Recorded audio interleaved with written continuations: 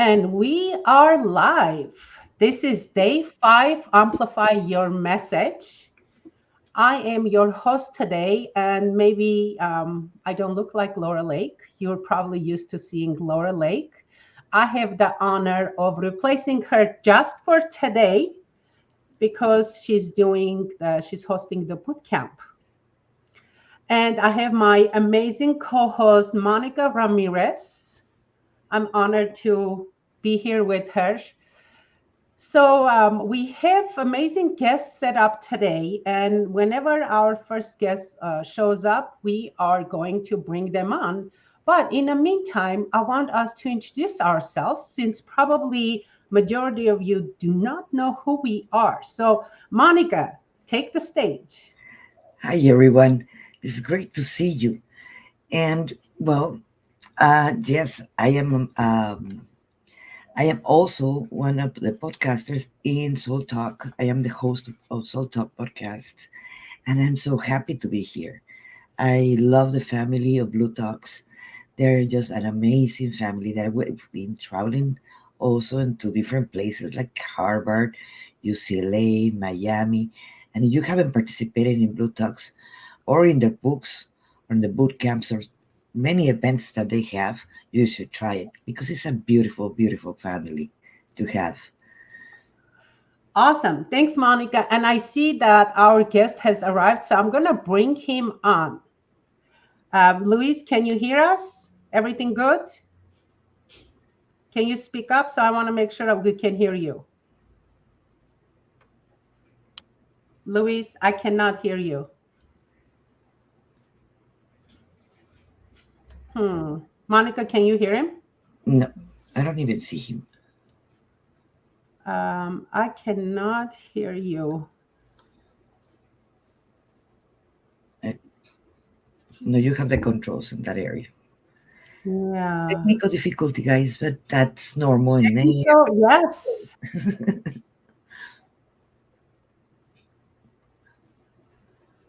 Okay, let me bring him up. Edit mic settings. Let's see. Reduce. Yeah, no, it's supposed to be good. You're wearing an external mic. Maybe you can like switch that and see if that works. I'm gonna bring you on just in case that's the thing. Hi, Louise. Okay, here Okay, here we are. here we are. Welcome. How you doing? Good morning. How are you? It's a pleasure to be here. We are fantastic. So good to have you. And you are our first guest today at Amplify Your Message. And we're so looking forward to learning about you. So I have, since Laura Lake does these events, Yes. and she's doing a research.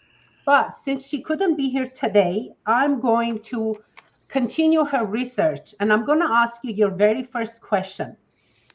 Here it goes. If you could have other people describe you with 3 words, what would you love those 3 words to be?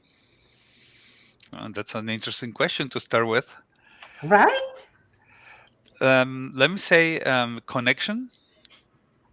I love to connect people. I'm always thinking about how I can um, connect people in different levels and see how everybody benefits from what they're doing and all of that. Mm-hmm. I would say probably focus Focus. on what I want to do and how I want to do it, who I work with, and all of that. And then I would say empathy. Empathy. Yes, I would say empathy. Very So cool. Yeah, it's connection, focus, and empathy, correct? yes, I yes. love that. Okay, so my next question to you would be, how does these 3 words relate to your core message? That's interesting because I've even though I've worked for the first part of my life, professional life, I work in the corporate financial area where you're surrounded with numbers or people who work with numbers, and all the results are taught or are mentioned even all over the world when people when companies report numbers, they report production levels and productivity and engagement and market share and all of that. But the reality is that all of those products and services are made by the people who work at the companies. Mhm. So I've always focused actually on the people. I work very closely with my teams. I have them join in many different areas and opportunities and to promote themselves, because it's not about me as the leader, it's about my team who works with me all the time. So I would say the focus on my people and the care I've had on my teams all over my life. I've been working for 38 years, so it's a long life, professional life. I think this one of the areas that I really love to be and be a real a close part of it. And just with that, it's how you make people more aware of what they're doing. They know how they are contributing to the company and to the success of the companies or what we're doing all together. So it's a mixture of all of this, I would say. And doing that, I've helped people all my life. One of my first coaching certifications was with Focal Point Coaching. It was a company created by Brian Tracy, whom probably you know. And when I was in training, one of the professors asked me how long had I been a coach. I said, well, I never been a coach. This is my first time. And he said, well, you probably didn't realize, but you've been a coach all your life. And I think this is part of who I am, what I do, how I like to connect with people, how I like to help people, and this is probably what I've done all my life. So the way I help, I use these three words on my day-to-day job is actually doing that, connecting the people I know with the opportunities they might have, making sure they take the time to take advantage of all the opportunities we may have. I promote them. I give them, the possibility to excel themselves. So I think it's a combination of all of that that has brought me to where I am today. I love it. You know what's go ahead, Monica. Yes, I have a question. Okay, you say that you connect people with the opportunities that Mhm. they can have, and but how do you connect that? How do you do that?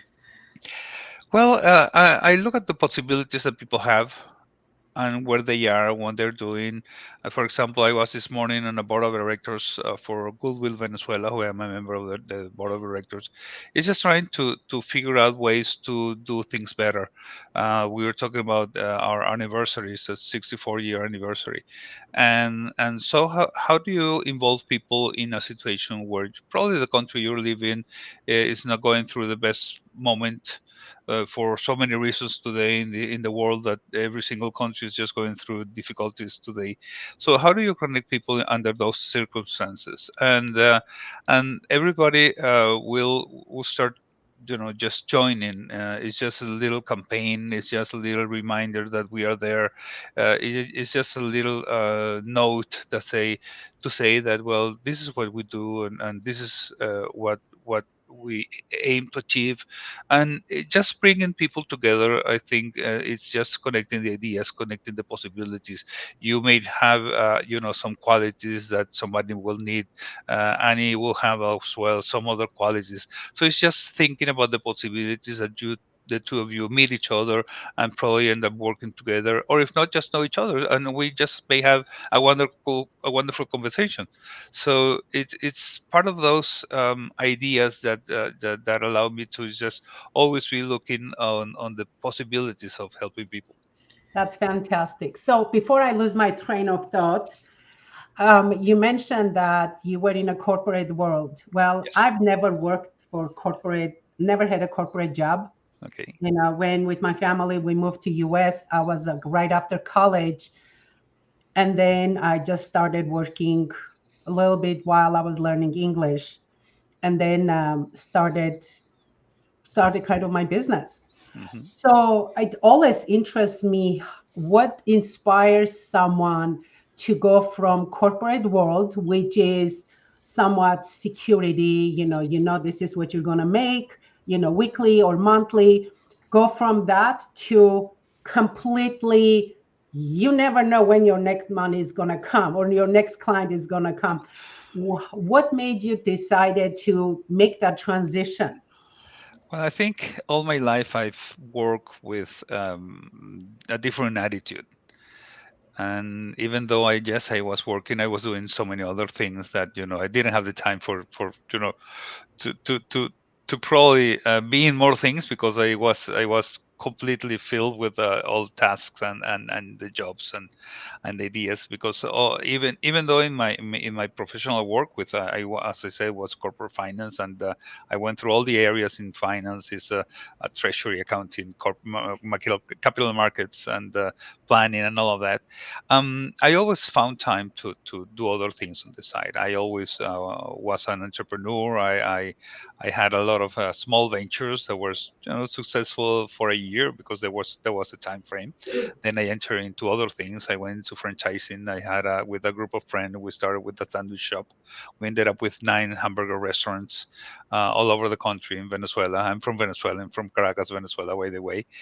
And then I started working with other people. I went into editorial. I went into logistics. I went into so many things because I was coming in and out of different businesses and with friends and family and all.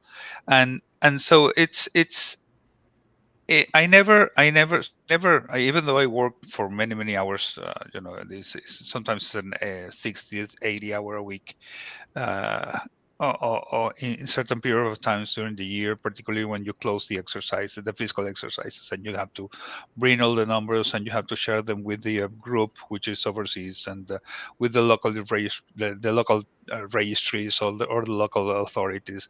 So it's always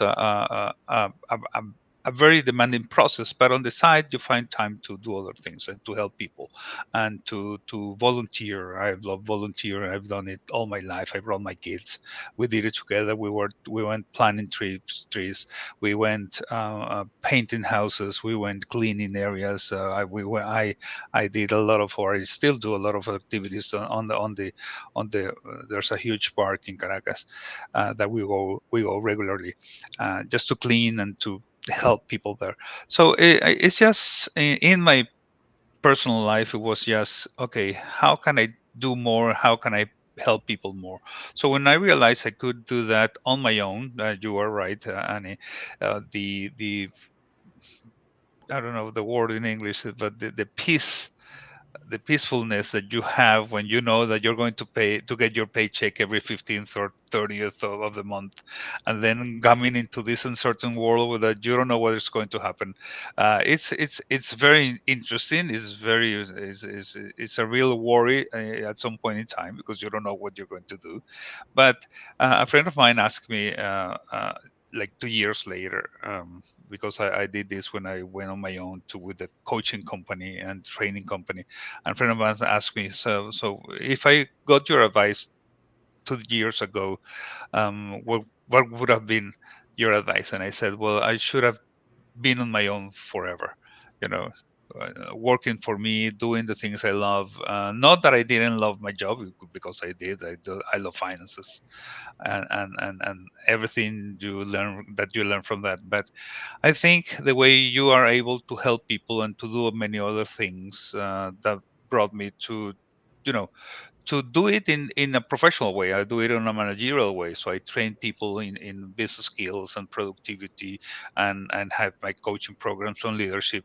So it's a combination of that and how you still can help people, help them be participating in the economy, be an active part of the economy, and still be able to allow them to grow on their own. So I think both personal and professional developments are very important for everybody, and everything this should be done on a continuous basis. So for me, even though it was an uncertain time, I love this of just working with people, getting new clients, and allowing them to grow and see them grow. It's a marvelous thing. I have a question, Luis.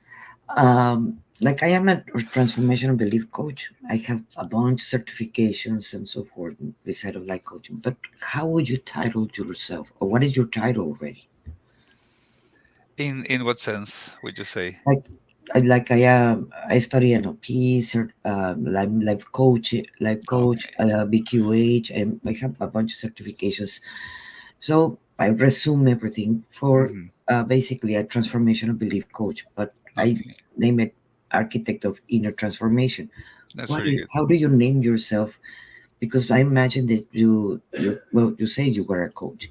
Yes. So how I do you title yourself? I got my certification as a business performance coach, Uh, and then I work with a company on at the same time, which is called Lead with Purpose, and we help people, particularly companies, find their purpose, and I think this is very important. And over the years, I've studied, and I've learned with all these amazing people that probably everybody knows. It's like Tony Robbins, and of course Brian Tracy, and Bob Proctor, and Zig Ziglar, and Jim Rohn, and so many people. And years ago, I met Jack Canfield, and I think one of the things that Jack uh, gives people is how can you transform yourself. And the transformation part that I think I've learned through Jack, and I'm also a Canfield method coach now, and a trainer in the success principles that Jack has taught over the past 20 years. um, I think this is a combination how you can become a better person, both personal and professional. And in doing so, I saw myself not only helping people with the numbers and with the goal setting and sales and marketing, and probably understanding your KPIs and KPRs. So it's now, even though I work in this performance world and finance world and helping the enterprises, and I think it's an important part that you understand that it's a transformation within yourself. It's a growth that you can have. It's the desirability to create new spaces, create new opportunities. And through the certification process I've done this year with Jack Canfield, which has been amazing, you become somewhat of a person that helps people transform themselves. And the idea behind all of this is that we can do many more things. We can do them much better, but in the process, you can change the way you do it yourselves. And for me, there's something that I've passionately worked about, which is the combination of personal motivation and positive attitude. And actually, I call it Motitude, because it's how you react, how you feel, how you are able to make yourself better, to just go through life, is how you confront the challenges we all have, how we understand the environment we're in, and how can we probably make it, put it toward towards ourselves, not against ourselves. But particularly on your personal side, it's all about a decision. It's your decision to wake up early. It's your decision to go grow in your business. As Michael Gerber says, don't work in your business, work on your business. Mhm. And so for me, this is something that has to do with your mindset. Professor Carol Dweck has a marvelous book called Mindset, and she talks about the growth mindset. So Mhm. we need to have not only this the growth mindset, but we also need to have an evolving mindset, because our mindsets need to be growing with ourselves, and we need to be changing and adapting everything we do. So as long as you do it in a very positive way, and it doesn't mean you're a blinded optimist. We have to be a positive people, but also we need to understand the reality. So we you need to be able to combine those two areas in order to perform better. And the only way you can perform better, people talk about high effective teams, for example. I Mhm. call them the highly motivated teams, because it's how you do it, how you approach it, how you can uh, do certain things, you have to do them in order, you have to do them in a certain sequence, but at the end is how you do it. It's not only what you do, it's also how you do it, which is very important to me. Yeah. Couple of things. When you mentioned that, a book came to mind, From Good to Great, when you talk Mhm. about teams. Yes. It's about, I love the analogy when they bring it in a book, that it's like on a bus, how you take people off the bus and put the right people on a bus, creating that magnificent team. Yes. But earlier you were mentioning some big names, which I've trained with. Some of them attended their events. And one of the ones, Jim Rohn, I wish that I was able to attend his live events. Yes. If you ever get a chance, sometimes on YouTube, I pull up some of his live talks, like in the 70s when he did, you know, the video quality is not the best, but it's fantastic. And one of the things I love what Jim Rohn said about, don't wish for things to be easy. Wish for the skills you have to address the hard things. And that I absolutely love. And that quotation is just like, whew, yes, just be so valuable that people want to be with you or work with you. You Yes, know, don't wish for things it's to be it's true. easy. Jim Rohn was an amazing person. Actually, many people call him the philosopher of business because he had such an incredible vision on things, and his philosophy of life book and all the many things he did was wonderful. So yes, you learn from him, you learn from the old videos, and just going back, you see Napoleon Hill, Earl Nightingale. We need to learn from the masters, and I think they are the masters. And I think some of that things is timeless. You know, it's like, yes, Napoleon Hill or Earl Nightingale, maybe their times were different, the business was run different, but the core message, the core principles are still the same. Yes. We just have to make them fit into today's, mold. Yeah. And their books are evergreen. I mean, if you read today, How to Win and Influence People, The Meaning of Life, Man's Search for Meaning, I mean, that's an incredible book that we probably can all learn from it. So it's we need to go back to the people that started all of this. I think when you talk about the personal development business and the industry, which is huge nowadays, but you go back to when Bob Proctor and Jim Rohn and Zig Ziglar and all of them were starting. They came a long way, and now we're here to continue that, which is what I believe. I wanted to ask you, do you have your pillars when you teach? Like in my case, I do have a program that I have my pillars so I can have the basis of my programs. But in your case, what are your pillars? Because I know you're a business coach. What is exactly? I just wanted to know more about your business. Yes, wonderful, Monica. I have the three main areas that I focus in is leadership development, which deals with how's your approach with this not only yourself but others, and in working with others is everything that relates to teamwork. I think it's very important. So leadership for me has to do with these three areas: your own personal leadership, finding your purpose, as I said earlier, the way you handle your relationship with others, and there's communication and empathy, and then your mindset. So everything, what I said, I was telling you before, everything that deals with how your motivation and personal attitude or your positive attitude help in many ways how you have a mindset of growth, a mindset of evolution, transformation that enables you um, to teach people, to help people in many ways.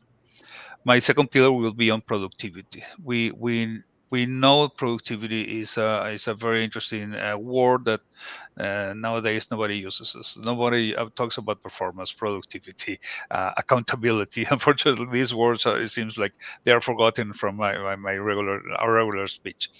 But productivity is a very important thing. Is that we want to accomplish more. Now there's a lot of trendiness on a short-term week, which is I don't know how people could. It's very interesting to work 4 to 8 hours a week, for example, but of course you will not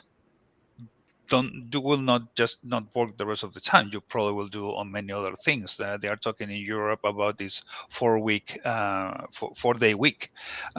But at the end is how you do what you do, and the way you perform on both your personal and professional side will determine your success through your lives.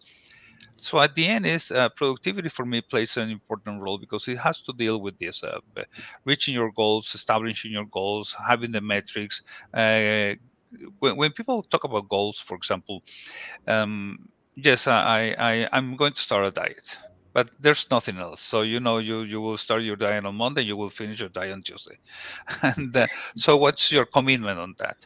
And so you need to teach people many areas of how to be more productive, how to focus during the work you do, and how not to work the long hours, but to work the exact number of hours that you need to work, but in a better way. We keep being distracted with this, this little wonderful device that just it's like a shining light that takes away our concentration and just distracts us. Well, how do we do that? How do we focus on really what we need to do?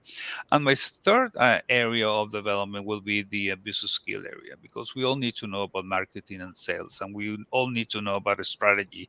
And for example, finances. So the financial area is a really important one. But we're going to the university, or we just go in our life, and you become an architect, you become a dentist, you become a lawyer, and suddenly you decide, okay, I'm going to be on my own. I'm going to have my law firm. I'm going to have my dentist uh, company. I'm going to have my architectural and design enterprise. But then you find yourself that you need to manage people. You have to hire and retain and pay the taxes and do your accounting and work with legal and have your inventory and all of that. And suddenly, yes, you might be a dentist, but now you're doing all these managerial things that you never learned.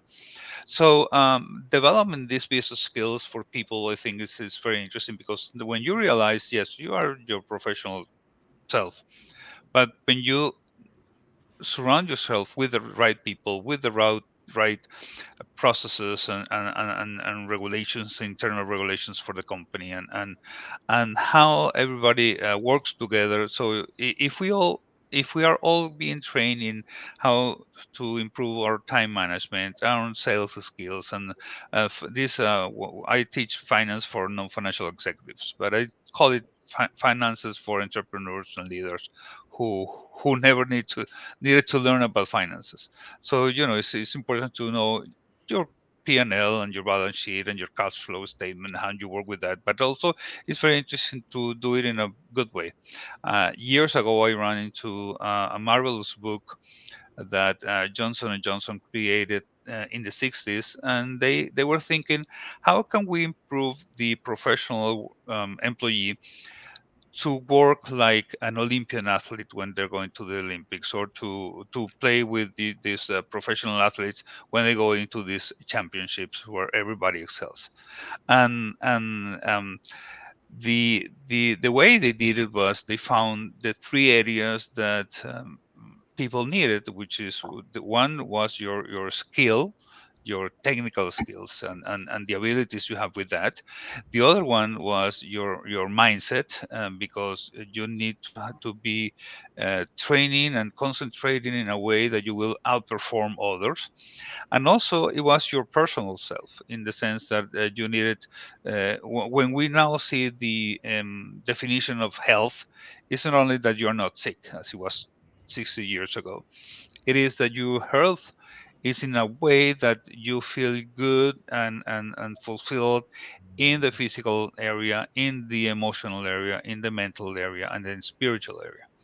So they came with this concept that they call the corporate athlete. Mhm. And the corporate athlete, of course, we will not be working every single day as if we were running the 100-meter dash in the Olympic Games. But how do we improve our performance? How can we improve the way we do things? So I think the combination of all of that brought me to start teaching these business skills, where you learn how to really focus on what you need to do, and to be more productive at the end. So it's a combination of all of that, that I think at the end you will be the better professional, the better person, because they both go together. You cannot be a good professional and a bad person, or vice versa. You have to be good in everything you do. So for me, it's a combination of doing the best personal work and the best professional work, and putting it together. I love it. You know, it's so interesting throughout this whole like we've been on for half an hour talking, and in everything you said, I picked up those three, your main three words: the connection, focus, empathy. So what I'm getting, that it wasn't like just three words you threw it out. It's actually these three words that you do utilize, would be in your business, or seems like probably in your personal life also. And that is so cool, because sometimes people just say words that it sounds cool, or it's like the popular words. But I The kept trendy words. yeah, exactly. Or the trendy words. But I kept picking up the connection, the focus, the empathy. And in my inside me, I'm like, that is so cool. Like he's just like, he's just true those to those words. So I love it. And the combination of those words will allow you to, just focus on the real important things, that how you grow your business and you improve yourself. How can you develop the people who you see the potential, and they may be the young or older entrepreneurs that we see today. They will see the women that are trying to succeed in their own businesses. How can you target the needs that the corporate world has on training? There was an article about 15 years ago on the Harvard Business Review magazine, and they said that managers on average start getting managerial training after 10 years they've been in a managerial position. So just imagine that, right? How how in the world can you do your job as a manager if you haven't been trained? Can you imagine that? So at the end is, how can you combine all of this and put it all together? Just know what we've talked about is your mindset, and it's your productivity and performance, and it's the way you do things, and your abilities and your skills. I don't know if you've heard the Carnegie Triangle. They said that you have three sides of yourself. One of these is the knowledge that you have, and the other one side is the skills and how you put them together. And of course, we all, when we are tested for our RQ, IQ, or EQ nowadays, well, how do you put into practice your knowledge with everything that surrounds us? It's your emotions and your feelings, and the way you feel, and everything from the environment and all of that. So at the end, it's the combination of how do you get all these training possibilities and teach people in the right direction, and in the best direction for them. And when people like to or when they decide to start doing the things they love and their passion and the purposes, as I said at the beginning, it's just how do you understand the challenges of today's world? How do you understand the different needs that are there, and the realities that we have to go in this life, the very, very busy and dynamic life that we have? So we realize we need better leaders in every single area of the society, in politics, in business, in academia, in sports, in culture.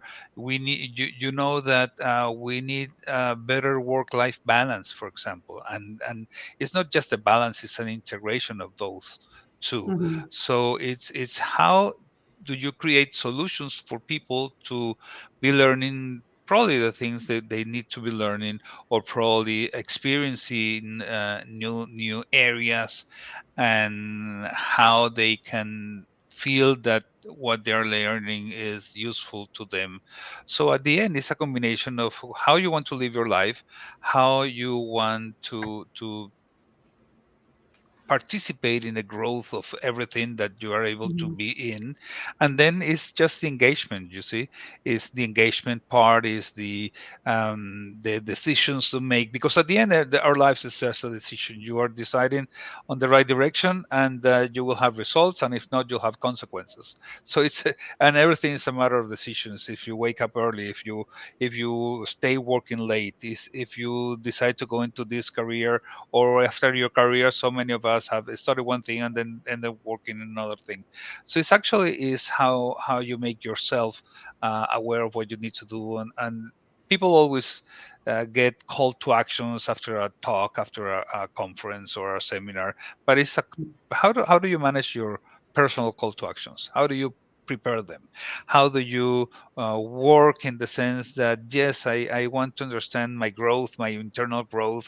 I want to see how I can, improve my leadership style, or how I can change my mindset. But at the end, is how to put it all together, Mm. and you need to be looking for results and not consequences. So at the end is how do you engage in the things that will be more purposeful. Probably that's a word to you. That's fantastic. We have about just under 9 minutes left. And before I ask my last question to you, I want to make sure we don't forget, how do people get hold of you? My company is called Incrementum Academy. Incrementum is this Latin word of just growing and doing it in the better way.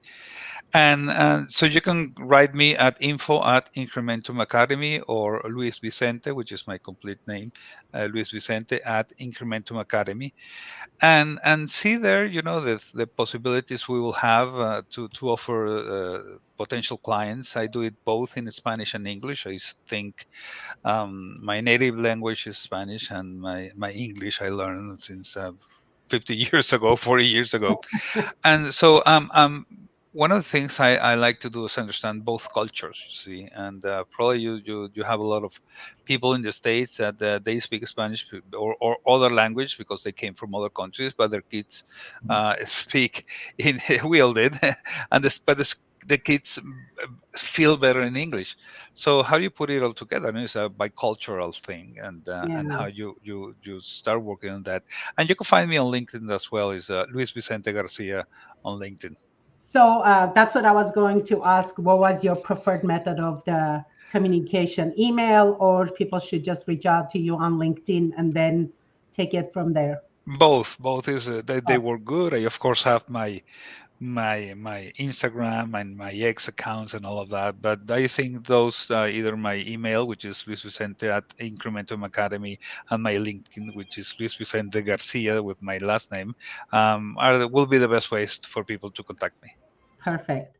So my last question to you is, and we have about what 7 minutes left, is what's one key message that you would like to leave with our audience? Oh, that's interesting.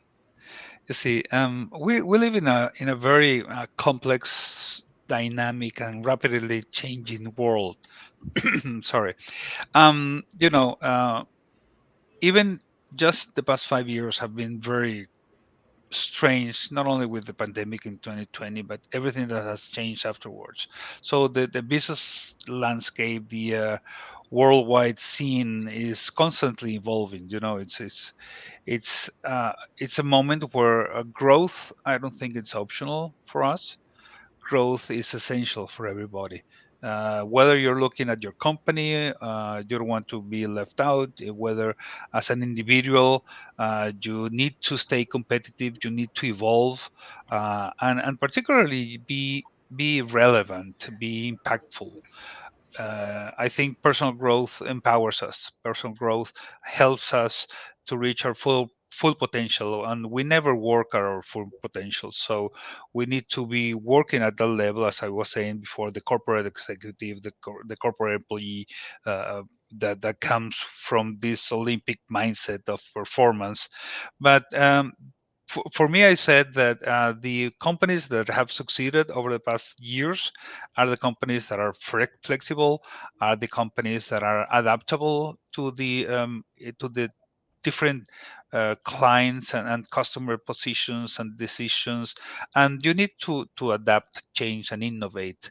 And many years ago, when Jack Welch was CEO of General Electric, one of the first things he said was that GE was going to remain in the industries where they were the number one or number two competitors. So it's not that it is, your ambition to be big. It's just you need to be a leader at something. And if you can put it all together, if you can just realize that by the way you do things and by the way you are able to help people, well, you can just continues to bring the message of doing more things, doing better things, helping others at the same time. So overcoming all these challenges lies in the combination of skill developments and mindset transformation. And I as I was talking about, Incrementum Academy is a company I created in order to help individuals and help teams actually unlock their full potential. They can do it through leadership, as I said, through productivity, through mindset. So as you do that and improve the ways you work, I would say it's a combination of what you want to do, how you do it better, what your mindset is, and being the best person, being the best leader that you can be. That is fantastic, Serge. And before we let you go, Monica, do you have any insights to share with our guest before we let him go? Yes, I just have always in my podcast. I always ask this question to my to the people I interviewing, and do you have any advice that you can leave for our audience right now? Some tips. I would say yes, I do, Monica. Thank you for the invitation. Um, one of the things is that we go through life in a very probably let me put it this way: in we go through life in an unprepared way. We probably know what we want to do, but very seldomly we do it in the way we thought. There's a maximum in business that everything will take you much longer and will be more costly than what you originally anticipated. If we look at it in our personal life, we it's probably harder, and we need to develop more skills, and we need to develop our abilities in order to do this. So it's a combination of what is growth and what is potential to you. I think in the way of working better with people and helping others, we need to focus on building high impact um, products, high impact leaders, high impact people. The people will drive that will drive the results. The people that will make the best decisions, as I said. The people today, not only with the knowledge but also the emotional intelligence. We need strategic thinking. We need to inspire people if you are the leader. So at the end, it's a combination of how to overcome all these challenges, how to combine your skill development and mindset transformation in order to unlock your full potential. I would say we need to be working on being the best people we can be. As Gandhi said, be the change we want to see in the world. But now we need to be the change in people and change in transformation and the change in potential that we know we have, but we have to just bring it to reality. And I think that's the work we many people, probably you too as well, have today. Thank you Uh, so much. Fantastic. You. Sorry, Monica. Go ahead. I didn't mean to cut you. No, thank you so much for that answer because that's a very important one. Thank you. It It's sounds like a pleasure. we never stop growing. It's a constant transformation and a constant, bettering ourselves. There is no standing still, right? You either That grow is or you correct. die. So you have been such a fantastic guest, Luis. Thank you Thank you. so much. What part of the world, what's your time? Where are you? I'm now in Florida. I'm in the Easter time, so it's easier for everybody here in the States or even in other countries. We yesterday I was talking to a person in Spain and then to another person in Mexico. So, now today with these advantages that we have, this technology that it wasn't developed during the pandemic, as we all know, it was developed years ago, but now we know how to use them. And it's Yeah, the same thing with your skills. We know you have them. You just need to know how to use them. So the important thing will be, well, how to put in practice everything that you have, and be able to share it with many more people as well. thank you. Thank you so much. You have been fantastic, Luis. We wish you a wonderful weekend and Thank much you. success in your personal and business world. Thank you, and Thank it's you been a so much. pleasure to be here with you, Annie and Monica, in your program. You Thank be you. well. Bye bye. Bye bye. Take care. Bye bye. Well, we had a wonderful guest. That was awesome. Yes, that was very very interesting. Very interesting. I learned, I'm going to look up the Carnegie Triangle. I've never heard of it. So, Yes. So he was more into basically a business coach, but with yeah, focus more in industry. And I love his three words: connection, focus, and empathy. yeah, me too. We were supposed to have our second guest, Rob. Hopefully, he will pop in so we can bring him on stage. But in the meantime, since I have the opportunity, I'm going to introduce myself.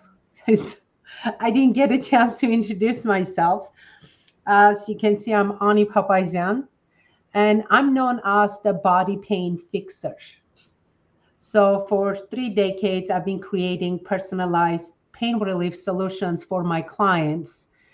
And now I share my proven methods with the people that want to live pain free life, want to make sure as they age, they maintain quality of their life. Would it be through learning self help techniques or through genetic testing, analysis, find out how their body reacts to their environment? It's a lot of fun stuff. And I love sharing and teaching because when I ask the last question, and I love finding out what's that one key message that they want to leave with the audience. For me, is anytime I do any speaking, anything, if I say if you're gonna take away just one thing from today's like talk, is never learn to live with pain. That, It because there are so many people that living with pain just becomes their new norm.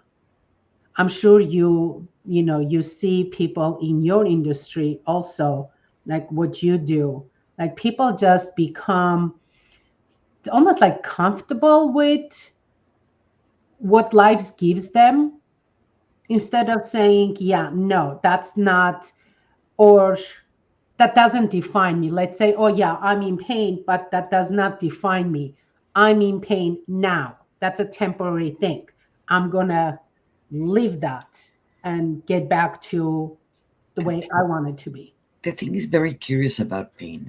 I know pain. I used to have lupus, RA fibromyalgia, Mhm. and I heal myself. So I used to live in pain. And the thing with pain is many of the pain it is about inner work.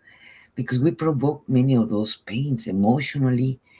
We provoke those pains. There are different ways to work with the pain. Yes, sometimes it is about adjustments, it is about vitamins or exercises or stretchings, but many times it is working the inner emotions that they're not being resolved. Oh, I totally agree with you. It's so interesting. Sometimes when I'm working with a client, you can see that, okay, yeah, they came with, let's say, neck pain, but it's not muscular or it's not structural, it's emotional. Yeah. And sometimes you're working, because I studied NLP, I'm an NLP master practitioner. And sometimes I'm like, ooh, this is like an emotional thing. And of course, I'm not going to say it's emotional thing because I'm not a trained, like a psychologist or psychiatrist, not a trained professional in a way to address that or to put a name to what they're going through or what they have. But through just a conversation or when I'm working, just somehow people end up sharing, and then all of a sudden this emotion gets released, and even they go like, what just happened? I do first. I even if I do Reiki and so forth, I put more in that in the back burner because I work more emotional with my clients. I haven't tell you who I am, so let me tell you who I am. I am an architect of inner transformation. Yes, I am a certified life coach, certified NLP, certified belief specialist. Actually, with Dr. Joe Vitale, that right now is in the big stage over there. I am also a BQH, that is hypnotherapist, and I do work with people in the emotional part. And everything started precisely trying to heal myself when I was very in bed and in pain. In fact, when I was living in Burbank, close to you, I was in a lot of pain. My legs Mm, were not even holding me in that time, and I was depressed and so forth. But once that you understand, because I do believe that all the sickness are psychosomatic. We provoke it ourselves. In the moment I start understanding the sickness, what it means, the sickness, like lupus per se. Lupus it is a sickness of the immune system that is gonna destroy your liver, your organs, in defending you, your heart, whatever it is, defending you. And I was needing, when I provoked that sickness, I was needing to defend myself. So my body was doing it, but it was attacking me and it was gonna kill me. And in the moment, I came to understand to forgive for all my faults and all my mistakes and mm, start taking accountability for all that and stop projecting. That's when I start creating the change. And that's what I teach now. So the shadow work is so important. And it's just because you have the name shadow work, people are scared. But even Carl Jung talks about it because that is so important. That's where the change comes from. mhm. And I I heal myself. I haven't had flare up in more than 10 years. Yeah, I learned about shadow work when I was going through a master practitioner course with Dr. Matt James. But I want to make sure we don't turn this Amplify Your Message to a health and wellness show. So, but oh, there was something you mentioned that I should take notes when things pop into my head, because very often they pop out. I always do, or else I I forget. am taking notes here, but sometimes as you're talking, things pop into my head, and I'm like, yeah, I'm gonna like follow through with it, and then it pops right out. Yeah, that's why I write it down all the time. They will Write go. it down. It's okay, but what I would like to know is, what you're doing, and it's so interesting that that's a question like I get asked often, because people get into like a health industry because, like you, they have gone through challenges, and then they healed themselves, and that's why they decided, okay, you know what, I understand this, I've been through it, I know how you feel, and now I can take you through it, because I feel you. I know exactly what you feel, everything. But what's so interesting, that wasn't like my journey. I didn't go through any like pain, anything. Mine started because I was like really pissed that sometimes a doctor will tell a 45 or a 50 or a 60-year-old person that that body pain you're feeling is normal for your age. Yeah. Or someone saying to themselves like, oh, that's just the card I was dealt with. That's just my life. I'm just going to learn how to live with it. I would actually get pissed off. And Yeah. that was one the reason I got into the industry. I did. But And go ahead. you know what is the funny part? That one time I got sick and I went to see a urgent care close by, and they tell me, okay, what medications you're taking? None. Okay, what are you sick of? None. Like, oh my god, this is something is wrong with you because you're 50 and you have to have something wrong. Why you're here? It's like because I have a sore throat and it hurts my throat. Like no, that is not possible. They got mad and make me wait for 4 hours so they finally see my throat that I was just had a sore throat. It's like just give me antibiotics or something and let me get out of here. No, 4 hours like punish because at age I was not sick. you know, but that's the medical industry. It has to. They No, can. it's so funny. I think I was talking to Laura yesterday when she was like giving me the little background how to run the show. And the conversation we were, I think it was with her, we were talking about how I take my mom to all her doctor's appointments. And I don't think their doctors are happy to see me because I question everything they say.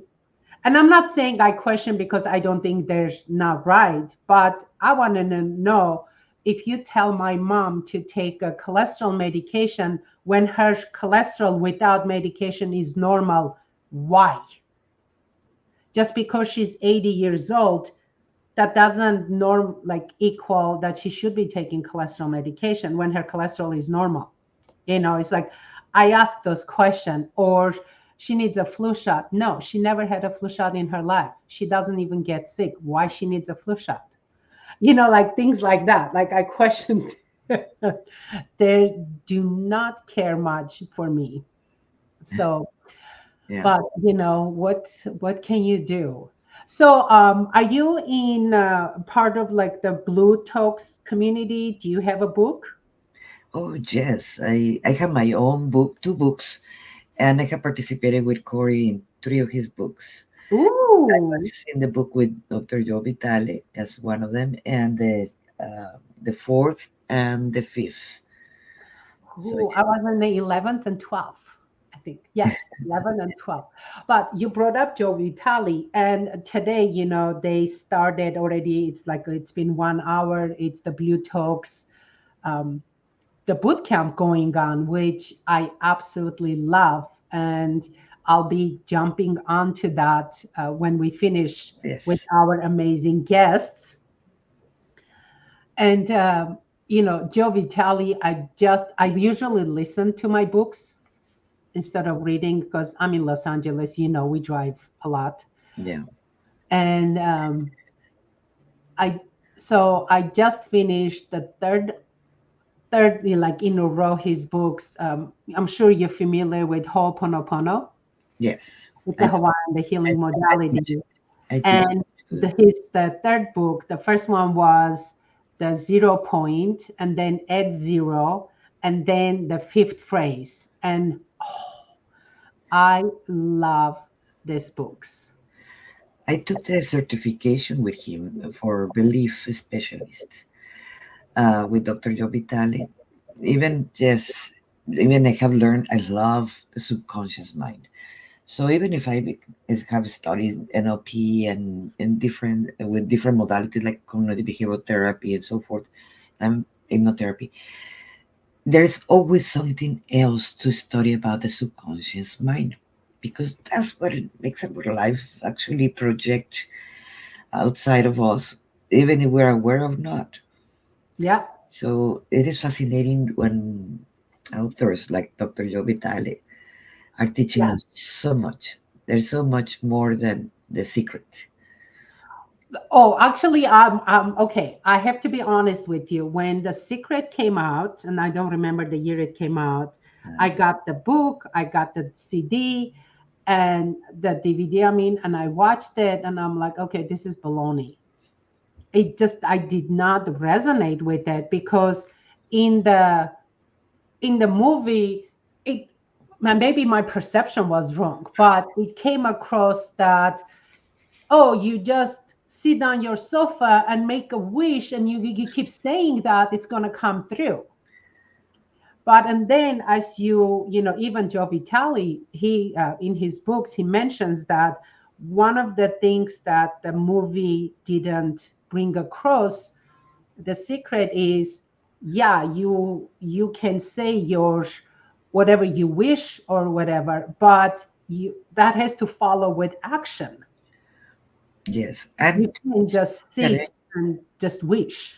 and something that I teach all the time to my students. Yes, you can do all the affirmations in the world and says, "Oh, I am millionaire and I'm rich and I whatever." But if you don't feel you deserve it, it is not gonna work. So then you have to do that inner work and value yourself, honor yourself, and know that you're worthy. So then after that, you can do all the affirmations and it will work. Yeah. Well, But that's part of it, and that's why I love doctors. Oh my God, so uh, he passed away in his 80s. He not long ago. Louis Hayes, No, no, no.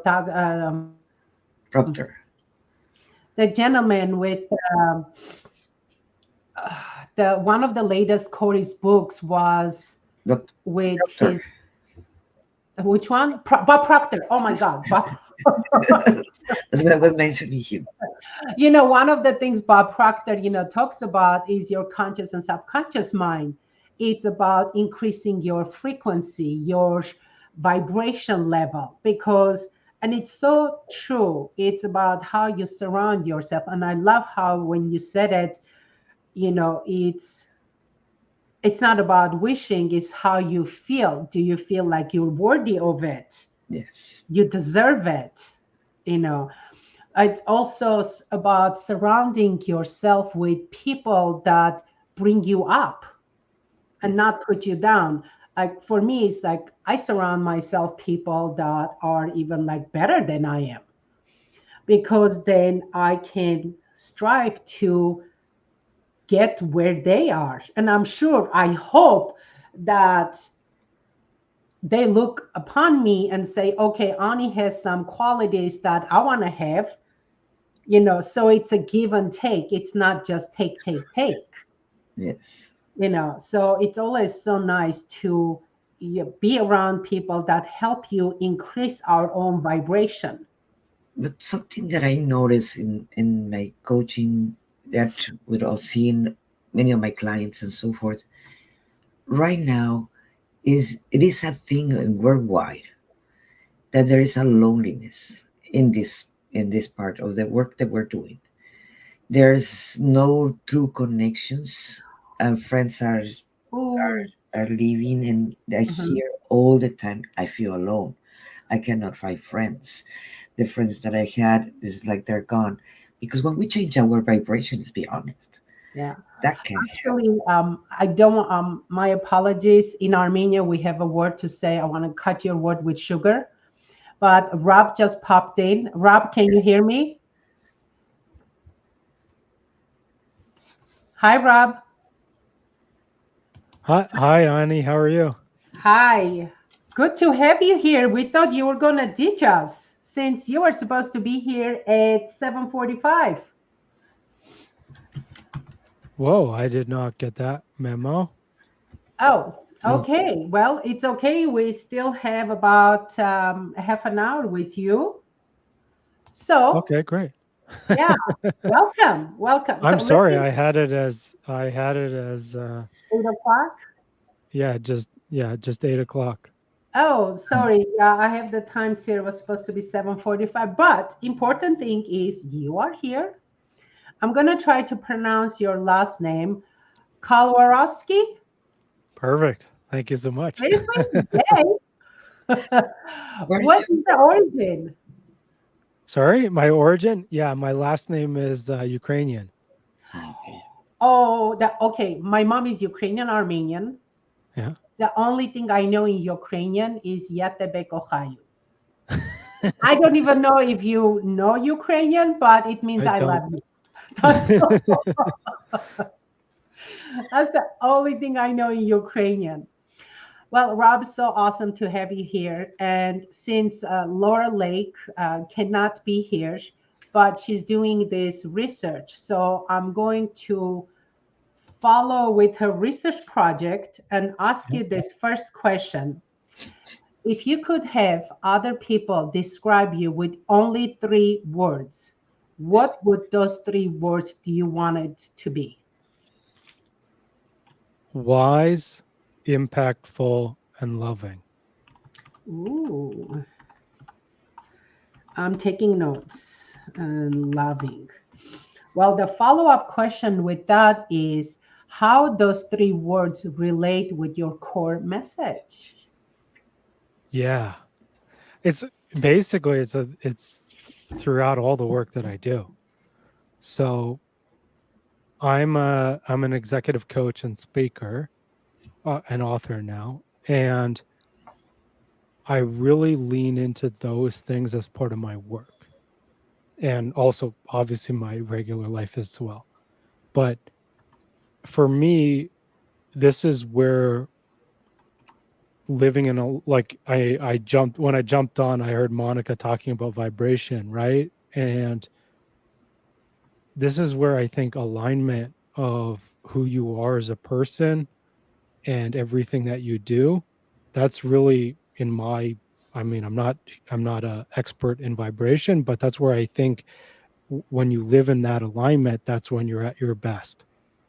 And so for me, how I coach, how I speak, how I write, how I impact folks, it's all in alignment with love and with growing wisdom, and also all the stuff that I do for my own development. It's all in that, those, basically in those 3 ways. Hmm. So, So, how do you work with people? I imagine, right? Yes. And how do you work with them?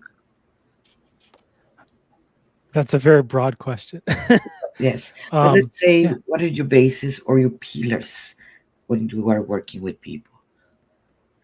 Yeah. So I lean into what folks need the most. And that varies, obviously, very significantly depending on who it is. But where I always want folks to know is that they have an environment with me that's safe and loving, and that I don't show up with judgment. And so that's the first foundation for me. Then we work on top of that. And it's, for a lot of my clients, it's how do they increase impact in what they're doing, whether that's, they want to progress their career, they want to achieve their goals, they want to broaden their message, they want to do social, um, like social projects that are impacting from a, like a world impact level. And then, like, the wisdom part is I mean, what I do a lot as my own development. So I have, obviously I work with coaches and therapists, and do some spiritual work as well. And so that's where I coalesce all of what I learn, and I bring that to what I do. Hmm. Do you have any certifications or modalities or a system that you like to use? Yeah, I mean, I have a few certifications. The one that I like to use the most is internal family systems. And so this is it's a therapeutic modality, but it's basically, if folks are listening, it's basically like that movie Inside Out. And so it talks about how we don't have this mono mind. We have different parts. And so even another example is if in movies you see like the devil and the angel on people's shoulders. And this is a real thing. And so we all have self. Self is when we strip away all those other parts, it's our true essence, our true highest vibrational, you know, confident, clear, like our best selves. And then throughout our lives, when we've had hard moments when we're children or even trauma when we're older, that's when these other parts are created that they really basically are created to protect us from those moments of pain. And so these are things like people who overwork or people please, or they're addicted to something, or like we've all done this, but we feel sad, so we eat a pizza and watch Netflix, right? Those are some of the things that are protecting us from feeling bad. But ultimately, if we work with those and get them to step back, then we can be our true selves more often. Hmm. So interesting. When you mentioned about devil or an angel see on our shoulders, remind me of, okay, one time I visited my cousin's wife broke her hip. So she was in a hospital in a rehab section. So I went to visit her. Right after visiting her, I met up with a couple of friends of mine. And we're sitting at the restaurant, and one of the friends, who's very clairvoyant, she goes, "Where were you today? Where did you go today?" I said, "Actually, I visited in a hospital." And she goes, "I don't want to freak you out, but there is a spirit attached to you." I jumped off my seat. I mean, as much as I believe, but it freaks me out. I jumped off my seat in a restaurant and I'm like freaking out. What do I do? What do I do? She's like, "Don't worry about it. I can, it's just the spirit that hasn't crossed. It just saw you were an open person and attached themselves to you." And oh my God. So she did whatever she had to do, showed that spirit the way to cross over. But every time I see her, I'm like, do I have anyone attached to me? Please don't. Freak me out. How I see what a kid just explained about the good and the evil, the angel or whatever. I call it when I'm coaching the becoming the observer, because every single human being have that. Yes. They have a voice that is going to push you down, and the other one is going to push you up. Where you're going to put your attention, that is a choice. That's what how you work with the people to learning to become the observers, because everybody have that. It's becoming the leader. And so it's not just two voices. Oh, yes. It's technically, and people have infinite, Yes. but often, as you start, you'll notice a few, and then you'll notice more, and then you'll notice more, right? Yes. But I always think about it just like I'm a manager at work and I'm leading a team. And it's the same thing for me. Is the strategies are very similar. Like when we're doing this work, we're trying to be empathetic to the different parts of us. We're trying to update them and show them that the context has changed from when they were created, and often they were created when we were children. And so we're trying to teach them, hey, it's 2024, things are different, we totally get it, these type of things. And it's funny because I always talk about this, and often, like, there's very common modalities like cognitive behavioral therapy or some of these other ones where it's like basically you're saying to yourself that you are believing something that's illogical, Mhm. and therefore you're wrong, and so we should change how you're thinking. Yes. And I always liken this, I'm like, well, just imagine you went to your husband or wife and you're in an argument with them, and then you said, "You're wrong, you're not thinking logically, and the right way for you to think is this." I can only Right? see the scenario. Yes. And the thing And is that so, yeah, the it's like ego. some of our parts, they are extreme, and they do things that are, they are illogical, but they did have a purpose. and you can't just tell them they're wrong. You have to give them the empathy and listen. And it's no different than you would do with your spouse or your kids or anyone, really. And the Yeah. thing is, if you teach people how to work with their ego, because we all have ego too, and that it is the voice that is going to push you down. Ego so scared for changes. Ego do not like changes, and it's going to try to control you. That's the one that you're talking about, right? Mhm. So how do you work with your clients? I'm fascinated to hear that So, more deeply. yeah, I don't use the word ego, but we do have these parts that are trying to help us in different ways. And so, what we would typically classify as like an ego would be a part that's like trying to make us look good in the world or trying to help us achieve, status and money or whatever that is, right? And that is in internal family systems terms, it's called the protector part. Yeah. And so what sits under that part is protecting us from feeling not good enough or unlovable or whatever. There's something underneath. And so this part is saying, hey, I'll never have to feel like I'm not good enough if I have $1 million, or if I'm in this corner C suite, or if I whatever do whatever. And so it's often what that part needs is one is it needs to feel safe that you as the leader of them can protect your own system. The other thing is that part was created likely when you were a child.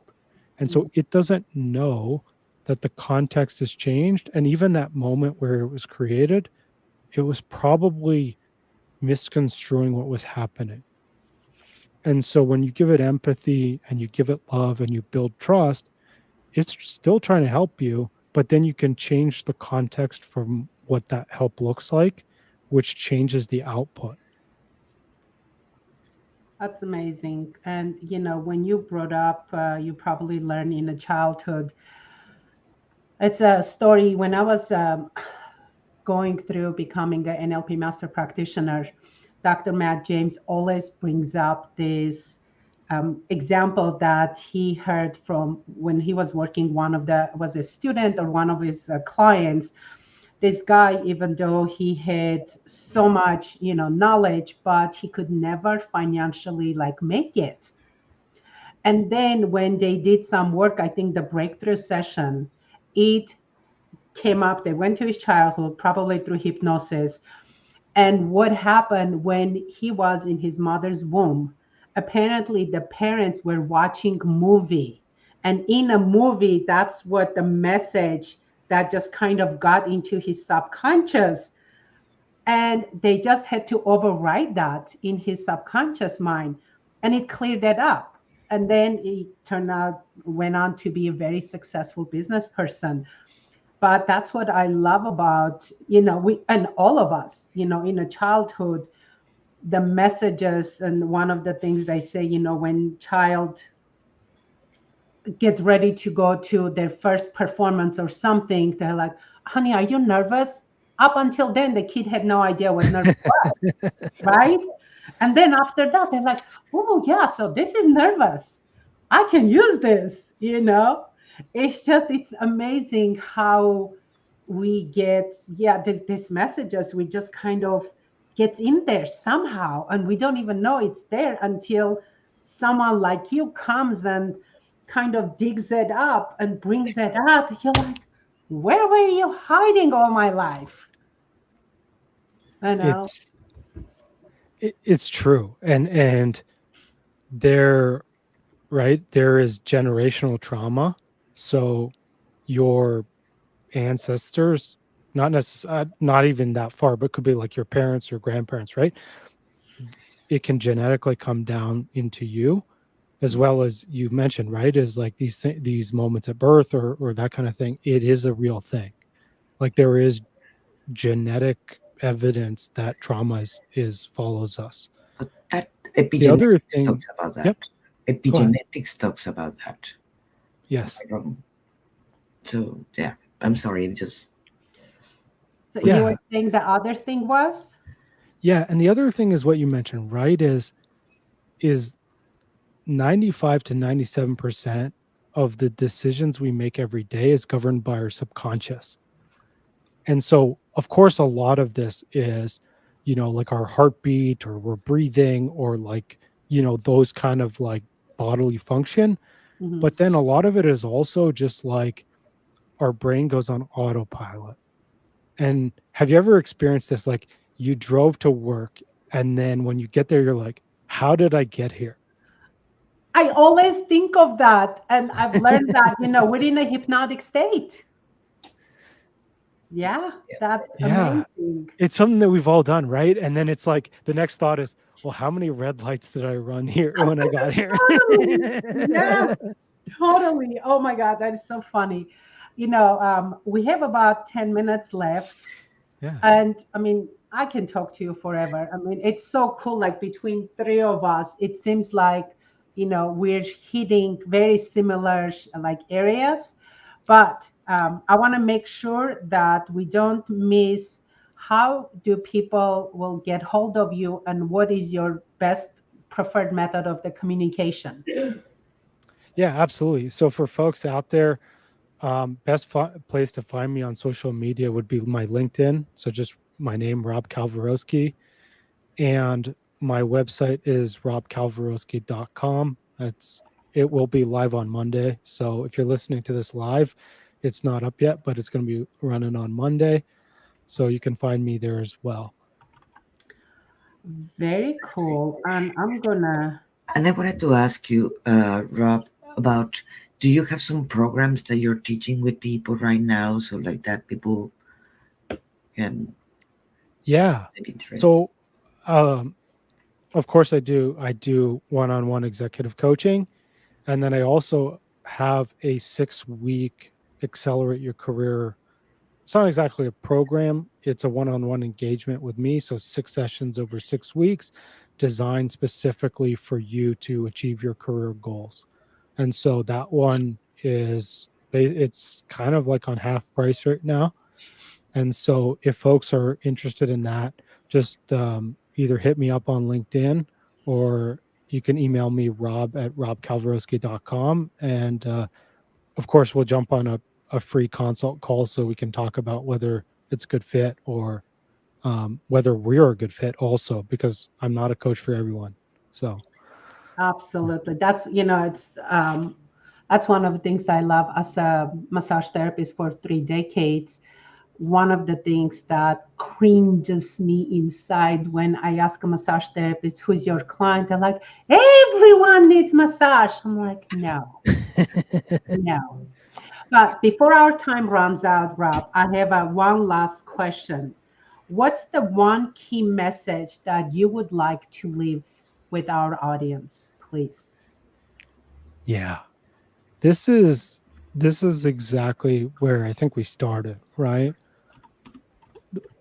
It's you have the internal wisdom and you have the internal guidance to be at your best. Hmm. And it's not silencing, but it's being very loving and empathetic to the chatter that's happening in your mind in order for you to find that clarity.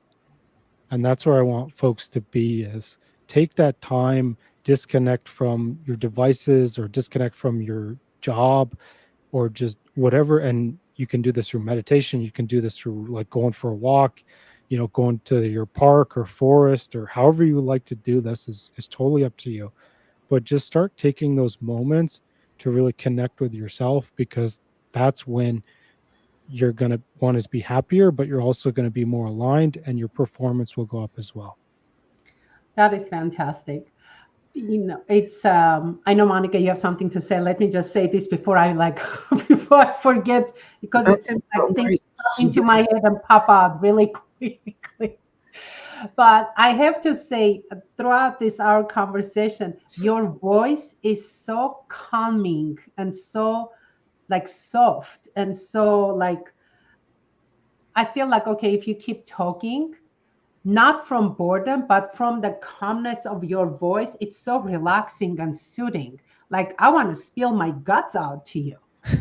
You know, it's I like do also do meditations with my clients, so that's part of the internal work that I do. So, yeah, I'll send you. Um, I don't know if I have your emails, but I'll send you. Um, I'll connect with you on LinkedIn for sure. yeah, and then I'll send you a meditation. And for folks out there, if you want one, just connect with me on LinkedIn, and I'll send you a meditation too. Perfect. That's awesome. Monica, please take it. I know you started saying, please. No, no, no. He answered the question. In fact, before even I ask it, when I says the last advice that you give to everybody was to internal that wisdom and that guidance that we all have. And I totally agree with you. We don't understand how powerful we are, that we have that guidance all the time. It is our fingertips. You just have to choose it, right? What else would you like to add to that? Ro- That's the secret, right? Is as a coach, I'm not necessarily giving you guidance and wisdom, as although I do sometimes give advice. Often I am the person who helps people access their own wisdom. And that's the true magic. That is so true. That's awesome. I love that because as a pain resolution practitioner, you know, sometimes people say, "Oh my God, you're awesome" and stuff. And yeah, sometimes I pat myself on the back. But the true thing is, you know, your body has all the capabilities of healing itself. All I do is just give a little opportunity. That's it. You know, just give a little opportunity, maybe a little technique or a modality that allows your nervous system or your muscles just say, okay, I don't have to hold on this tight anymore. I'm okay, you know, to let go. So, and I think that's one of the secrets. That's some of our gifts that we share with our clients. And I think that's one of the reasons what you said that not everyone is your client. The That's right. finding our tribe, the people that we click with, that the reason some of my clients, the wife, she said, Ani, do you know what we call you in our house? We call you the good witch. That is so cool. I'm like, I'm going to use that, you know, but we find those people that we just click with. And I think that's what makes us the magic that we can help people with. So why did you choose that awesome background? And don't tell me you It's still. real. Oh my God! Because as you were saying, I saw the things, the flowers move, and I'm like, don't say that's real thing. Where you're located? Yeah, so I'm down in Costa Rica. So yes, there's birds and it's real. That explains Okay, it. next time we're gonna do this live show in your backyard, okay? You're welcome to swing down. That is so fantastic. Oh my God, that is so beautiful. So you live in Costa Rica or you're just visiting? No, we don't live quite full time, but we're hoping to buy a house in 2025. But so I'm Canadian, and my wife and I we moved down to from Edmonton to Costa Rica about a year and a half ago. I mean, we go back and forth a little bit, but yeah, our goal is to buy a house in 2025 and make it a permanent thing. Wow, you know, my accountability partner, she's in Edmonton, and every time I talk to her, she's either wearing sweatshirt or she has a blanket on her. Does it ever get warm over there? Basically June and July and a bit of August, and then it gets cold. That's why we moved. Honestly, that's why we moved. The only cool thing is, like sometimes it was like 11 o'clock at your time, at Edmonton time, and she's driving, and I'm looking at her, the in a car, you know, the skylight. I'm like, it's still light. How is it? It's still light. You're talking to me. It's 11 o'clock at night. Edmonton's north, and yeah, in the summer the days are incredibly long, and then in the winter they're incredibly short. I have a question for you guys Yeah. about what do you do, Rob? And you mentioned you were a speaker. Yes. Are you part of the Blue Talks? Yes. Yeah. Yes. Where have you speak? Sorry. Where have you speak with Have the you Blue spoken? Talks? Where have you Oh, I haven't done a Blue Talk, Oh, but I just joined Blue Talks. Probably it was maybe a month ago. okay. Um, but I mean, I've spoken at TED. I did my TEDx now has done over 100,000 views. I'm Yay. actually heading to Denver on Tuesday to do a keynote. I've spoken in Australia, Japan. Yeah. So I mean, in 2025, I'm hoping to do around 15 keynote talks anywhere in the world. That is awesome. That is That is great. I highly fantastic. recommend you the Blue Talks. I had so much fun in Harvard. So yes, Very Yes. cool. Well, thank you so much, Rob. It was fantastic having you here. Our next guest I see is in the backstage. So we're going to wish you much success and permanent moving to Puerto Rico. And I'm waiting for the invitation to come and help you move. Amazing. No, Thank you so much, Annie and I'm Monica. It was a strong, so pleasure. I can help you move. nice to meet you. Thank you. Thank you so much, Rob. You have a good one. Take care. Thanks. Bye. Bye bye. I love how different our guests are. And Joyce, can you hear me? Okay, we're going to bring, hello, Joyce. Hey, Hey, how How are are you you? doing? nice to meet Good you. morning. Good morning. So where are you? I am in Star, Idaho, which is near Boise.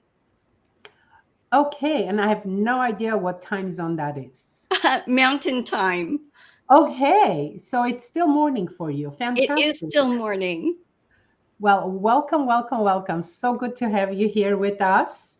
Thank you. It's Amplify great to your be here. message. Yes, and we're looking forward to getting to know you.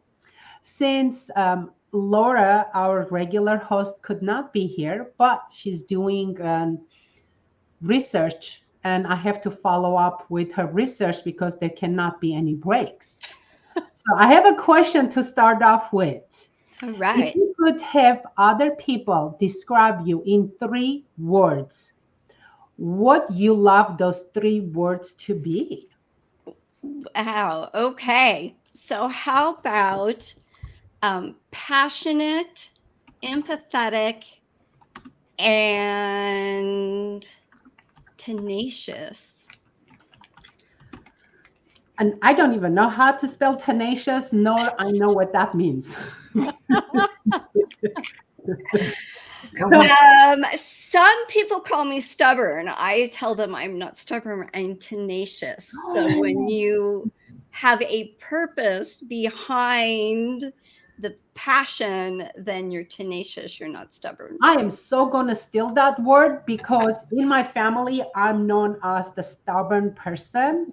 And from now on, I'm going to say, no, people, I'm tenacious, but I'm going to have to turn around and say, explain them what tenacious means. But Yes. can you tell us a little bit more about those words? Why they describe you?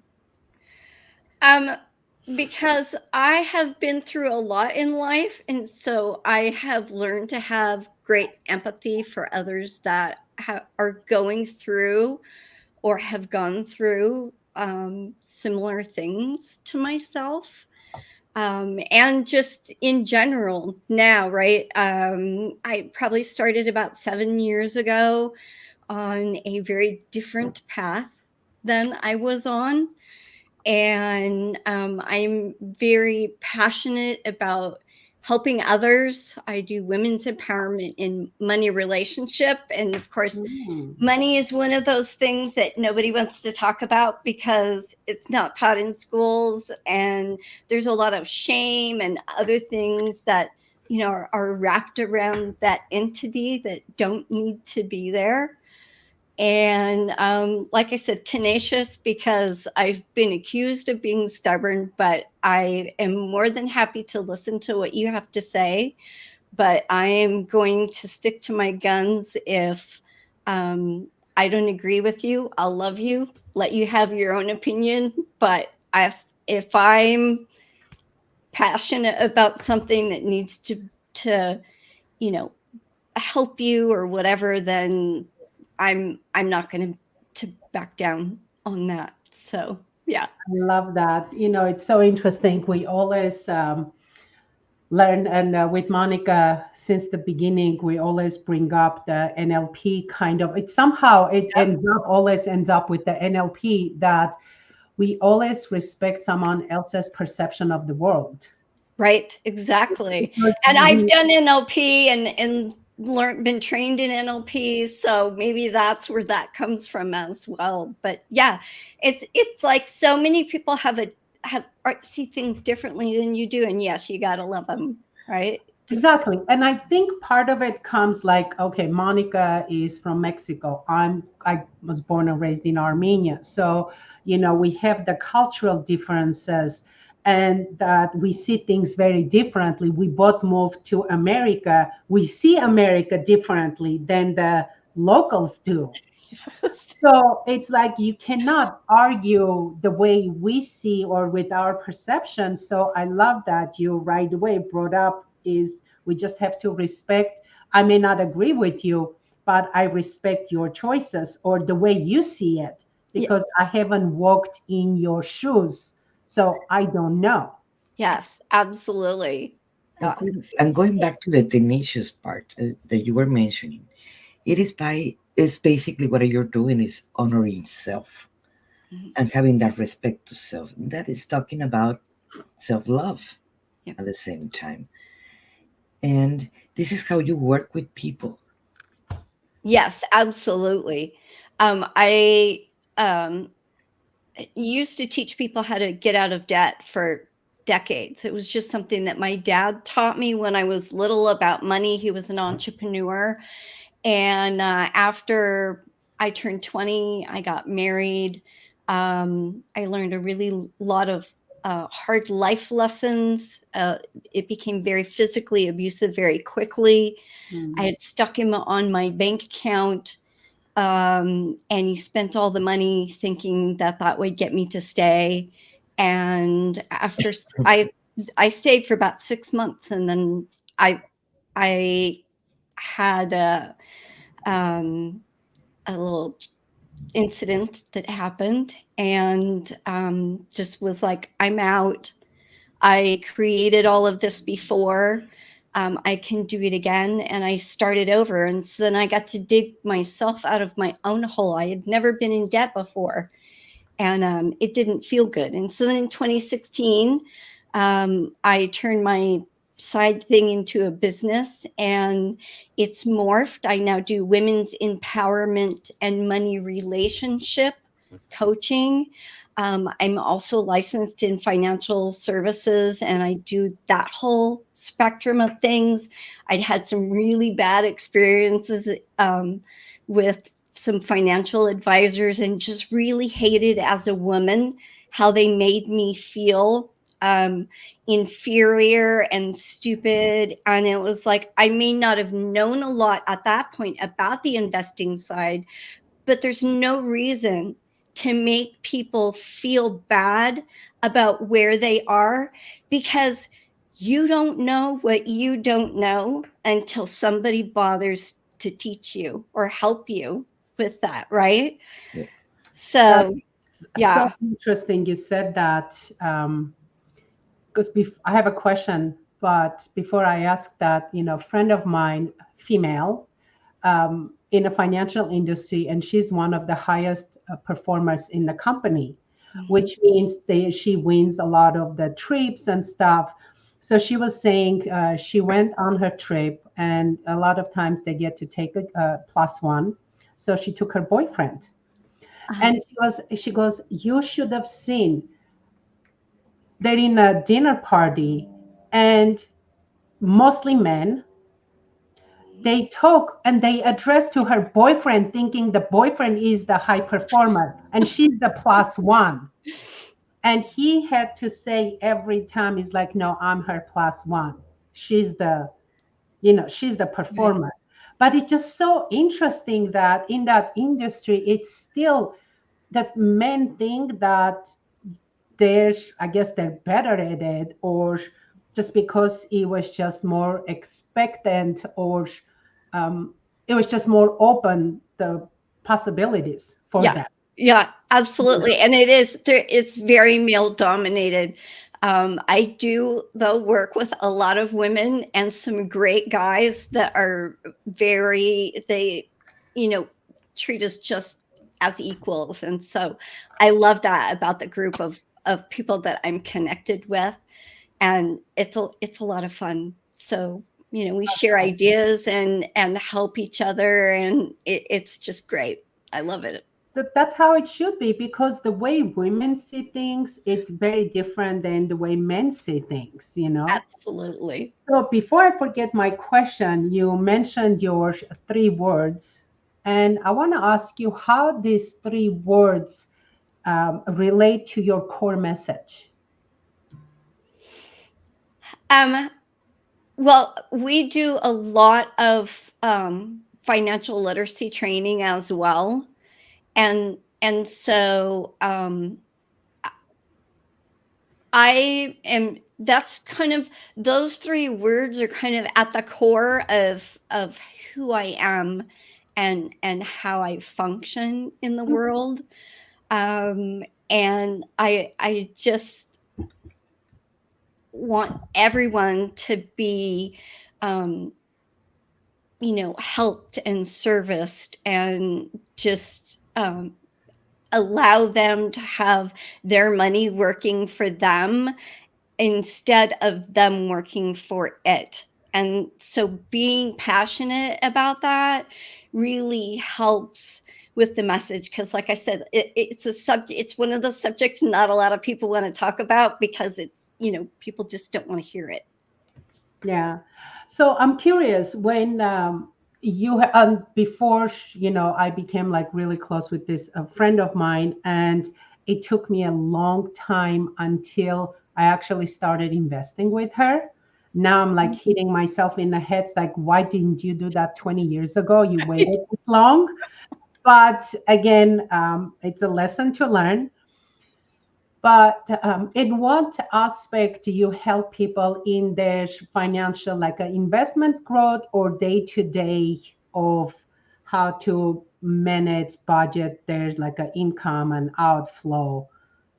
In what capacity? Yeah. So on the coaching side, I do a lot of, money is a relationship just like our spouse or our kids or the dog, right? But women, especially, have a more challenging time with that for the most part, right? There's exceptions on both sides of the fence, but um so I work a lot on the coaching side of my business with women and just helping them be more self-empowered, um you know um in mindset realm wise and on the money side of things.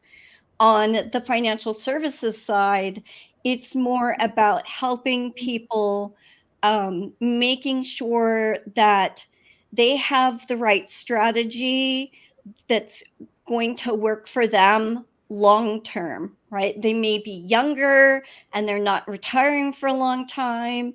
And right now, you know, they know it's important, but they don't want to do a whole lot. If you're younger, you can strategize different than if you're going, oh my gosh, I retire in 10 years or 5 years or whatever. And I don't have a lot of money saved. So what am I going to do? So, you just meet and figure it out and move on from there, because the best time to plant a tree, right, was 20 years ago if you want shade. But the next best time is now. So there's people that started early and people that are starting late. So I kind of love that I can now do both, because I used to be able to get people financially healthy and then didn't really have anybody that I liked or trusted to turn them over to. And now I have not only myself but a whole office full of amazing coworkers that we help people to do that. So I have a question. Do you have a program how you work with people or on the coaching side of things, I do. On the financial services side, we do like Zoom classes and other things, like I said, that help with financial literacy training, because a lot of people's fear in investing is like, I don't want to lose all my money in the market, right? But there are so many things other than just having your money sit in the bank that you can do that nobody is teaching you about. So that's why we do the Zoom classes, because then that helps people. It's a very friendly, salesy kind of environment, right? It's about a 45-minute class, and they just log on and learn. And that's our first step, right? Is having awareness that something needs to change, right? And accepting that, and then taking some type of action to be able to make it better. So the classes are a great introductory to us and to finances in general. As you were talking, there's like two things popped into my head. Um, the one of the books that I love, and I have it somewhere, Unshakable by Tony Robbins. Yes. In there, and even his first one, which is like a massive, and in there he brings on an example of two same age, I think 18-year-old kids, and one of them starts putting money in index annuities, like $50 a year. And then when they reach in their like 50s, he has like over a million or whatever money. And the other one decides to put the same amount, or actually a little bit more, like 20 years later. And the difference of the amount of money they have is massive. Yes, you know exactly. yeah, how different it Yeah, is.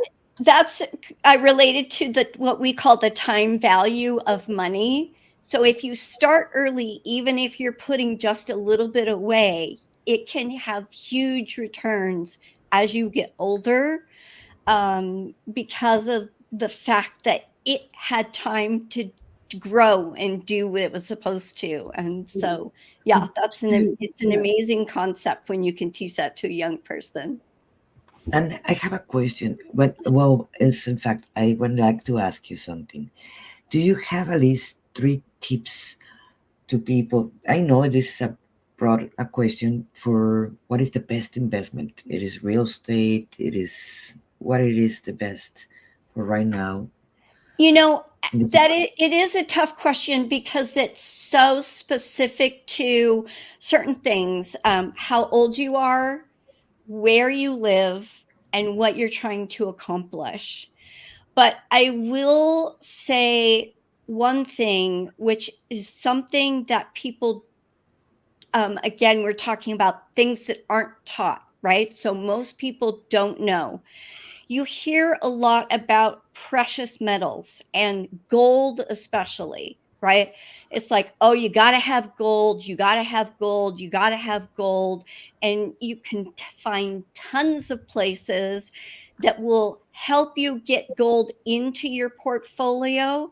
But we have found that trying to get out of gold is a nightmare because nobody wants to buy it back, and you never, unless you bought it super cheap forever ago, get the value, because no one wants to buy it back at what you bought it for.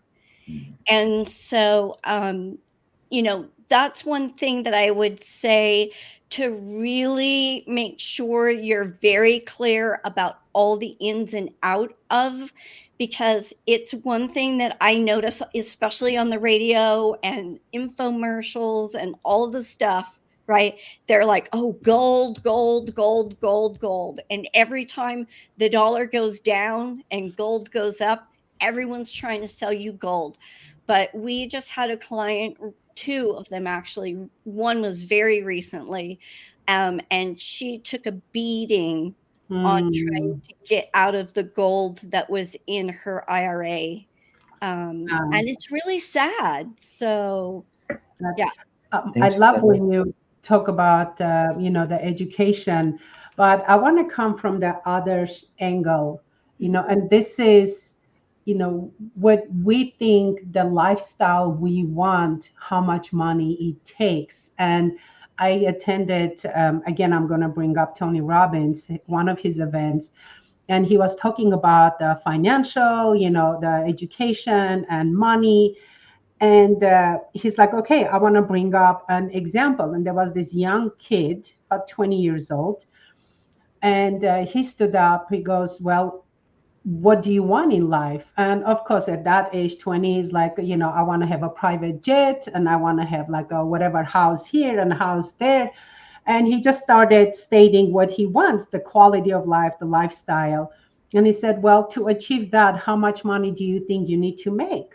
And he said about 8 to 10 million a year. He goes, well, let's do the math. And he started doing the math. He goes, well, instead of having a private jet, that the maintenance and the salaries of the people, it's better if you just charter a jet when you need it. Then you need only like 40, 50, or $70,000 instead of spending all that money on a monthly basis. By the time he broke down everything for that young gentleman to have the quality of the life that he wanted with everything, he needed between 2 and 3 million a year. That's it. But yeah, we always think of, oh my God, I need to have all this. I need to make all this money to have this quality of life. right. Isn't that interesting that nobody teaches that, or we just, I don't know. Right. Well, if the government and big financial institutions can keep you financially illiterate, then they can more easily take advantage of you, Yeah. right? And so that's one of the reasons why big financial institutions aren't teaching this. Because one of the things that I ran into when I was younger, before I knew what I know now, is people trying to get me into these investments that as a young person I really had no business being in. Maybe as I got older I would roll something Mhm. into what they were trying to put me in at the time, right?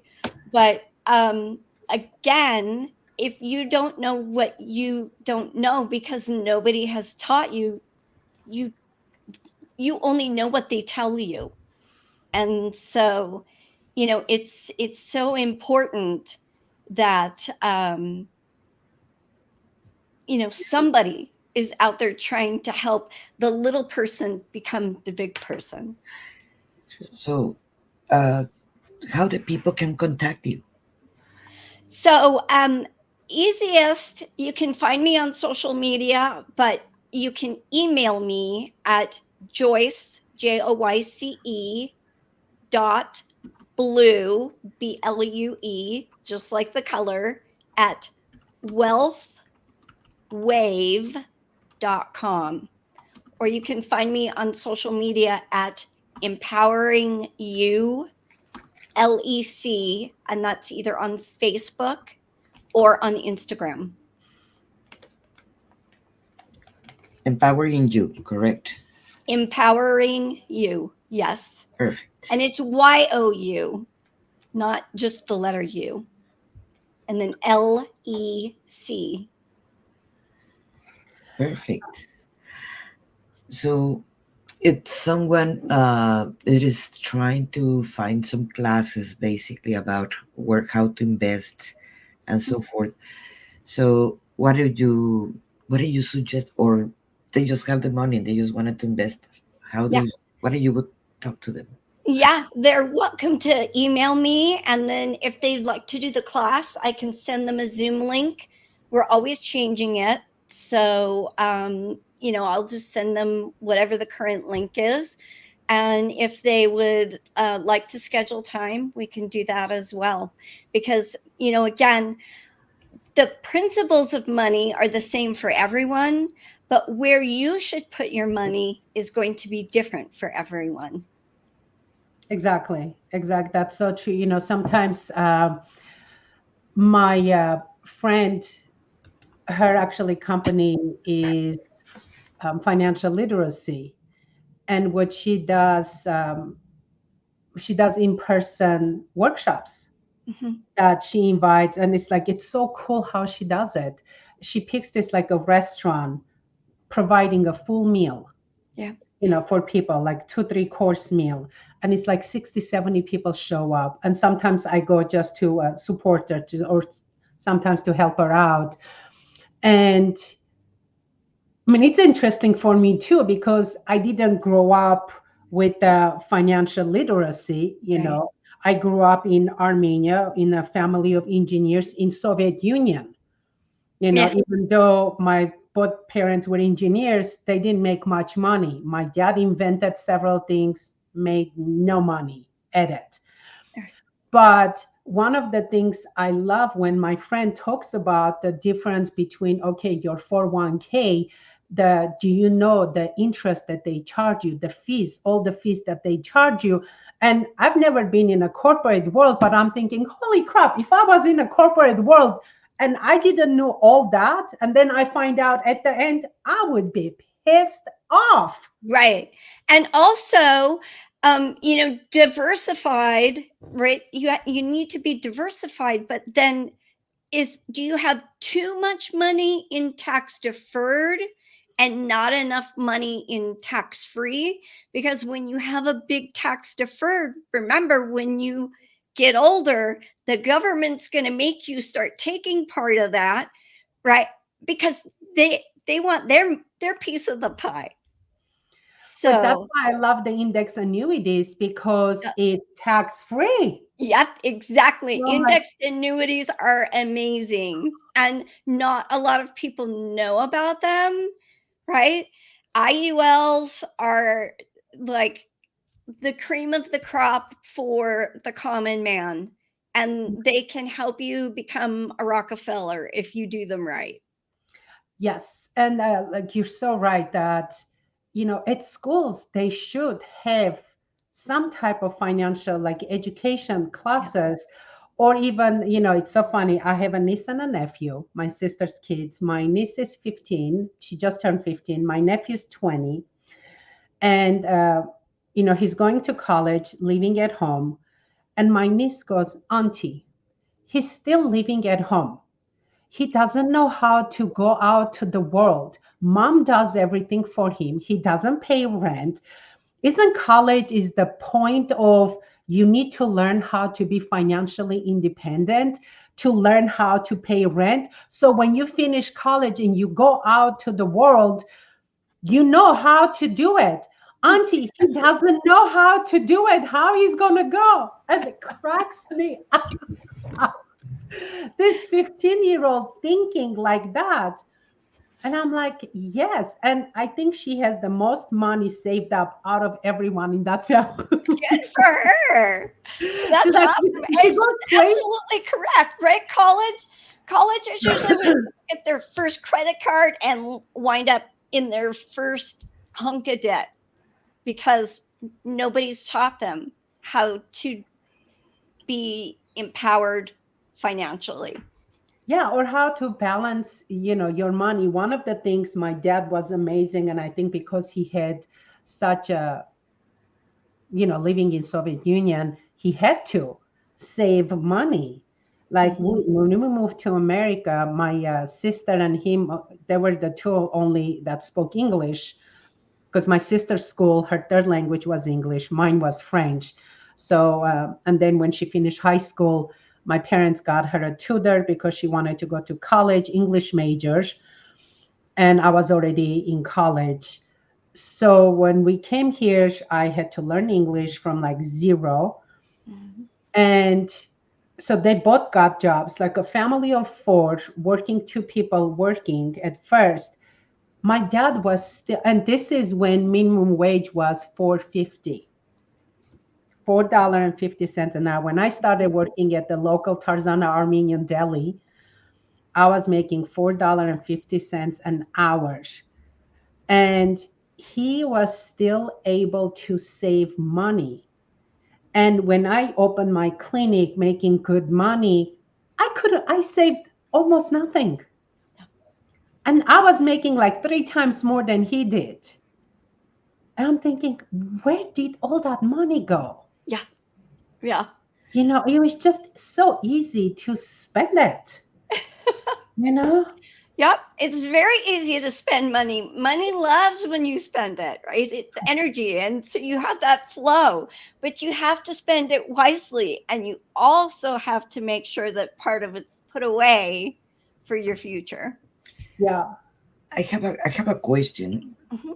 What do you suggest, or is very particular in this one? Annuities, CDs, RAs, life insurance. What is the Um, best way right now? yeah, again, it Market. totally will depend on how old you are and what you're trying to accomplish. But we were talking about it's called an IUL, and it can also be called a LIRP, which is a type of it's a life insurance retirement plan. And so it's a tax-free vehicle that used to be only available to the wealthy, and now it's a vehicle that's available to anyone as long as you have an advisor that knows how to structure one properly. And so it's an amazing plan that you can put away money into, where when you need it, you can take it out tax free. And you do not have to be 59 and a half to take it out. There's no penalty like there is with an IRA or some of these other investments where Hmm. you have to be 59 and a half to get your own money. So, And I remember when my daughter was 4 years old, I got a life insurance for her in the for educational. mhm, So now that she's getting out of high school, it's like she's gonna go with her college paid and apartment and car and everything. And I highly recommend that for any new parents. When they're little, it is the best time to do that. Or right. or there's more progress probably. I am not Yeah. an expert like you, but there's more progress for new parents when they're having the baby. So like that, college is not a problem for them. Yeah. And the nice thing about that, instead of a 529, is the 529 has to be used for school, and it has to be used for accredited program. And if you have a child that either doesn't want to go to college or wants to go to like a trade school or something like that, then you still have the funds where you can assist them with whatever it is that they want to do. And as a parent, you have control over it. So the kids can't just use it for whatever, cool thing that they want to do if you don't approve of that. So I had a problem where my son wanted to go to a trade school. My daughter did go to accredited college, so she was able to use her 529 money. But then I had to figure out how to get his out of there because he didn't want to go to college. He wanted to go to electrician school. Now, am I going to tell my kid, no, I don't want you to be an electrician? Absolutely not. Electrician's a very lucrative, right? Great profession. But he didn't want to go to college. He just Hmm. wanted to be an electrician. So, But That's things yeah. have changed yeah. now. Before you get a college degree, and for sure you were gonna have a good paying job. Yeah. And now And the it's not like that anymore. technical careers are the ones making the money. My husband has a degree in college and as an actor. Uh-huh. And what did he do with that? Nothing. He took a certification in IT, and that's what is paying the bills. Yeah. And Yeah. the college degree, he just have to make payments for the rest of his life, Yeah. for Yeah. studying acting. you Yeah. know. Very different. Yeah. So I have a question for you, and I don't know if you can give like a definitive answer to it because I'm like Not sure. So I have a friend, this comes with the Social Security. I have a friend who decided to take her money out at 65 and start receiving Social Security at 65 instead of waiting, because she's like, she calculated and it wasn't going to make that big of a difference between 65 and 72. Okay. What's your take on that? Um, Again, there's a lot of caveats to that, right? But one thing they don't tell you, and before I met my husband, he turned 62 and decided, they told him how much he was going to get in Social Security. So he said, okay, I'll just start taking it, right? Well, he has a pension. And what they didn't bother to tell him is that Social Security comes with a provision, right? And it's called provisional income. And if you earn over X amount of dollars, then up to 88% of your Social Security is taxable and is taxed. It's not tax free. He only gets like $100 a month out of all the money that he was supposed to get for Social Security, because his pension is what they call a windfall, and because it puts him over the provisional income threshold, which isn't very high, it's all taxed. And so he loses all his money from Social Security back to the government because of tax, because of what they didn't tell him before he started, when they said, oh, yeah, you could take your Social Security. Well, could he stop? No. Once No. you start taking it, they don't let you stop. Yeah. No. Yeah. There is more education that we need to do to change it. Yes. So you need to be very careful if you want to start taking your Social Security early, and don't just talk to the Social Security people, No. because there will be things that they will not enlighten you on that will affect the bottom dollar of what you're really going to get from Social Security. Oh, okay. I'm shocked. I am shocked. This Wow. is this. Yeah. The thing is, there's basically we have to look for a financial advisor for all this, and some of the financial advisors are not. They're going to see how they can get more money from you than instead of helping you out. Yeah, some of them are definitely like that, absolutely. And unfortunately, those were the ones that I had experienced in the past. And that's one of the things that made me so passionate about what I do, because I don't ever want anyone to ever go through what I went through by being taken advantage of by an advisor, because that's just wrong.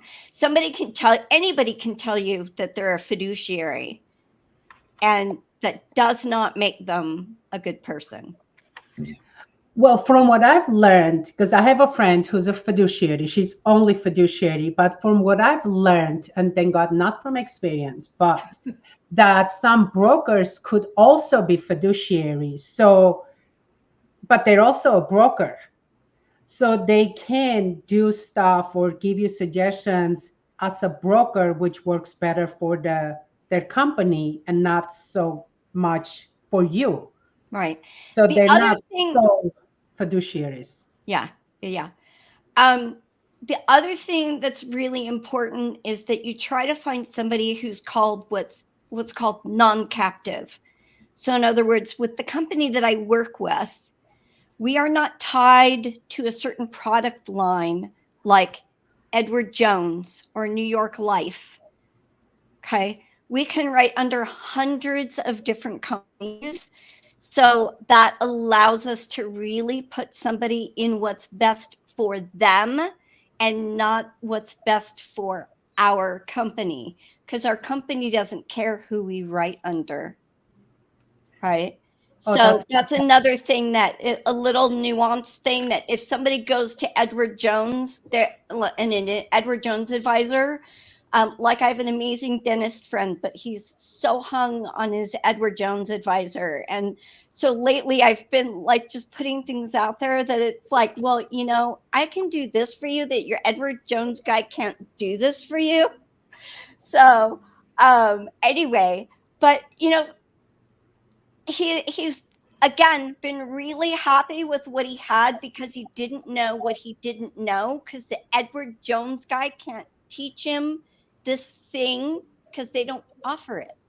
Yeah. Yeah. So So true. yeah, So, oh my God, this has been so interesting, Monica. We have about like 6 minutes. And before our time runs out, I have one question for you. What's one key message that you would like to leave with our audience? that wherever you are, if you may or may not be in a great place financially, you may think you're in a great place. Some people have the old split window Corvette, that we found in Grandpa's shed in the back. And other people really have an Etzel. So if it's been a long time since you've had somebody look at your stuff, it's always great to have a review. Most advisors do not charge to do that. Some of them do. So if somebody wants to charge you, go find someone else. Um, you might not be in a great position financially, or you might be like I was, a female with tons of money sitting in the bank because you're afraid to lose it all in the market, right? So just find somebody. If you're in the United States, other than the state of New York, I can help you. If you're in New York has its own animal, and they don't let advisors from other states. It's not reciprocal, but it's okay because again, there should be no shame in the fact that you haven't started doing anything. But start now. Help yourself. Start now. Find somebody who can help you. Get a hold of me. If I can't help you, I can find somebody who can help you. And just do it. Do it for yourself. Do it for your future. And it can be scary, but it doesn't have to be. And there should be no shame in that. So just to clarify, your to find you is empowering you. Empowering you, LEC. If you're looking for me on Instagram or Facebook, otherwise you can email me. So, what's your website? I have several for if you're looking for um, financial service type things. You can find me at wealthwave.com/jblue. Okay. If you're looking for um, like how to get yourself turned around financially, you can find me at www.moremoneymethod.com. And you have to put in the www or it won't take you to the correct website. More money Method. method.com. Yep. Yes. Okay. And so, moremoneymethod.com. Correct. Okay. This is one of the ways that they can you can be reached for sure. Oh my God, this was so amazing. Like, financial literacy is such a huge subject that everyone needs to learn. And I love that you provide education. And I've learned so much just in our like almost 45 minutes of conversation. So It's this has great. been this has been like fantastic and eye-opening. And at the same time, it's like oh yeah, I'm doing a couple of those things. I'm on the right track. There you go. Little late, but I'm on the right track. It's like it's amazing. I know it's funny. My niece and nephew are the beneficiaries for my index annuity. And I'm like, but I'm not going to tell them, oh, well, they're not going to get like millions, but they're going to get a nice chunk. But I'm like, I'm not going to tell them because you never know. These kids, they may start putting arsenic or something in my drink or something. I don't know. Well, So and you may decide to go on some really nice vacations. I'm And already doing that. I'm already doing that. So it's all good. yes, But it has been such joy to have you, Joyce, with us. Thank you so much for thank you. enlightening, providing such wonderful information with us. And hope we'll have you come back and Sounds be great. with us again. I don't know if you're gonna pop on into the, Blue Talks having theirs this weekend, their amazing boot camp. Yes, I jumped off the boot camp to To come come here. join us. Okay, yes. So you maybe we'll see you there because as soon as we're done with our amazing rest of our guests, we're definitely going to hop on there Great. and It'll be learn good to some see you more. there. So we wish you a fantastic weekend. Thank you so Thank much, you. You Monica. too. Any words of wisdom to our guest before we let her go? Thank you so much. I really appreciate it. We'll be in contact. Let's put it like that. Yes, thank you. No, it was Thank amazing. you. And like I said, just do it. Yes, thank you so much. You be All right. well. Take care. Thank Bye bye. you. Bye bye. Well, that was amazing. And we have our next guest already here, and I'm going to bring Gerard up. Hi, Gerard. How you doing? How you doing? I'm doing good. Can you hear me? We Yes. hear you just Okay. fine. Very cool. Welcome, welcome. Thanks for joining us. So, as I'm telling with all our guests, the first question to start off with, since Laura Lake does these events, amplify your message all the time, and she's doing a research. So we have to continue since she's not here today. All right. If you could have other people describe you with 3 words, what do you want those 3 words to be? It would be transformational speaker trainer. Okay. What do you mean with that? What I mean by that is I specialize in transforming ordinary people into extraordinary speakers, right? One story at a time. So my job is to transform them. So I'm a transformational speaker trainer. So, do you have a method that you follow, or how do you work with people? Yeah, I do have a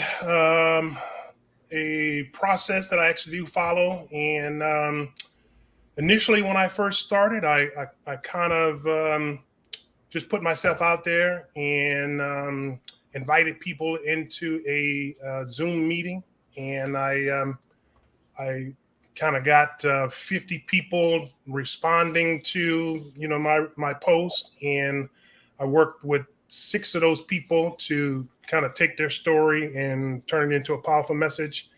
And so so I had to prove it first, and then now I'm in the process of perfecting that and setting up the back end and the whole 9 yards. So let me get this right. So you train people how to be speakers. I train people how to develop their stories into powerful messages. And so if you want to maybe narrow it down, you might want to say, okay, he's a speech development coach, right? But in the process of that, there are certain other elements that they learn as far as, presenting in a certain way. There's a difference between telling a story and presenting a story, Mm-hmm. right? And so I teach them how to present their story. Okay. how to come up with their own storytelling. Because when I wanted to get your those three words, it almost the three that you gave me, it almost was like a one sentence, like transformational speaker trainer. It's still three words though, right? They are three words. They totally are three words because my follow-up question with that. Oh, sorry, Monica, go ahead. But I have what? How would I describe what you do? I understand that that's your title, a transformational speaker trainer. That's your title. But if someone, one of your students, wants to describe their trainer, how they will describe you? They would say that Gerard helps ordinary people become extraordinary speakers, one story at a time. That's basically what I do.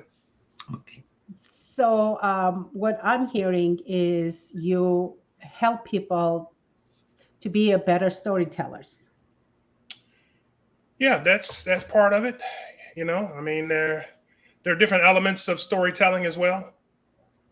So, okay, so how does your transformational speaker trainers relate to your core message? My core message is transformation. I help people remove the mental blocks and barriers, keeping them from reaching their full potential.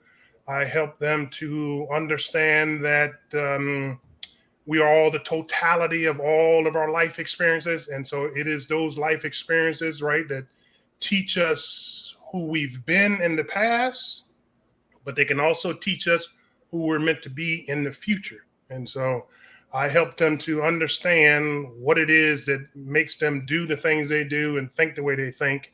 And then I help them take those elements of their life experiences and turn them into powerful messages or stories that people will want to pay for. So, what you're basically teaching is how to be vulnerable and how to transmit a message through vulnerability. Correct? Am I right? Yeah, vulnerability is, I tell my students, is your superpower, right? Once you get beyond the doubts, the fears, the limiting beliefs that hold most people back, and you just be your natural, authentic self, then right, the sky is the limit to what you can do. True.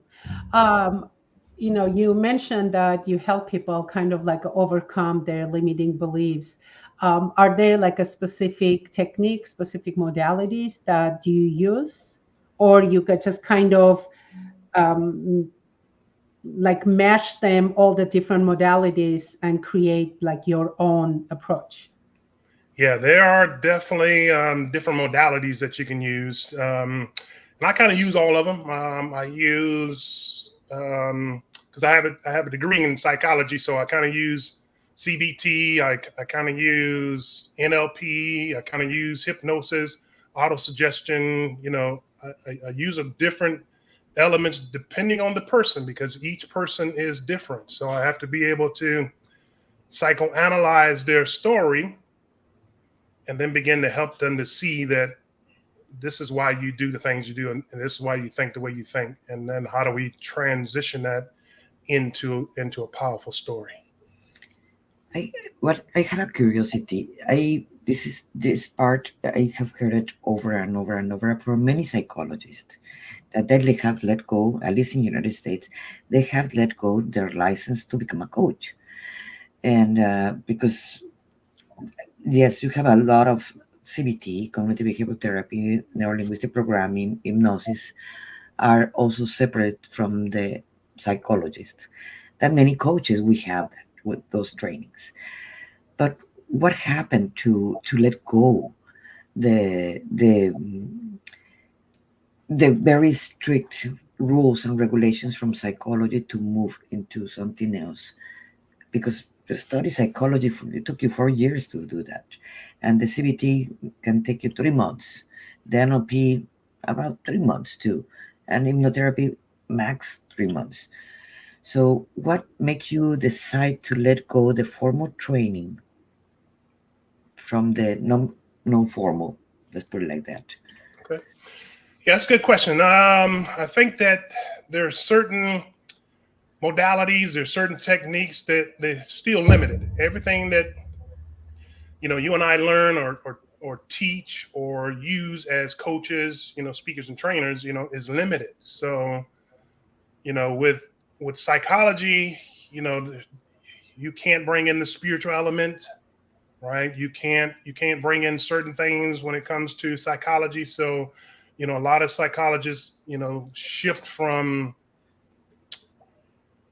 being restricted, and then they go off and do their own thing. Basically what they do is they tap into their own authentic selves, and then they begin to say, how do I use this education, how do I use this training to help people, where when I was restricted, now I'm not restricted, so now I can do whatever it is that I want to do. And you create your own modalities.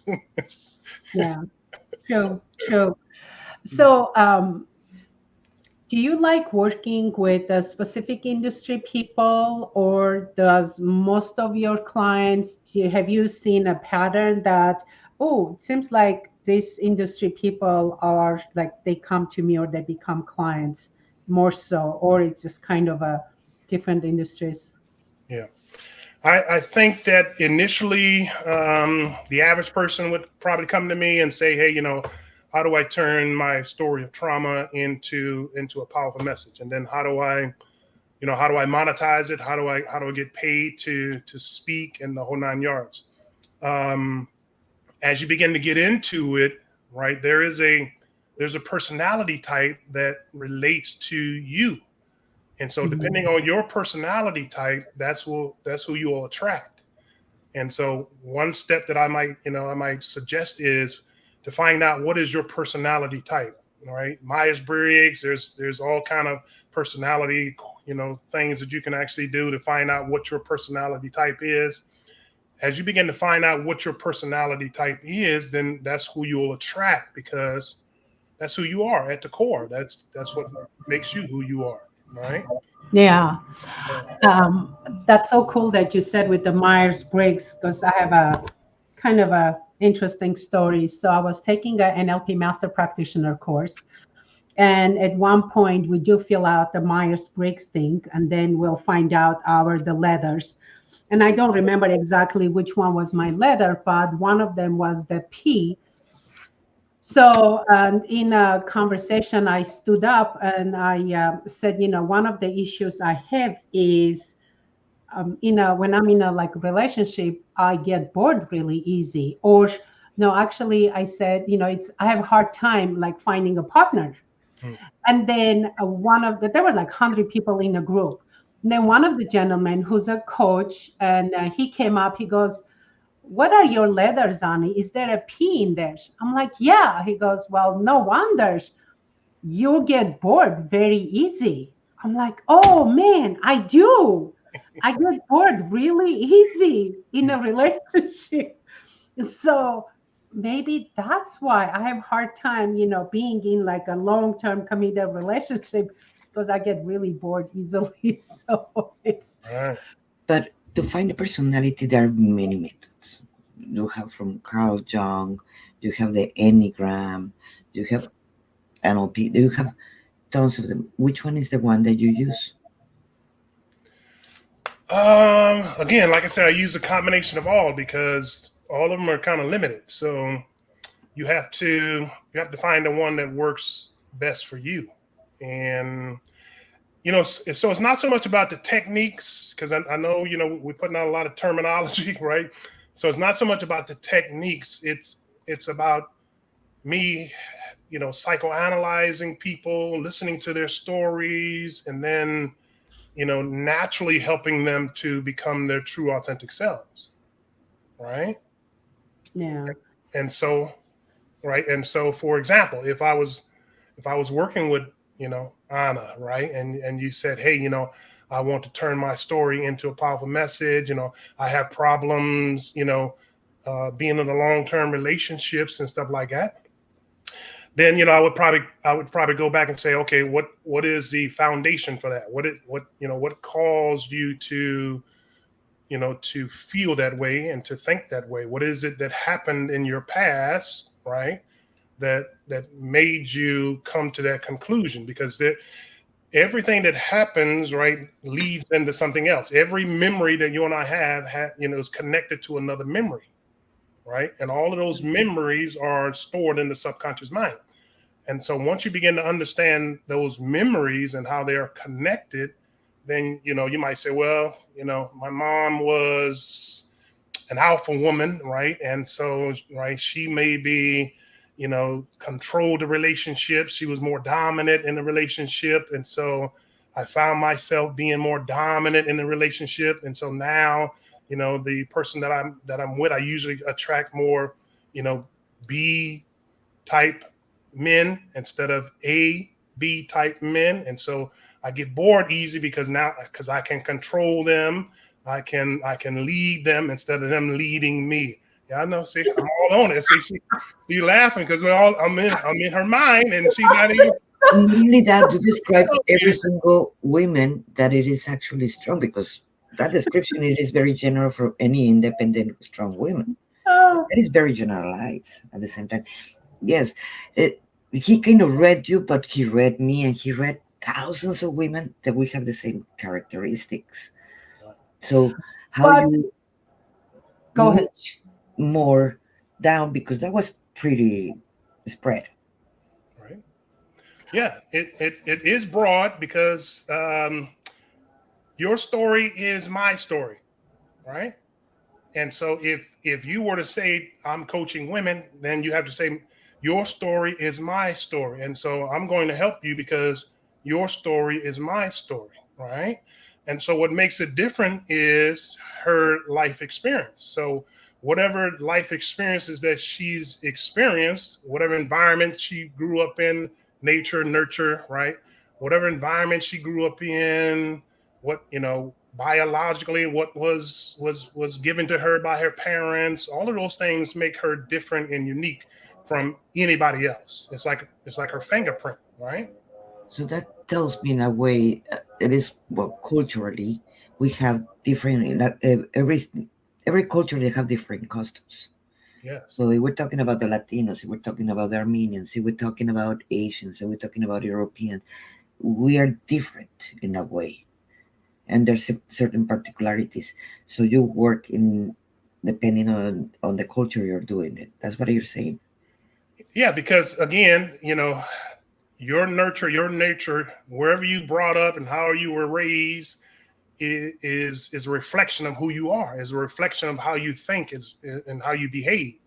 And so once you begin to understand that, see, you can work with anybody of any nationality because right, you don't have to know how they were raised for them to be able to share their story. They already know that's their story, right? You don't have to teach no one how to tell their story, right?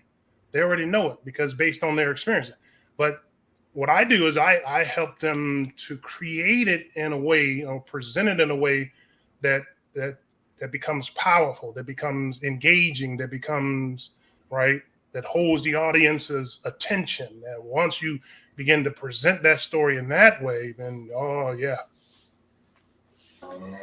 Sorry, I had to unmute myself. I had to mute myself because my neighbor's gardener is making so much noise. I don't know if you can hear it or not, Hmm. but my apologies. I have a question for you. So, what made you want to help? Like, I almost want to hear, like, what is your story behind all this that made you, brought you here? Yeah. And I'm going to mute myself again. Okay. Yeah, that's a good question because if I say I'm a storyteller or if I say I'm a speech development coach, right? It's only natural that you want to know after my expertise what brought me to this point. And so again, based on my experiences, based on my upbringing, based on nurture, nature, everything that I've gone through, I take a totality of that. I look at that and I say, okay, why did I go to school? Why did I go to school? Why did I get psychology? Why did I get a degree in metaphysical psychology? Why did I get a degree in sacred theology and all that? And so I began to trace it back, and I said, okay, this happened, when I was 10 years old, this happened, that happened, that happened, and so on and so on. So it's like once you begin to understand your historical timeline, right, based on your life experiences, that timeline tells you this is why you do the things you do. This is why you think the way you think. And so once you begin to understand that, there's a common theme that kind of runs through it, right? And so if you would look at all your life experiences and you start to write them down in stories, you'll start to see there's a common theme that kind of runs through all of those stories, all of those life experiences. That common theme is why you do the things you do, why you think the way you think. And then there's a word that is connected to it. I think Evan Carmichael, right, talks about your one word, right? And so once you begin to understand what your one word is, the one word determines what it is that you do. And so as I begin to trace my stories, my one word was transformation. Okay. And then as I began to see it, I said, okay, well, why did I go to school to begin, get into psychology? And so I said, oh, well, to transform myself and then transform others. So the reason why I call myself a transformational speaker trainer is because all of my life I've been trying to transform myself. And so now I've mastered how to transform myself. Now I can teach someone else how to transform themselves. So you teach them how to basically write the hero's journey in a way.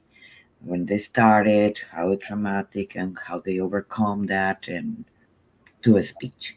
Am I right? Yeah, you look at the hero's journey because that's your journey, that's your experiences. But in the hero's journey, there are several stories, there are several aspects of the story, right? Might be, I experienced this trauma, and then I went to this point, then I went to that point.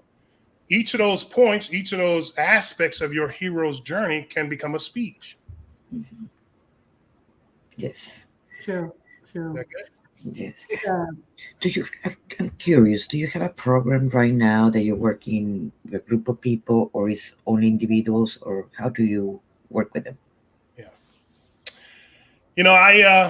I would honestly say that I'm working on my program, but I'm helping people as I work on the program. So I wouldn't say that I have, course, dialed in or anything like that. Most of the people that I've worked with have been word of mouth or have been me posting in certain groups and people reaching out to me saying, hey, can you help me? And then I kind of work with them in that way.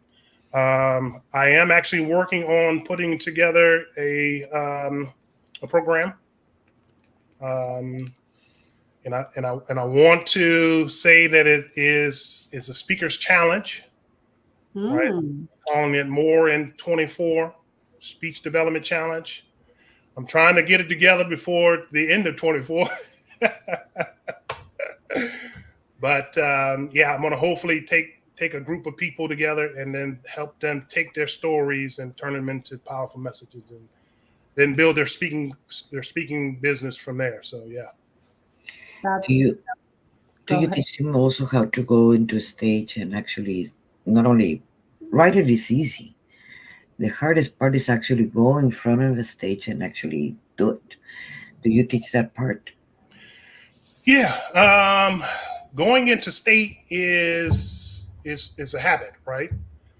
So when let's say I work with someone and they say, okay, Gerard, I understand, my story and I understand how to write it and the whole 9 yards, but I'm still struggling with this fear. I'm still struggling with, how do I present myself? How do I show up on camera? How do I do all these things, right? Those are mental blocks, right?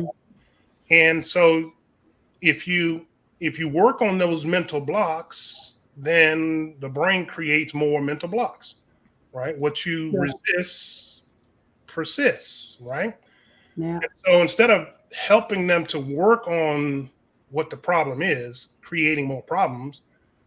You help them identify who they are first at the core by understanding their story. Then you help them build from a more dominant and empowering state of being. And so, let's say if you identify yourself as a warrior of love, right? Then I would say, okay, what is that? What does that? What does that mean? What does that look like? How are you showing up? And then we would condition your brain to begin to visualize yourself acting, thinking, and reacting as a warrior of love. See that in your mind. And as you begin to see it in your mind and condition it over time, then the brain begins to create the chemical compounds that's associated with the way that you're thinking. So now that you begin to think and visualize it in your mind, then it becomes a habit over time. So you're building from your strengths instead of your weaknesses. Yeah, I think what actually I love it because both Monica and I, we both have accents. We come from like different cultures, and when I speak, sometimes my friends don't understand what I say or the word how I pronounce. So they're like, "Is this what you meant?" I'm like, "Yeah, that's exactly what I said." So what I think she wanted to find out from you was you help people tell their stories, but do you also help them? Because what the way she said, and I've experienced it myself, is it's easier. Like, yes, I have my story, I wrote it, the presentation, but do you also help people when they get on stage, the presenting that? Because those are two different animals. Is, yeah, okay, I wrote my story, I can write it, I can put it in a chapter in a book, but don't tell me to get in front of thousands of people. I can. In a win, you say, "Hey, Ani, my speaker didn't show up, could you like do a 20-minute speaking piece?" I'm like, "Sure. Tell me what's the audience." Okay, I can get up and speak. But do you help people also get on stage and deliver their stories? Yes. And so it goes back to what I just said, right? One thing that you can do is you can begin to visualize the venue that you want to speak in. All right. See yourself speaking in that venue, right? See yourself rehearsing the speech in your mind, right? And then presenting it on stage. Okay. And so the more you can do it in your mind, the more you will condition yourself to do it in reality, right? And so one thing you can do is you can go to sleep, right? And you can program your subconscious mind to begin to do certain things, right?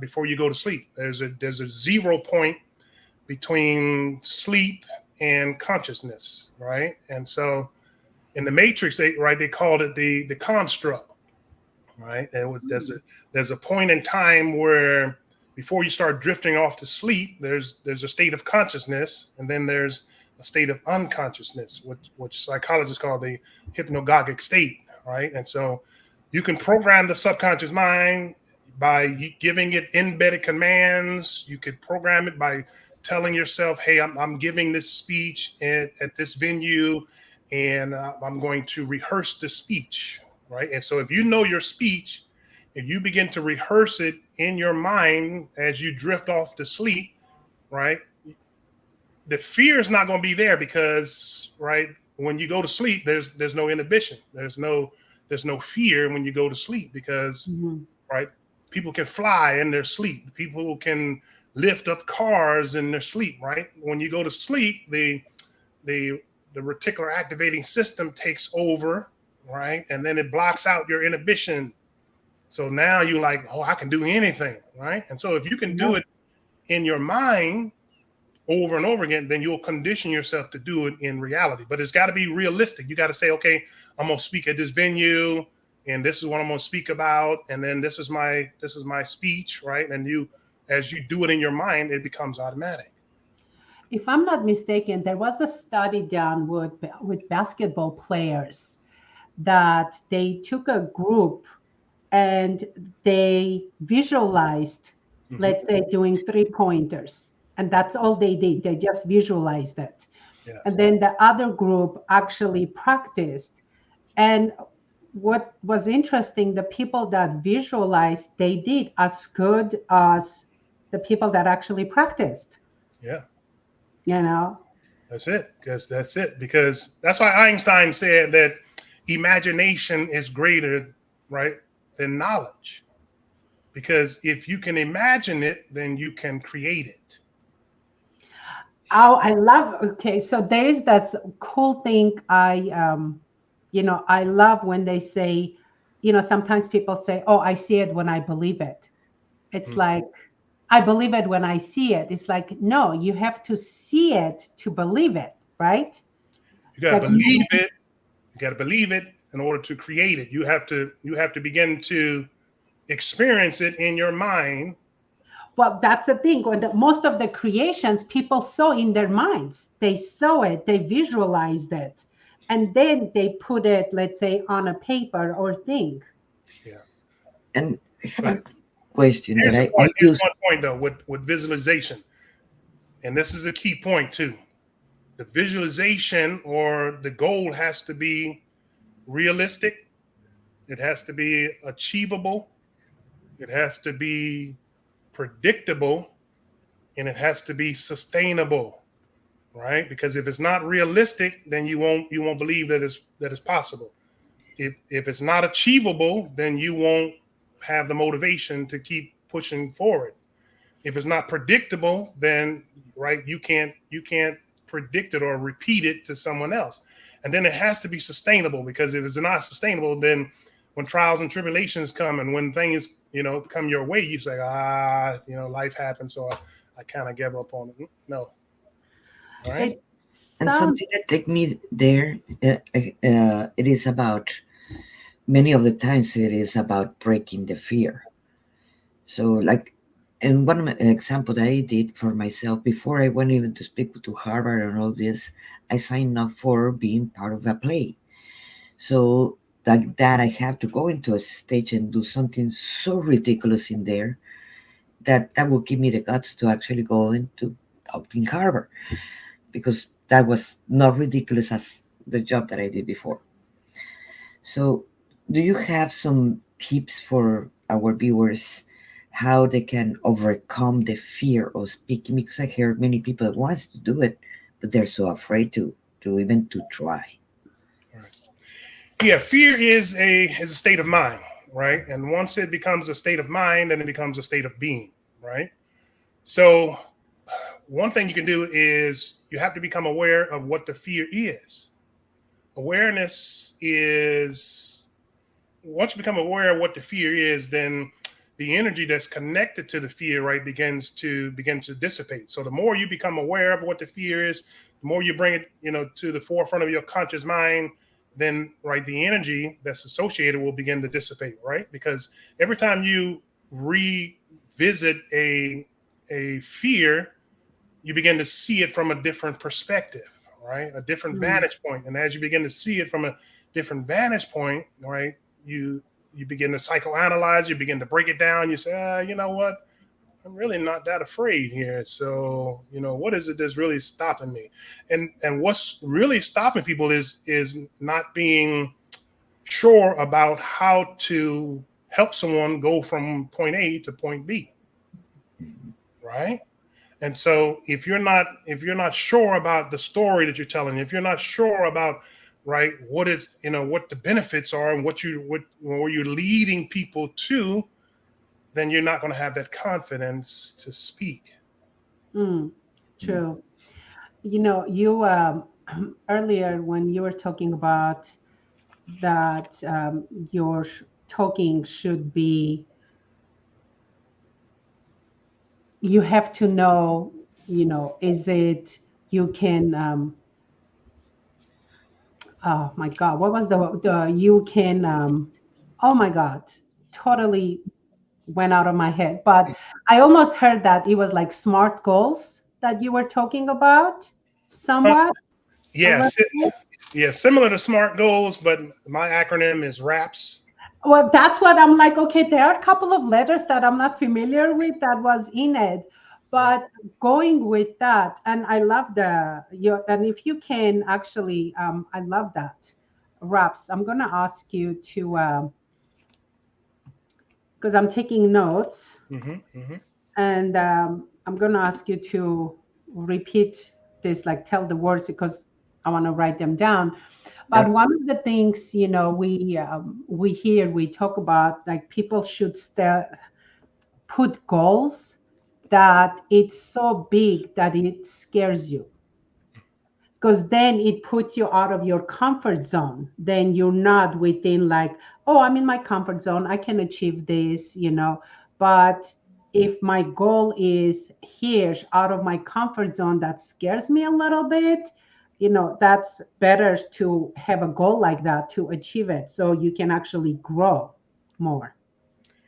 Yeah, that's a valid point. You want to have a big audacious goal because and you want it to scare you, right? Because the subconscious mind loves a challenge, right? And so once you begin to create that big audacious goal or that big vision for your life, then the subconscious mind says, "Oh, that's pretty good. I like that." And so you get excited about it, right? And then the brain starts to produce dopamine, right? Because now you're excited about it, right? It's that expectation principle, right? And so Hmm. now you begin to say, okay, I see it, but now I'm scared, right? Because it's so big. Now, how do I, right? How do I attain it, right? And so people get caught in the fear of I can't do it by myself, and that's true. You can't do it by yourself. That's why we have people, right?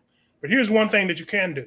Okay, Stephen Covey said, right, begin with the end in mind. So as you begin to see that big audacious goal and vision, right, what you want to do is you want to reverse engineer it. You want to think about what is the first thing that I need to do in order to start the momentum of creating this vision. And so for some people, it might be I need to write a book. Some people it might be I need to start a coaching program, or some it might I need to start speaking, or whatever it is that you need to do. There's have to be something, right, that you can do right now, right where you're at, right? Hmm. And so Theodore Roosevelt said, right, do what you can with what you have right where you're at, right? And so whatever money you have, whatever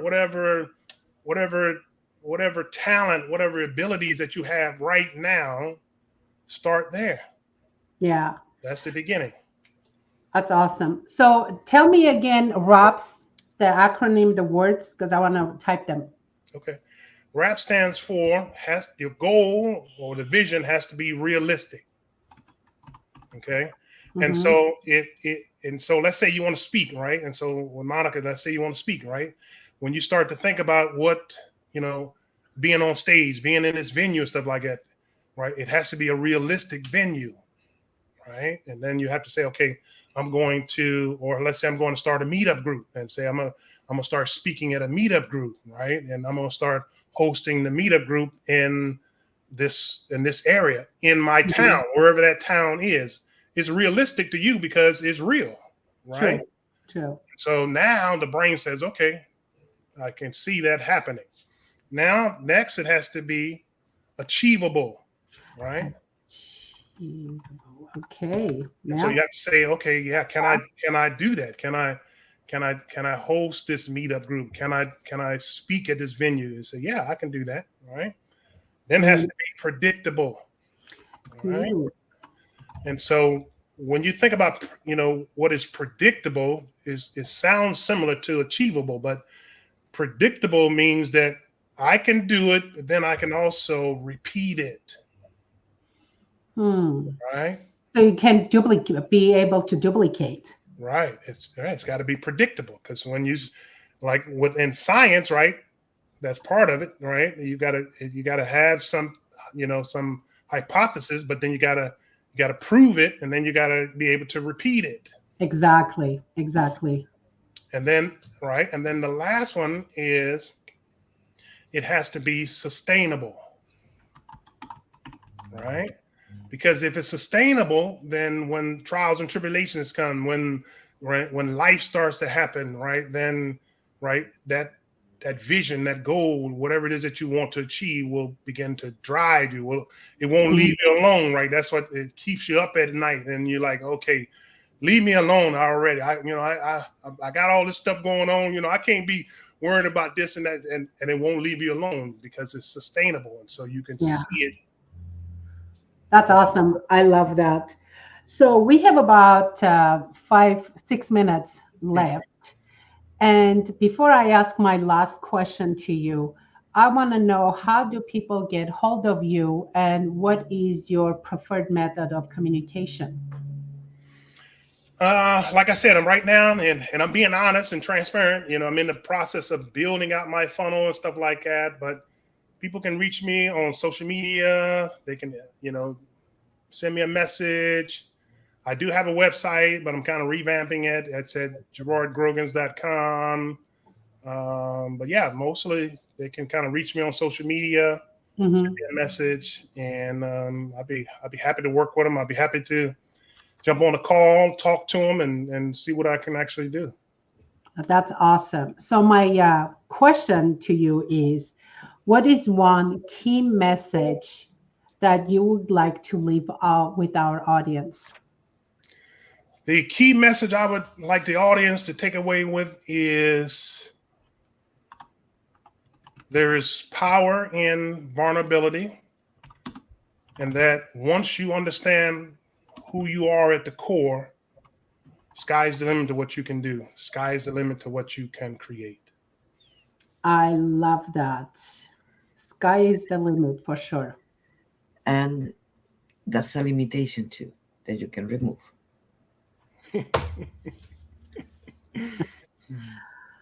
Ah, that's fantastic. Gerard, you have been such an amazing guest. We still have 5 minutes. I don't want to shortchange you on your time. So we still have 5 minutes. Monica, do you have any follow-up question with Gerard? Or Gerard, do you have any last wisdom words that you would like to share with our audience before we bring up our next guest? Monica, if you got a question, that's Yes, fine. I do. I do. Well, in the we're talking about different kinds of personalities. I go back to that one because I am fascinated by the archetypes of Carl Jung and so forth.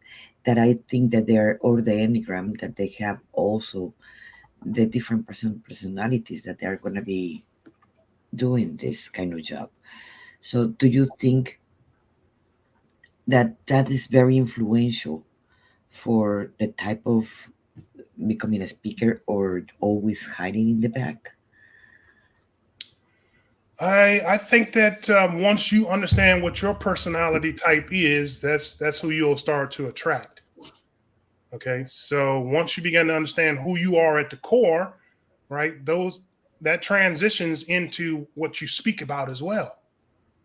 And being bilingual, or being, having be able to speak multiple languages is an asset, right? You can speak in English, and you can speak in your native tongue, and deliver your message with more power, more authority, because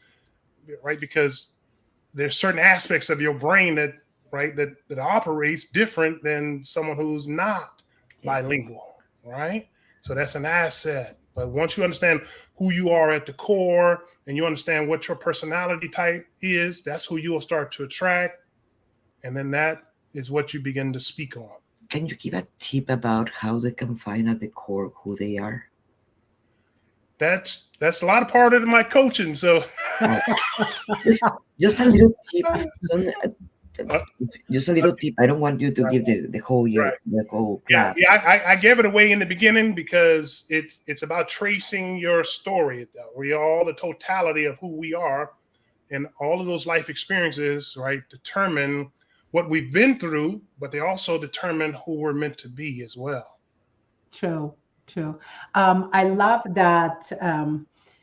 If you ever done any training with Corey, or if you have gone to any of the Blue Talks, one of the or heard Corey Poirier's when he interviews people, one of the questions he loves to ask at the end people is if you had time if you had a time machine that you could go back, would you? And from what you're saying, I love that question. It's like, no, because that what happened to your stories, collection of your stories made you who you are today. Right. I mean, I would love to have a time machine and go back just to experience, relive with like my dad, have my dad around, or my grandma, or the relatives that they're not around anymore. But I don't think I want to go back and change things. Yeah, you got a time machine, and it's your mind, it's your imagination. That's your time machine. So you can go back to whatever experience at whatever time you want, anytime you want to. Right. Yeah. But the problem is you don't want to stay there. True. Oh my God, I would never want to go back to my 20s ever. Gerard, you have been a fantastic guest. Thank you so much. I mean, we can totally talk to you forever because I love, between Monica and I, it's like it's just so cool. You bring in different aspects and then make us, come up, because we come from such different cultures, different backgrounds, different stories. So it just makes it such an interesting collective conversation. So thank you so much for that. We wish you a fantastic weekend. Thank you. And hope to see you in some other events. But I'm going to let you go so I can bring up our next guest. Okay, I appreciate it. You guys did a great job. Keep up the good work. Thanks, Gerard. You be well. Bye-bye. Bye. Thank you, Monica. Okay, I'm going to bring up Connie. Hello, Connie, our next lovely guest. Hi. Yes, Monica. Oh, okay. Monica had to step out for a moment. It's okay. I'm still here. And I have to say, I love your background. I love those pictures. Thank you. Thank you. My daughter helped me kind of make sure everything looks good. But yeah, thank you. It sure does. And especially that the white thing, I don't know what to call it, but it looks like I grew up crocheting. My grandmother and my grandmother taught me how to crochet. Yeah. And I still have some of the stuff that they crochet to put, on like an end table when you put your vase. That's what it looks like. Like a doily, right? Like it looks like a doily, right? Yes. Yeah, my grandmother also did that. Yeah, it is wood, but it's just for wood. Yeah. Okay, that's so cool, because sometimes they make that, I guess I didn't even know the word in English, doilies, and they put it in like a starch. Yeah. They starch it so it could be like more solid, I guess. Yeah. Exactly. Cool. Well, welcome. Thank you so much for joining us. Thank you for having me. Yes, definitely. So I'm continuing the research that Laura Lake is doing, and I want to make sure she gets all the information so she can continue her research. So the first question I'm going to ask you, if you could have other people describe you in only 3 words, what would you love those 3 words to be? Loving, kind, and I'm going to say fun. Ooh, I love fun. Very cool. Well, my follow-up question with that would be how those 3 words relate to your core message. Yeah, it's interesting because I teach tech, so those 3 words don't seem to go into a tech sentence, but that's really how I teach. I mean, I'm trying to be as kind and loving without being loving, like I'm trying to be as kind as I can to of my students, and patient, and make them enjoy it, because with technology people get very scared or feel, not as smart as the person next to them. And so I just want them to enjoy it and know that, they are where they need to be, and we will move them along further based on what serves them the best. So, Oh, I love that. I know. First of all, I had no idea what you do until I read Mission Computers, and you yeah, said you teach tech. And yeah, as soon as you started saying your words, I'm like, okay, somewhere there has to be patience, yes, because yes, you have to have so much patience. Welcome back, Monica. When yeah, I first started, um, learning how to do like create online courses, how to do like a video and editing, and oh my God, I used to ask the most basic questions. And yeah. now when I go back and think about it, I'm like, oh my God, the person I was asking, they probably thought, oh my God, Ani, like seriously. But now, like, it's so cool. I can do a video, edit, put Hmm. some music in there, put whatever fancy stuff, Yeah. and boom, send it out and publish it at like no time. Exactly. Yeah. No, you can do it because you've experienced it, you've practiced it, you've done it yourself. Yeah. So, I mean, that is a lot of the teaching, and that's why, when people are coached by people they know, people in their family, and that's where we get the being scared from. Well, I know how my husband or my kids, or how they look at me when I ask them a dumb question, so I don't want to ask that question anymore. And so it's about learning that, the person to ask maybe is not that person close to you. The person to ask is somebody that does have that patience, because showing is not teaching. Showing is just, and doing it for you is not teaching either, No. because that's where impatience comes from. I'm too impatient to watch you, so I will just do it for you. And that's usually family, comes to mind in terms of situations I've heard of from my students, where, my kid will just do it for me. And sometimes it's okay. If you don't have to be an expert at everything, let them do it for you. If you have to change your settings on your phone, let them change it for you. Who cares? Yeah. They do it for you once or twice a year. It's faster for them. But you have to decide where it is that you want to be, and they can't be, doing it for you or showing you. You have to do it for yourself. So I like that you've had to learn the hard way, but sometimes that's the best way to learn, right? Because But it's the best, it reminded me of when you said with the asking the family. I remember when my dad, I bought a car, stick shift, Mhm. and my dad was going to teach me stick shift. Mhm.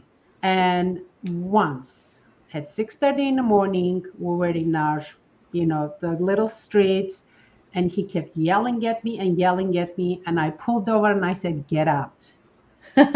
Then I started getting up early in the morning. And I think for about 6 months or a year with my stick shift, I would make only right turns because Mhm. I was afraid to make left turns, because Yeah. I would always, the car would just stop. People would be honking behind me. Or if I was on a hill, it would Yeah. start going backwards. But I'm like, I'm just going to learn it myself, Yeah. and not ask the family. So, I have a question. Well, it's not a question, it's a comment. Yeah. I used to hire a lot of VAs and they used to do the funnels and the landing pages and all this kind of stuff. And I realize that sometimes they tell me, oh, it took me 4 hours to upload a photo. And it's like, that doesn't sound right. It's like, I need to learn how to do it myself so I can know how long it's going to take me to upload a photo or a Yes. video or Yeah. whatever it is. Right. And now that I am actually doing everything by myself, it feels more empowering Right. that, Yeah. that I'm still stuck with the funnels. But, Mhm. but at the same time, I never give up. And I Yes. believe every single coach and people that we work online, we need to learn how to do the things ourselves. So like that we can, when we order someone, if we get help, Yeah. they cannot abuse us like 4 hours to upload a photo, you know?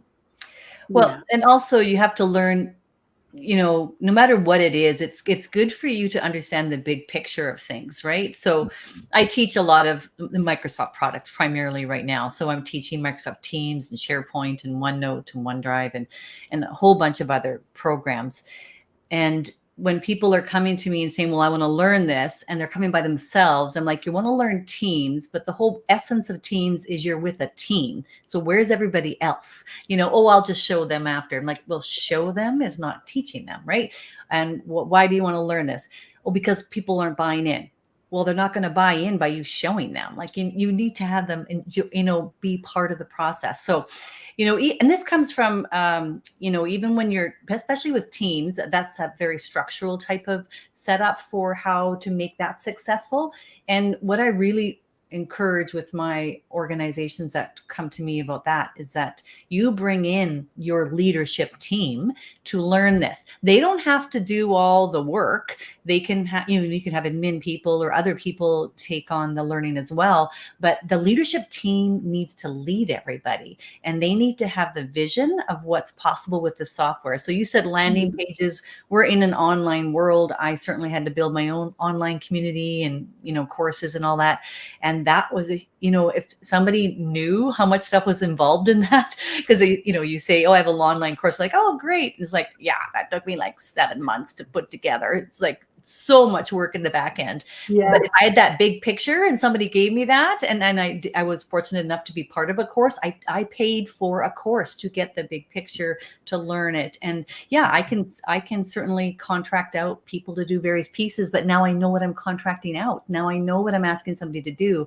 And yes, you're right. I know it doesn't take you 4 hours to do that. It should take you, 20 minutes. And so that's why the leaders need to be involved in this. The leaders in an organization, whether you're, or even the solopreneur, you need to know what's possible, because when you don't take that opportunity to learn more, you're allowing yourself to keep the habits you already have, which everybody knows, you keep doing the same thing you're always doing, you're not going to, improve anything, right? You have to improve somehow. So what could you improve? Possibly the tool, but you have to learn how to use the tool.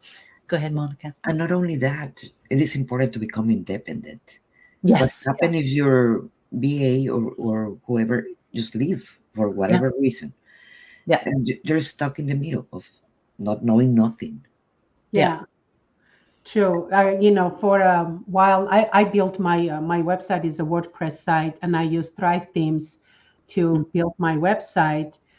And sometimes when I talk to my friends, and they're like, oh yeah, I've reached out to my website person, they cannot make this change for a couple of weeks. And I'm thinking, oh my God, I'm so lucky.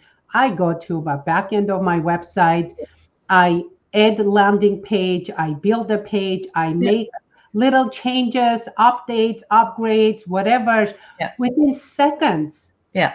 Yes, at one point when I get to a point that, okay, this is what I make hourly, I'd rather pay someone else to do that. Yeah. But at least I know that like minor changes, I don't have to wait for you to, have the time or whatever to do, make these minor changes. Yeah. I love that, you said you teach Microsoft products. I use Microsoft products. And right now I'm actually taking notes on OneNote. I love OneNote, knew nothing about it until my accountability partner, she started our OneNote notebook, and then I've created variety of notebooks, everything, and I love it. But I have a question for you. I've been seeing on YouTube, there is something else. I think it's a Microsoft product that is similar to OneNote, but it's something else, and I can't remember the name of it. You might be thinking Loop. That's it. It's not similar to OneNote. I would not. People are saying that it's sort of like that, clickbait, like where they're saying stuff. Oh, this is going to take over OneNote. No, that's not in my thoughts. I've been teaching for 30 plus years. I've written a book. This is what I wanted to show you. That's your book. I wrote this book on Work Smarter with Microsoft OneNote. A publisher came to me in 2021, I guess. And it was published in 2022. This is just all my stuff. I want to, I do a lot of promotions on it. So I'm always keeping track of where I've referenced something. But there's a lot to know about OneNote. So Loop, what Loop does is it, first of all, as far unless Microsoft changed something, and I always have to say this because Microsoft changes stuff all the time. So, someone might correct me, Connie, it doesn't do that anymore. I'm like, okay. So I always have that waiver, in case Microsoft changed it. But Loop works within an organization setting. So what that means is everybody within your organization can share information. And the thing that makes Loop so special is that we can go in and do, say, a project and do a project page and have, like paragraphs and paragraphs of information. And then I can take one paragraph from my project page and I can copy and paste it into an email to an external contractor and send that to them. And then if I change something in that project a week later in that paragraph, that email that contractor gets is also changed. The Loop is completely dynamic. It's like pieces of a website, but without the link. It's the actual words. And so Loop is very cool in that, we can loop people in. And so you use the Teams product, you loop people into something from your project. And I'm just using project as an example. It could be anything, but by grabbing a paragraph, but the paragraph or the page is always live. Whatever I change is changed everywhere that I've sent it out. So, there's lots you can do in Loop, but the big thing that people need to understand is that it's only within an organization. So that's one thing where it's very different than OneNote, because OneNote, I can share my OneNote notebook from recipes with you, Anna, and with you, Monica. I could click, share, send your email, you have it. That's how fast it is, right? So plus I can share with anybody, anywhere, right? Anytime. And of course have it on my phone. So that's a big difference. The other difference is, think of a spiral notebook, and think of one of those ones that has the fancy little tabs on it, where you have little sections. That's your OneNote, as in one notebook that's in digital form. Loop doesn't look like that. I mean, Loop looks like, I don't know, it has a bunch of sections, or, you can have different categories and stuff like that. So it's very differently arranged. So it definitely has a lot of potential, and maybe 10 years from now, maybe it'll take over. I don't know, but it's definitely not happening tomorrow. I use something different, that it is Google. What's that? Sorry? Google, yeah. Documents, Drive, Yeah. Spreadsheets, everything, in Google. I find out that when I work like some VAs, like my cousin is the one that helped me a lot with my podcast. Yeah. And she's in Canada and I am in Texas. So it is easy to share and like that all the information through Google. What Perfect. Is the advantage of Google with all the components that have calendar, etc., that OneNote? Yeah, it's hard to pinpoint that one. So Google is an environment. Let's start by saying that. And so I would compare Google to Microsoft first, like that environment to my environment. And maybe better said, the Google environment to the Microsoft 365 Office. And so those two you'd compare. So you have to look at what products or tools. So each of those is a toolbox. Think of that. They're both toolboxes that have tools inside. So what tools does Google have? Google, which hand am I using? Google have and compared to Microsoft. There's a lot of similar tools. They both have the tool to help you do documents, and they have a shared drive, and they have the spreadsheets, and they have then of course I think they have of course Google Meet, so they have a remote system like Teams, but but that's where the differences start, is that there's some tools that are the same, because the core ones they have to have, but then Microsoft has a ton more, like and I'm sure Google has a few that Microsoft doesn't have, but for business purposes, for the person working and trying to share information with other people in an office, there is more that Microsoft gives you. The Teams environment is just something that you almost can't even explain. Well, there's no comparison in Google. Let's start by saying that, because Teams is, I explain it as the lobby way. You walk into a lobby. And so when you walk into a lobby of a building, where do you go? You go to the directory to see, okay, where is this? And so you go to this directory, and that's the Teams in Teams. And so you decide, where am I going? And so you know it's on floor 7. So that would be the marketing team. So you get to floor 7, and so that's the team you would visit. And then when you get to that floor, there's certain people there. So a team is a group of people, right? So each floor has different groups of people, and then within the floor and within the team, there's subgroups, and so those would be like the offices on that floor. So I want to go to marketing, but I want to talk about strategy. Okay, you have to go see the strategy coordinator. That's in that office. So it's a closed door possibly, and so that's a within teams. But what happens in a building? What happens in an office? That's where teams really come to life, and that's where you have to understand this analogy. So if I go into a meeting with you, should there be tables and chairs?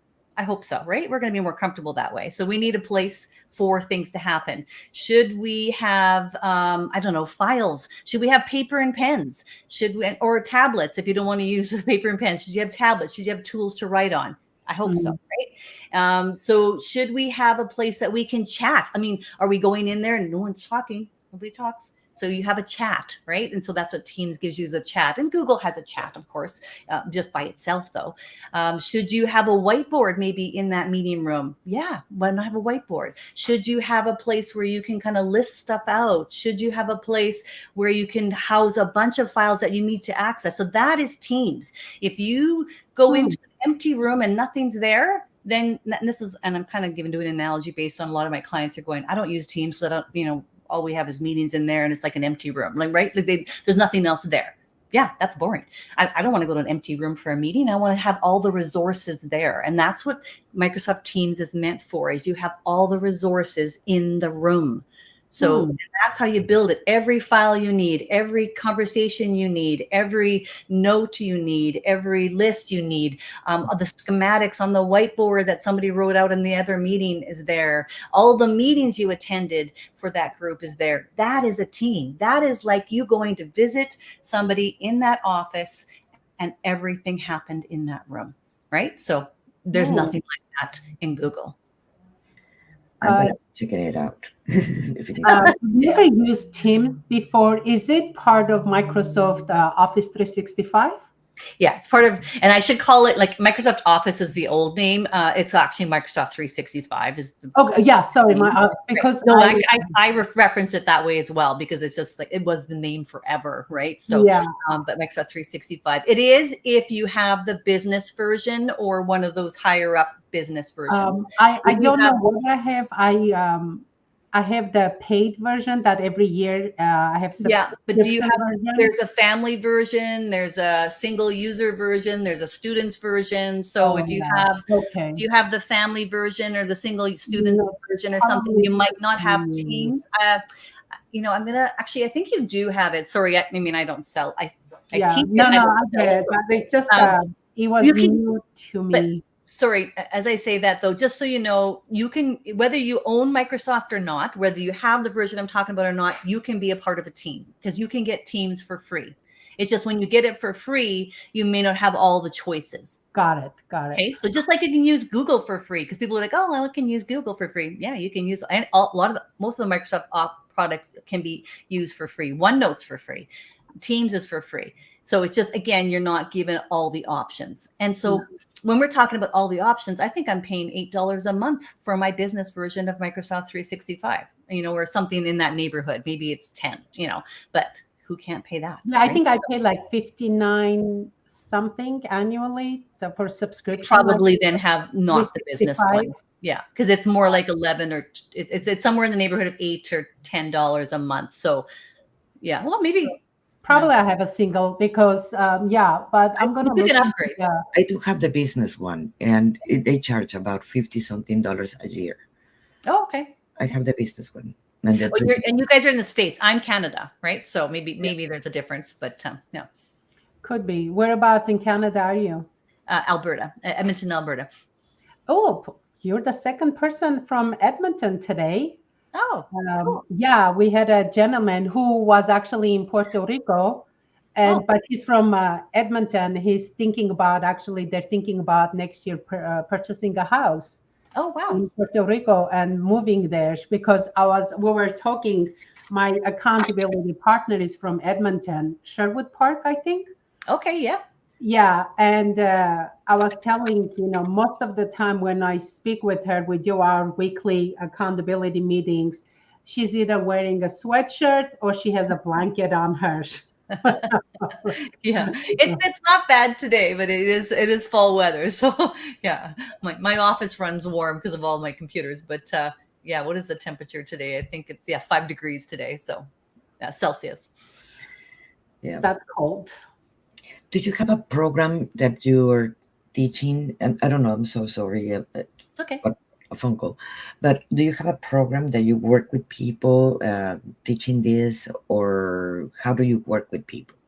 Yeah, so I do have an online course platform, so people can take any of the Microsoft courses that I'm talking about. They can take that through my online platform.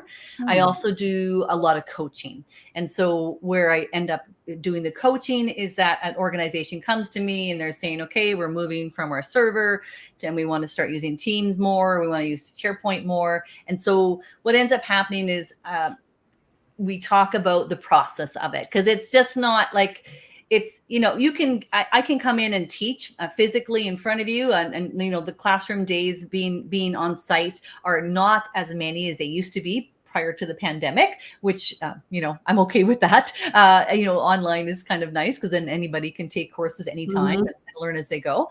But when I'm coaching or teaching a group, the thing is, the thing that I didn't really like back in the early days of teaching was that people would take a course and they take one course and then they were done, and so it's sort of like, okay, you took that course. So, I mean, I understand you got to absorb it and then practice and all that. That's great. But how can you be done? I mean, there's so much more to know. And so that goes with Excel and Word and all those other ones that you have to know more. So if you work anywhere in the world, you need to use at least a couple of programs. So you can't just take one course and be done, so maybe you're learning other ways, which is totally fine. Just keep learning whatever method you use if you're going on YouTube and stuff like that. But my point I'm trying to make is that with Teams and SharePoint, it's a huge system. It's not like Excel or Word where we'll just dabble and just do a bunch of things and see how it goes. Because when you're working with Excel or Word, you're kind of just doing stuff for yourself, even though you're part of a bigger organization possibly. But when you're working with Teams, you're doing it for the organization. So if you're one of 100 people or one of 10 people or one of whatever number, you need to think about what's the big picture here. And if you don't understand where you're going, it's going to be hard for you to get there by watching a couple of YouTubes and Googling a couple of things. So that's where the coaching comes in, is that I really help people see the big picture and draw the roadmap to how am I going to go from here to there. And I try and remind people, I say, okay, you're moving from a server and you're kind of stressed about it and no one's buying in, nobody wants to move.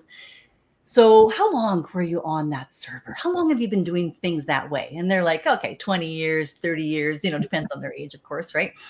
I'm like, okay, so how long do you think the switch should take? I mean, are we talking one day and it's just like, bammo, we're perfect now. Everything's moved over. We're good. Hey, everyone's going to do it. No, come on, give yourself a break. You have to, it's a process to move. So, I mean, like you talked about, learning to drive a car. I mean, even in the beginning, when you're learning to drive, you're kind of still, racking the gears or whatever. So you have to give yourself time. And if you're bringing in a team of people or you're bringing in a whole organization, you have to give them time and you can't just shove it in their faces. You got to be gentle, and that's where that outside source like me sometimes can help, because then I'm not the bad person, right? I'm the third party that comes in and says something. And a lot of people say, one of the reasons we're hiring you, Connie, is because we've been telling them, but no one wants to listen to us or me. So I'm going to hire you because you're outside. And I'm like, okay, yeah, I sometimes say what true. I do have a confession to make. When you were talking about Excel, I don't know why until now, Excel it's a mystery to me, especially when you have to put like the numbers, dollars to calculate at the end. Yeah. My sister is an HR for a huge company. So she's my go-to. I'm like, I need to create this thing in Excel. Could you please create it for me? Within like seconds, she creates and sends it to me. I'm like, how do you do that? Because she has practice and she's not afraid. So that's the other thing, is that when people are afraid to try something new, they don't try it. And that's technology. A lot of times you are afraid of the unknown. So what do you do when you're afraid of the unknown? You boldly step forward and try it. If you don't boldly step forward, you're always going to be afraid because you have no idea what you're afraid of. And something that I encountered that it is between Excel and Google Spreadsheets. Mm-hmm.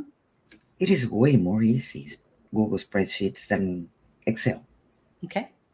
And so how we can simplify many formats that we all need, you Mm-hmm. know, as a tracker of clients or this or that, that we can do it easier in Excel to the Excel formats or something like that. So we don't have to do the spreadsheets in the hard way if we decide to go for the Excels and Mm-hmm. leaving behind the Google.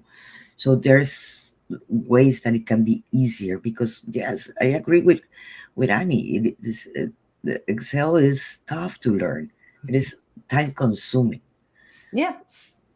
It's time consuming because we're not familiar with it, right? Like she said, her friend or sister did it in seconds. So it's not time consuming to people that have that experience. But we're not all meant to be Excel wizards. Like that's sort of a different kind of headspace you have to be in, right? So and you might have a different love of things when you look at Excel, right? So we're all made up differently, and that's fine.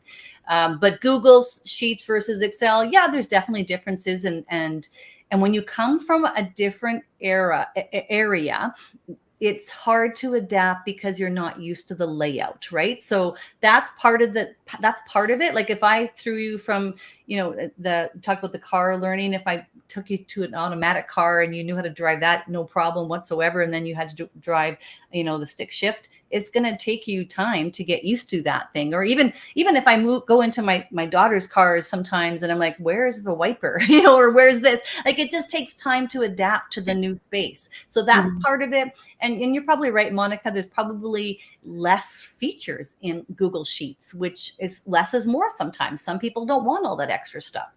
So, but back to the question is, there is a template. There's templates available in Excel. There's tons of templates. There's hundreds. So if you wanted to do, but doesn't mean that's the right one for you, but at least it gives you a starting place, and you can certainly use that. So that can maybe help you. Yeah. So it sounds like mostly you work with, like the companies come to you and they want you to be the person that their employees gonna, kind of listen and learn from. Is that the main, like the core of your business, what you do, or you also work with like individuals, let's say, take me and Monica and teach X? Yeah, I suppose working with individuals mostly nowadays, I do it from the online perspective because I call it the edited Connie, has everything all laid out for you perfectly from A to Z, all the fundamentals. I've taught the same course a million times, so why not record and then have it all laid out for you, and then you watch as you need to. So sometimes for the individual, that's a good solution. But yeah, if somebody wanted to work with me one-on-one, I certainly do one-on-one coaching as well. So there's lots of things, it depends on the person, and people will call me up or they'll email me or what have you and give me their situation. And then I can figure out, can I help you? Or sometimes I refer them to some of my colleagues. I'm not always the best fit for everybody because it depends on where they're at and what they need. But I do like to assess them, because if we go back to the Excel example, and that was very popular in terms of like right before COVID, I was doing a lot of Excel. That was the bulk of the training I was doing because everybody wanted to learn more about Excel, which is kind of makes me as the instructor kind of inside laugh, because it's just like, and not laughing at them, but it's just Excel has been around since 1990s. Like I started teaching in 91, and I started teaching Excel probably in 95 or something like that when it started becoming popular. And it's 2024 and I'm still teaching Excel. And so what does that say about technology and people's adoption of it? It just says that, when we're ready, we'll come to it. And so when people say, well, I don't know why people are hiring you, Connie, I'm like, why wouldn't they? Why do people pick up a book for any subject? I'm just another subject. Doesn't mean everybody has to be up to speed on that subject, right? So yeah, it depends on what they need. I can coach them. They can take my online courses. I can refer them to another colleague of mine, or, they can watch my YouTube channel. I have a YouTube channel that's all free, and my YouTube channel has tons and tons of tips on it. And most of my YouTube channel is made up of questions I get asked or confusion that I see. And so when I see someone confused about something, Monica, you're talking about Google Sheets versus Excel. I'll probably do a YouTube on that, like, how do I compare this for somebody so they can see the difference? I'm not saying that you're confused, but I'm just like, you give me ideas for YouTube. So that's my YouTubes. I don't have a, huge following yet, but I'm very specific as to what I talk about. And yeah. What is your YouTube channel? So like that people, they have questions, they can go and follow you. Yeah, on YouTube, just search for Mission Computers. It's under Mission Computers. A while back in one of the networking events, I met a gentleman when we were doing like a breakout groups, and his whole business was just Excel. Mm-hmm. That's it. That's his whole business. Yeah, I believe it.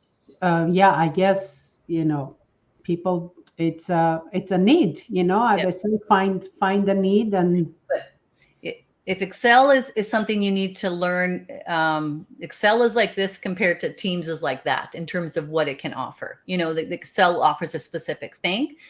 Teams offers and so people don't. And so it's going to take a while. Like Teams was introduced in 2017. Nobody really started using it till 2020. And so we're still in our baby stages of using that product. So if you don't understand what it can do, you are the majority. Right. So, and even SharePoint, people are moving from their servers to SharePoint because they want to be on the cloud more.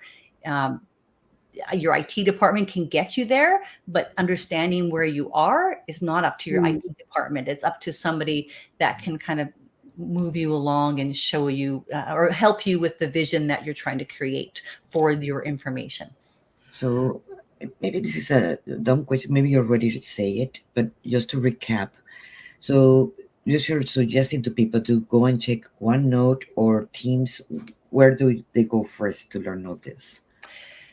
Well, it depends on the person, I suppose. So if you're looking, so anybody that writes notes needs to capture ideas, wants to write their next book, OneNote is definitely something you need to check out. Absolutely. If you want to just get rid of some of your cookbooks off your shelf in your kitchen, OneNote. I have a recipe notebook. So you make a notebook for every purpose, right? And so just like in Word or, word processing or a spreadsheet, you'd make a spreadsheet for every purpose or a Word document for every purpose. OneNote, you make a notebook for every purpose. So it's just like a spiral notebook. I have a bunch of notebooks. And so the recipe notebook, I have a teaching notebook. I have a personal notebook. I have so lots of things like that. OneNote needs a little bit more cool colors for color coding. It's coming. I think there's coming. You can color your pages for sure, and you can color your tabs. So, but maybe you can. Yeah, you can color your pages. I pick the colors of the tabs, but one of the things I remember, a friend of mine showed me. I think on OneNote you can actually do the math thing. Yeah, right. Definitely. Yeah. Oh yeah. I don't know how to do it. She showed me once. I think I need to like go and find it or figure out how to do it. But I think one time she showed, or get your book. Yeah. Same with I mean, my daughter in university used OneNote, and she used it a lot for like her stats class or something like that. The presenter would have a PowerPoint, so she'd put the PowerPoint in her OneNote, and then she'd write her notes beside it, and she would do her math beside it as well. And so, yes, there's definitely math options in OneNote. But back to Monica's question about the Teams versus OneNote. So, I mean, OneNote is easy. I think just anybody and everybody should just download OneNote onto your phone, onto your tablet, onto your computer. And then as long as you log in the same way on all devices, you get to the same notebooks. You just have to open them up. You just have to say, I start a notebook called recipes on my tablet, let's say. And then on my phone, I go and open up that recipes notebook. And on my computer, I open up that recipe notebook. And then it's forever available to me. It's like a, recent documents kind of thing, that you'd see in other programs. So that's easy. Everyone should be using OneNote. And then the next one, Teams, you asked about. Teams is really organizing your world. So think of that office example I gave you earlier. would it be great for you to see all of your documents, all of your messages, all of your ideas and notes, a list of some kind, put together, like you said, clients or I forget what you said, that calls or something like that earlier, Monica. If you have ideas, plans, calendars, wouldn't it be great to see that all together? That's what Teams can do for you, is it can put everything together for you. And you can just start with, and even if you're a solopreneur, one of my closest friends, she has, she's it for the business, and she's like, should I use Teams, Connie? I'm like, absolutely. And definitely you should be using OneNote. But you use Teams because Teams is your way of organizing your life. It's your building, right? If I have a building that I walk into for my small business, where are the floors I want to go to? Today, I need to visit marketing because I got to do some marketing. Tomorrow, I got to work on my accounting. So I'll go to that one. So, even though we're solopreneurs, we could have more than one topic that we need to visit. And so that's what your team is set up like. And that's what your notebooks are set up like too, by the way. So. I bet that will make the life more easier for my husband even when he's in the computer, because I have two screens and they're full of open windows because I have different not notes, Google Documents. Yeah. Like I'm gonna write content. What content I already share, what content I want, and what classes I'm teaching, what motto I am, and so I it is just ridiculous. But if that can organize. Yeah. So my next book, just going to tell you, give you a little secret here. My next book's going to be all about really doing, kind of getting over this problem most people are having with the fact that we're doing new technology in old ways. Yes. And so what I mean is, you get this new program and you're like, so what? I got OneNote. I just type in my notes, whoopee, and then you stop using it. It's because you're not using the new features. You're not using what it's meant to do. You're not using all the other stuff. So working with new technology in old ways is not going to get you new results. You have to learn how to use the new technology in the new ways, and you need to know the big picture. So somebody has to help you get there, right? When do you think that book will be out? Yeah. I'm this one was on a tight schedule because of a publisher that kept me on it. But this book that I'm dreaming up right now is, I don't have a publisher yet, and I might be self-publishing. So I need to get it out in the next year. Let's put it that way. That's awesome. This has been so fantastic, Monica. We have about 5 minutes left. And before I ask my last question, how do people find you, and what would be the best way of communication for you? They can certainly go to my website, which is mission-computers.com. And there's a contact us page on that website, so they can get a hold of me through that. And they can follow me on Facebook under Mission Computers. They can follow me on YouTube, of course, as we said earlier, under Mission Computers. Is this correct? Yeah, that's right. Thank you. Yeah, that's it. Okay. Yeah. And then in Facebook, I also have a number of groups. So what I've done is to kind of focus on certain topics. I've made certain groups and I give those groups special attention on those topics. So I have a Facebook group called OneNote for Life, and that's a free group that anybody can join. So please join up to that. You can just go to my Mission Computers Facebook page and you'll see the group there. Or you can message me if you need me to give you the link. And then the other one I have is Work Smarter with Microsoft 365. And that's the other Facebook group I have. Oh, that is so cool. So if anyone wants to to go, would be on Facebook, OneNote for Life free group? Yeah. Fantastic. Well, I want to ask you my last question that I've been asking everyone. What's one key message would you like to leave with our audience? I would say the message is to really embrace technology in a different way. So if you see yourself holding back or getting, a little bit anxious about, I have to try this or do this or move to this, just take a breath, and just say, okay, what can I learn here? And just be open, be more open to receiving new stuff that's going to help you in a new way. Mm, Because it's all about attitude. You hear that everywhere, right? But every day I see people's attitude with technology, and sometimes it's not serving them. So if you think it's going to break, it will break. So think a different thought. that's fantastic. Well, we still have a couple of minutes. So, Monica, do you have any last question, or Connie, do you have a last words of wisdom would you like to share? This has been actually wonderful and is very, very helpful because, yes, kind of we stay away from Windows for so many reasons. And for me, I lost about 3 books that I wrote because the computer broke down and so forth. So Oh, I have to yeah. start over again, and then that happened again and again. That's why I moved to Google. So like that, it doesn't matter what happened to the computer. I can open it in a new computer Right. and stop losing books. And but this one is at least there's an organization behind because I wish you can see my screen. It Mhm. has so many windows. My husband is an IT guy, and it's like you need to close Windows. You're slow in your computer. You need to. Yeah. I work with all of them. Yeah. Yeah. Yeah. So this looks like it can be easier for many people like me because I see coaches when I am interviewing them and suddenly see they have as many screens as I do. So we all pass through this.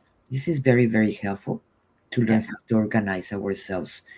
Yeah. And And I would say that Window or OneNote, it could be your key to organization, because when you go into OneNote, again, your notebooks will be listed, and then you can decide what notebook do I want to open, and from that notebook you can go to your notes and to your files and everything else. So you don't, you could still have your files, but you can use OneNote to get there. Yeah. Teams works this very similar way. So, but it's just more on an organizational level. I would kind of say that, but yeah. I'm definitely going to be checking out the Teams. Everything on mine is on OneDrive, thanks to the 1 terabyte. But I love it. Yeah. Well, Connie, this was very educational. Definitely, you gave myself and Monica things to go look up and learn and be more organized. That hopefully next time we connect, you be more proud of us. There you go. We've Yeah, learned. I already am. And I look forward to your upcoming book. Hopefully, you said 1 year. So maybe in a year, I'll be like reaching out and saying, Connie, where is your book? Okay, sounds You good. know? Yeah, for So, everybody not to forget Mission Computers, guys. yeah. yeah, Look, Thank thank you so much. We you. already have You. our next guest waiting in the waiting room. So, thank you so much. You have a fantastic weekend, Connie. Okay, you too. Bye Bye bye. bye. Thank you. Okay, we have our fantastic and final guest, Dr. Bibi Pirayesh. Yes, you actually said it perfectly. It's so funny. As I was talking to Laura yesterday when she told me about the guest name, as soon as she said your name, I'm like, oh my God, one of my very close friends, and her name is Bibi. And you're Oh, the only second person that actual name Bibi it came across. And it was so funny when we were talking with Laura, and I said, "Oh my God, I have a friend named Bibi." She thought you were my friend. I'm like, oh. no, no, no, I don't know this Bibi, but It is rare. It's true. it's very rare. Well, I want to welcome you to our fantastic event, and I guess the best for last, since you're our last guest. We welcome you. And with continuing, it's been a whole thing of starting my questions with our guest is Laura Lake, who usually runs these events. She's doing a research. And since she's not here today, I'm going to continue with that question so I can report back to her. So the question is, if you could have other people describe you with only 3 words, Oof. what would you love those 3 words to be? Oh, wow. Okay. Um, I would definitely say passionate. I think that's a really important one. Um, I'm not sure how I would distill this in an actual word, but um, something along the lines of social justice minded. I mean, all of my um, efforts and work are always around getting the voices of those who can't get their voice heard to be amplified. Okay. So some, I don't know what that word would be, but something along those lines.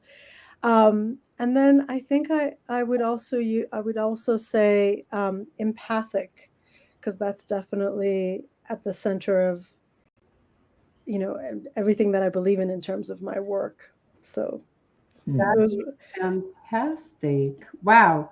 And says Dr. BB, can you give us a little bit, Doctor of what? Oh yes, I'm a doctor of education and psychology.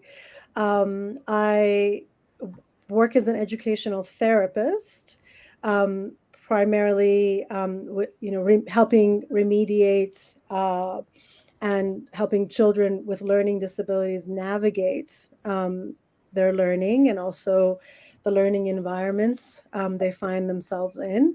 But in addition to that, a big part of my work is directed at helping systems really interrogate themselves around their ableism, um, Mm, and to, you know, try to dismantle those structures instead of always asking children to try and fit themselves into the systems.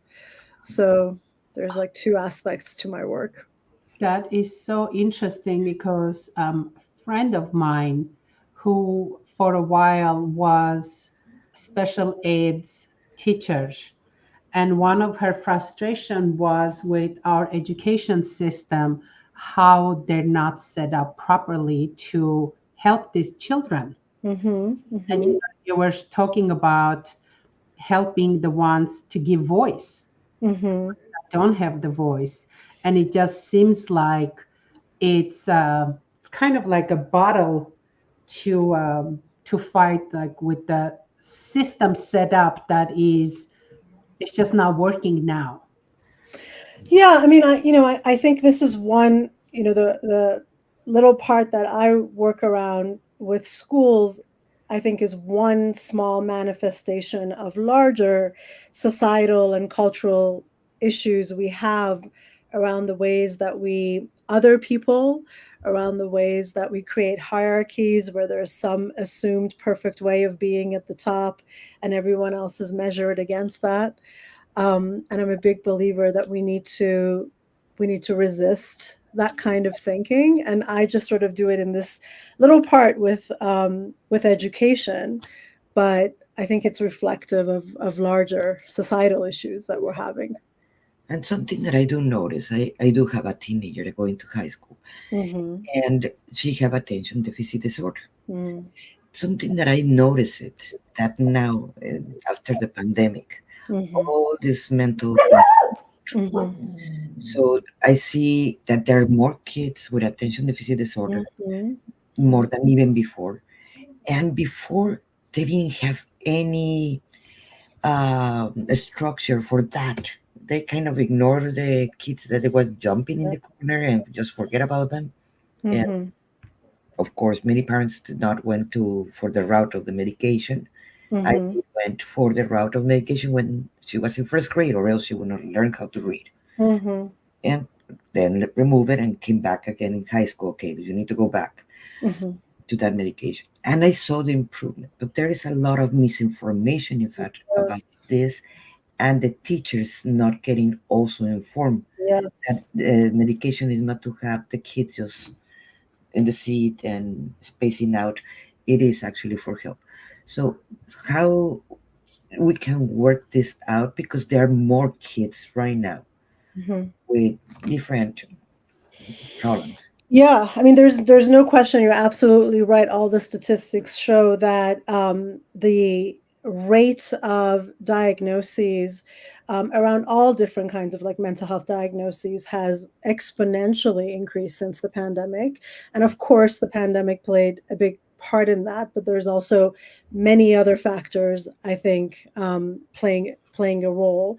And I also agree with you that there's still a great deal of stigma around diagnosis, around medication, and also a great deal of lack of education and understanding, even within the education system. One of the unfortunate things that has happened in the way that we've set things up is that there's a divide between regular classroom teachers and special education teachers. And in the training, oftentimes there isn't enough overlap and understanding so that regular classroom teachers are also trained and also understand about learning disabilities, learning challenges, differences, etc. It's getting better. I think it's getting better than it used to be. But I think that's, a big part of the problem. And then, of course, there are many children who sort of fall in a gray area. So maybe they are not what is going on with them does not really qualify them for a specific diagnosis, or doesn't qualify them for a learning disability, because obviously that's a different set of qualifications, but they are still struggling. There's still things going on that they're not quite able to function in the classroom, and they're completely ignored. So there's a lot of education that still has to happen. But in my work, I try to really, shine a light on the fact that it is the job of the school system and the school curriculum to be reflective of the students that are showing up.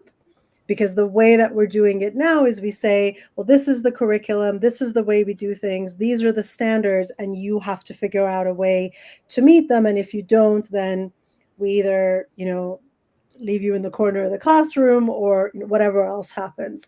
I would really like to see the burden not be just on parents to figure things out, because how can they? That this is not their field.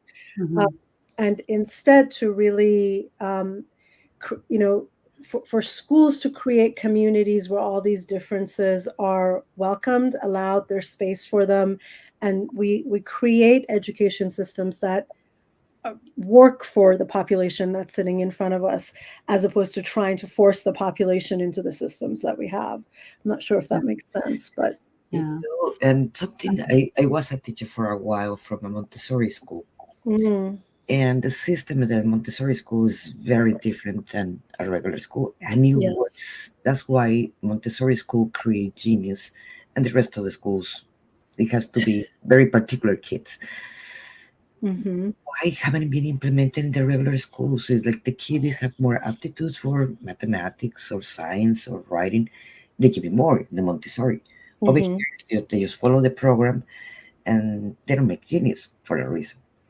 Well, yes, it's true. And even outside of Montessori, we have the research, we know what works, and the ways that we have our school system set up, where they're basically like factory systems, goes against, kind of the way that human beings or children develop. And we know this. I have my own, take on why that is, and there's research that shows it. But a big part of it is that the purpose, I mean, we all operate under the assumption, of our democratic ideals, and this idea that the purpose of our education system is to educate children and to create, citizens who are functioning in positive ways. While unfortunately, the fact is that oftentimes the purpose of our education system is to create workers for a workforce that is also set up against the way that human beings function.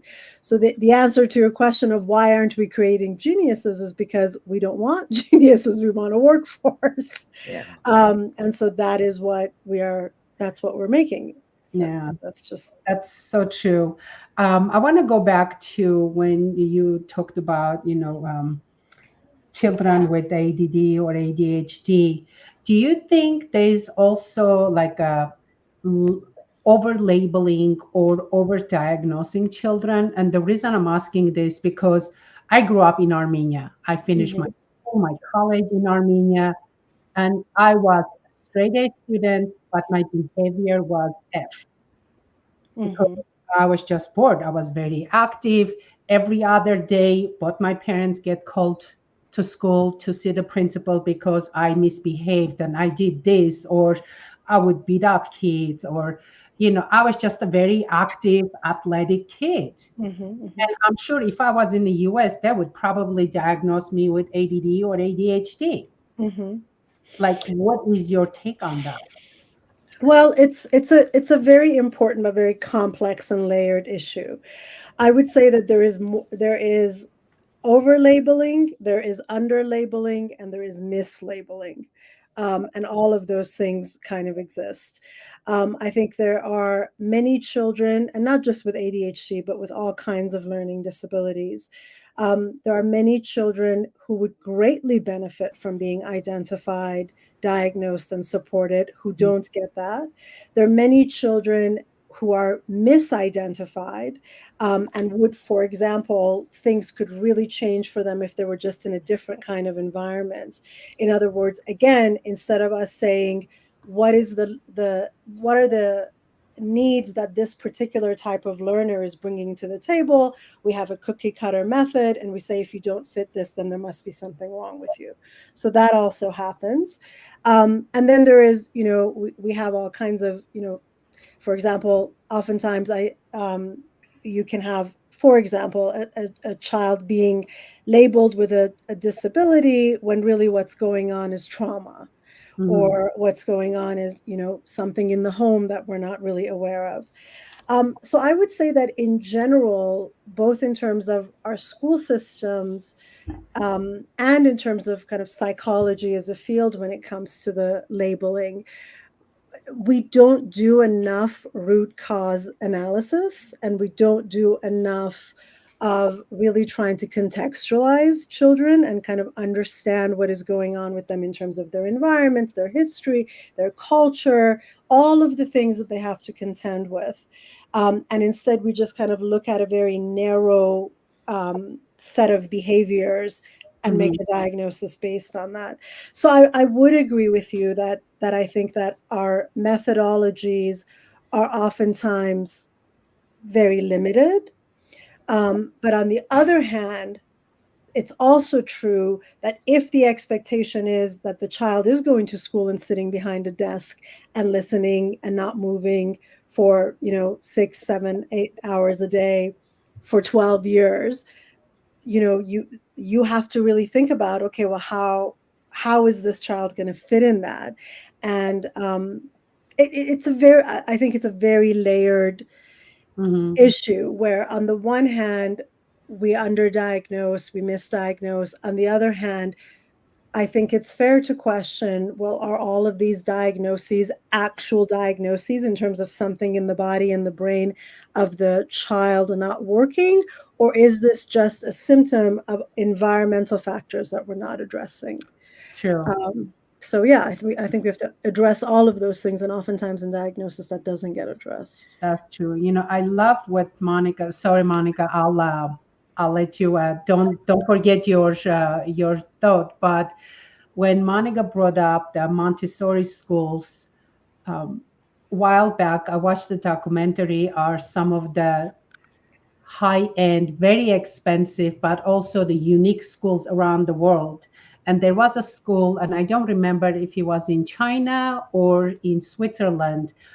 The school set up how they teach classes. Let's say they brought an example of a math class.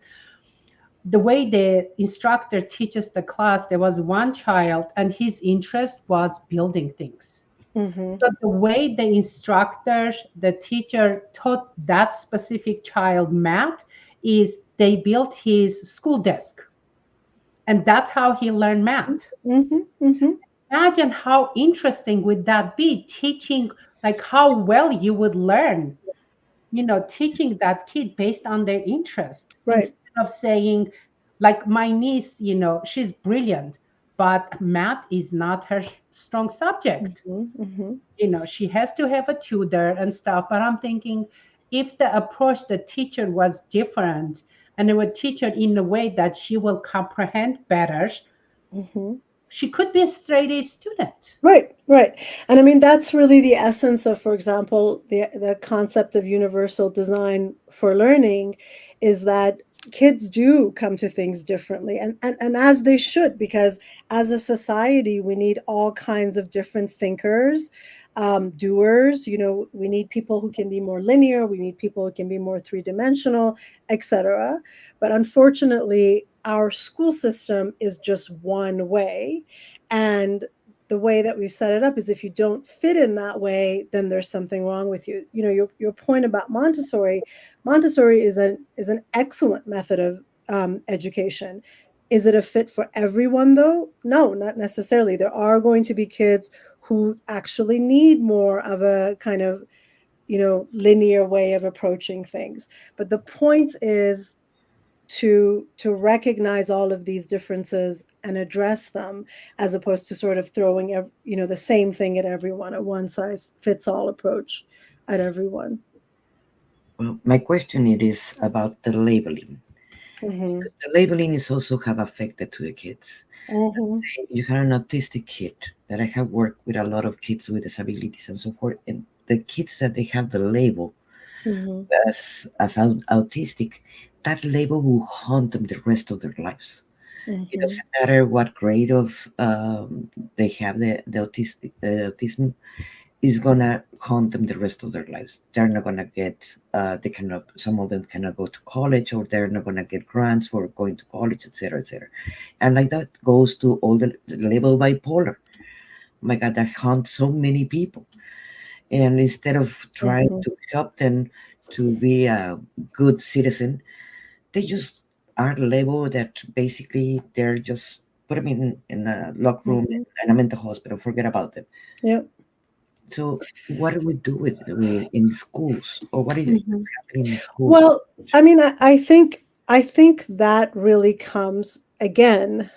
It's a deep cultural issue, because culturally we have, the stigma around label is the stigma around difference, right? We are so afraid of difference that we other it. There's something wrong over there. And again, it comes from this, for lack of a better term, but this, what you might call a white supremacist kind of culture, where we're like, there is some ideal way of being, and if you don't fit that, there's something wrong with you. So people, who've been disability advocates and who've been fighting for disability pride, etc., are ultimately fighting white supremacy culture, because they're saying, the reason that we place things on a hierarchy or we other people comes from that kind of thinking. Whereas, cultures that have historically welcomed and valued difference, Hmm. people don't have these kinds of stigmas around the labels, because they understand that your value as a human being, your value is your value as a human being, and these are just kind of like terms that we give for different ways of being. But when it gets kind of churned through that hierarchy and that hierarchical thinking that we have, that's when all of this gets created. And so I do think that it's really important, and we've seen this to some extent. There is kind of education and work around destigmatizing these things, but I don't think we're ever really going to get there until we again address the root cause. There's no way that you can have people live in a culture where the point of view is hierarchical, but constantly trying to convince them to think more horizontally. It's just, you have to address it at the cultural root level. And I think that that's actually one of the most important jobs of educators and mental health professionals, is at the same time that they are kind of fighting for the kids, we have to be fighting the system as well. We have to be fighting these aspects of the culture as well. And that's why I think that kind of, I would call it political work, is actually essential to educators and to therapists. So true. So true. I want to go kind of back to a little bit yours at the beginning, your three words. Mm. And I wanted to ask you how those three words do actually fit into your core message. Sure. So, so much of my core message is actually about reclaiming love and reclaiming empathy in our work as therapists and also as educators.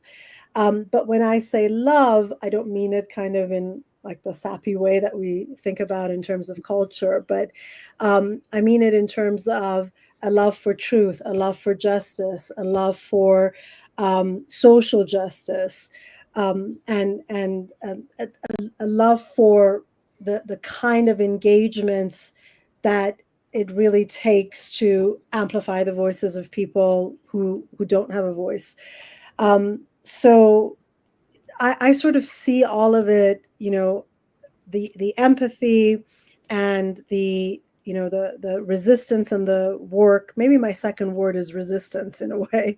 And the first part about passion, like passion. And one of the things that I love about my job is that I don't really see it as a job. It's what I would be doing anyway.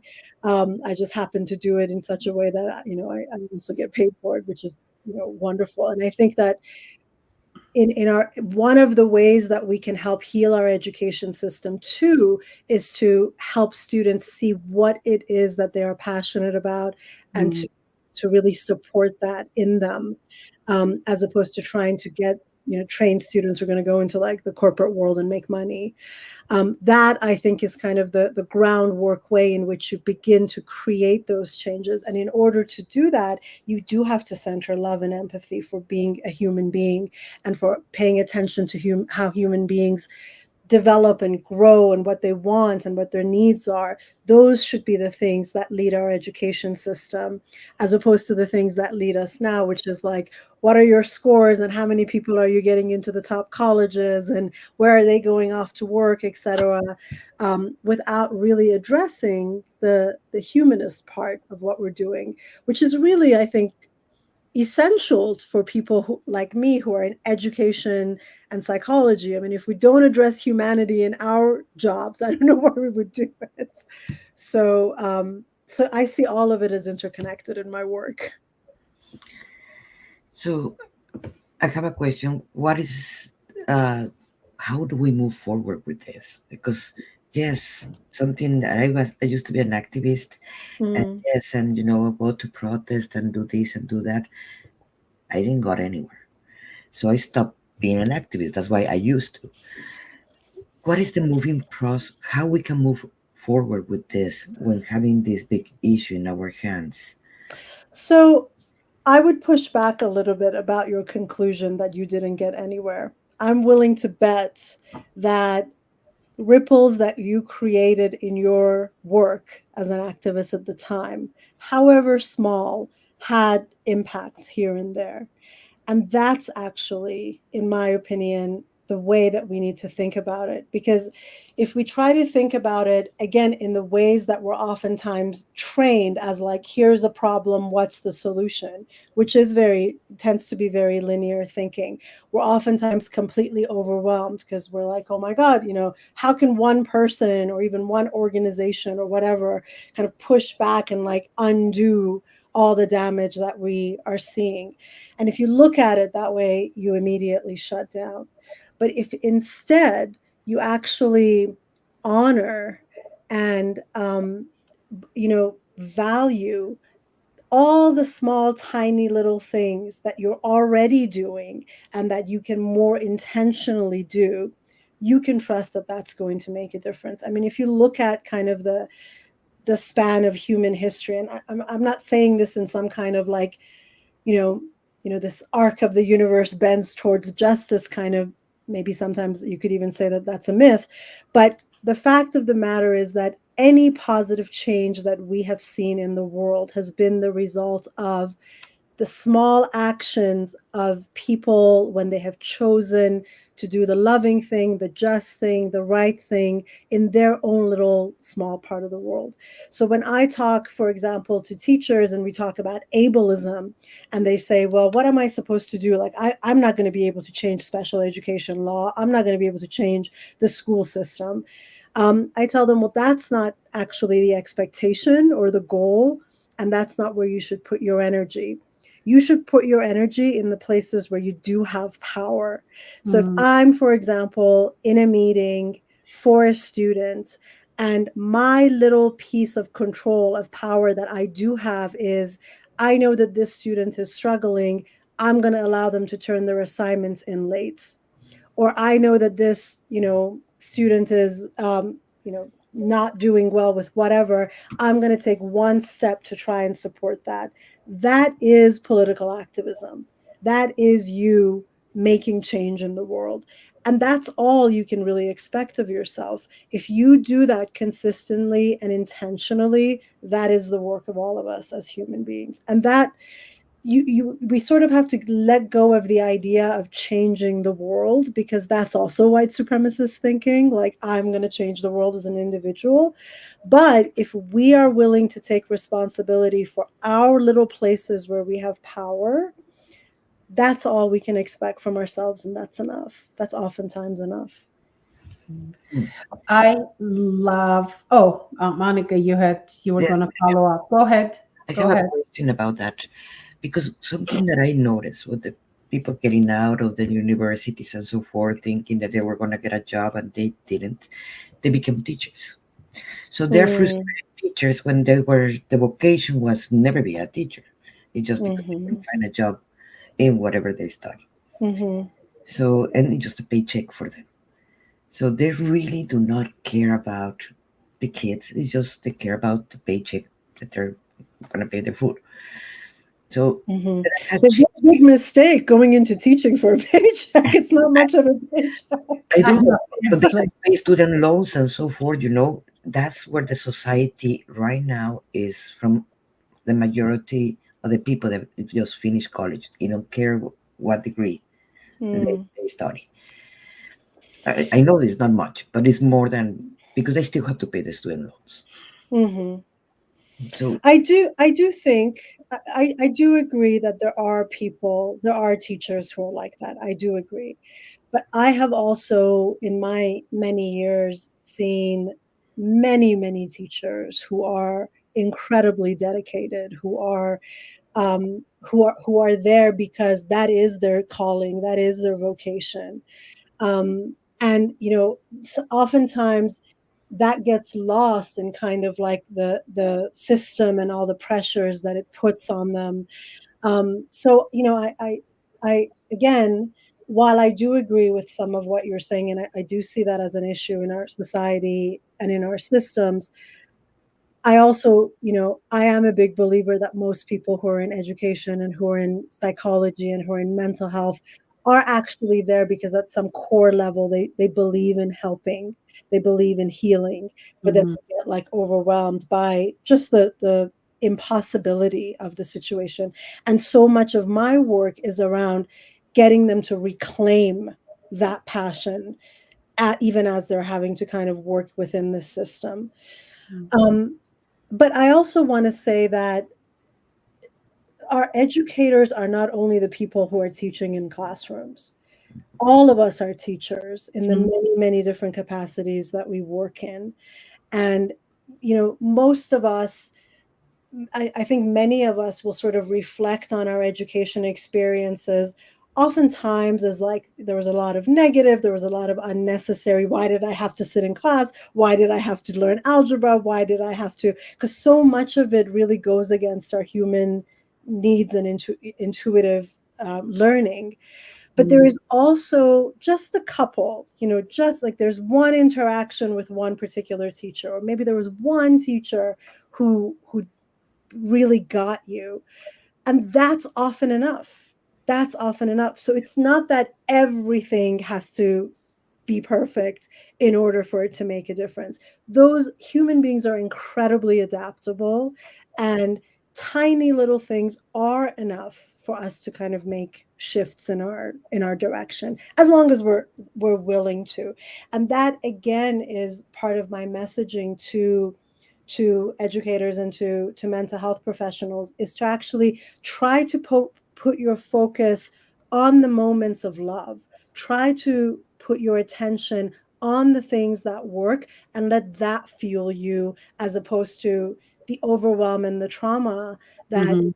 the larger systems cause, because that's by design.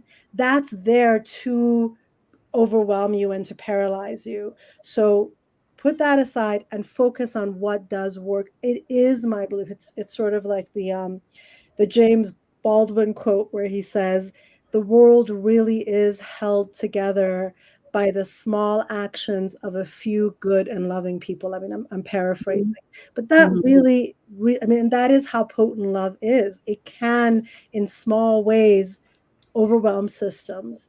So I True. would say focus on that instead of all the teachers who are just there for a paycheck. You're not going to be able to change them. I love, it's like going back, remembering in school, I was an athlete. So I would travel a lot. I played volleyball for my city. And then in college, I played for my country. But playing for my city in high school, we would go to a lot of championships. So I would miss a lot of school, but I was a straight A student. So Hmm. I would take my books with me or the assignments. And we had one math teacher that he would always say, Ani, you cannot be good in both sports and academics. You have Mm. in only one of them. So whenever I would come back after a championship, the first day right after, he would call me to the front and quiz me. And I Oh, would wow. always know my subject because I would learn it on the road. Mm. But it's like, okay, but at the same time, I had some amazing teachers that would, encourage you that, yes, you can be great in academics and you can be great at sports also. So it's just, you What know, a terrible thing for an educator, right? So instead of trying to support you, he's trying to prove you wrong. What a terrible thing yes, for an that's educator to do. exactly, but go But ahead. I would argue that even in his, I would really call it a despicable approach, um, he helped you in some Oh, way, right? Because absolutely. you were like, no, I'm going to show you. Well, that's exactly because, I'm very stubborn person. Hmm. So it's like, well, I'll show you. That's why I married my ex-husband, because my whole family said over our dead body. I'm like, I'll show you people. You know? So Sometimes it works, sometimes not so great. it didn't work because after 2 years, my dad said, I told you so. Mm. And I said, hey, just set it, get it out of your system. Even though after those 2 years, they fell in love with him. And I've Mm. been divorced over 20 years, and he still every week calls my mom. Oh my goodness. Cracks me up. But I'm like, hey, you love him. He's a nice guy, just not for me. But, this has been such an interesting conversation, and we have about 8 to 10 minutes left. And before I ask my last question, I want to make sure that people have a way of getting hold of you. Like, where do they find you? What's your preferred method of communication? Sure. Well, I think there's several different ways. Most of my information is on my website, which is www.drbbpyish.com. So there's, the ways to connect with me. I try to be as active as I can on LinkedIn. It's sort of one of my missions to try to provide, free resources and education through posting, and building community on LinkedIn. So that's also, a really good way to get in touch with me. And then my email, and my phone, everything is basically on my website. So, but I would say email is probably the best way, and LinkedIn is probably a good way. And I also, sort of as part of, again, trying to get, resources to people, I also have a monthly newsletter. There is a, Radical Love Toolkit that I've created on my website to help therapists and educators really try to center love and empathy and true self care in their work. All of that is available for free for download on my website or on LinkedIn. So easy ways to sort of engage in conversation around these topics, which is ultimately what I really want, and which is why I'm so grateful that you guys are, making this platform available for that. That's awesome. So my last question to you is, what's one key message that you would like to leave with our audience? You know, I'm going to build on Monica's point and question because I think it's such an important one.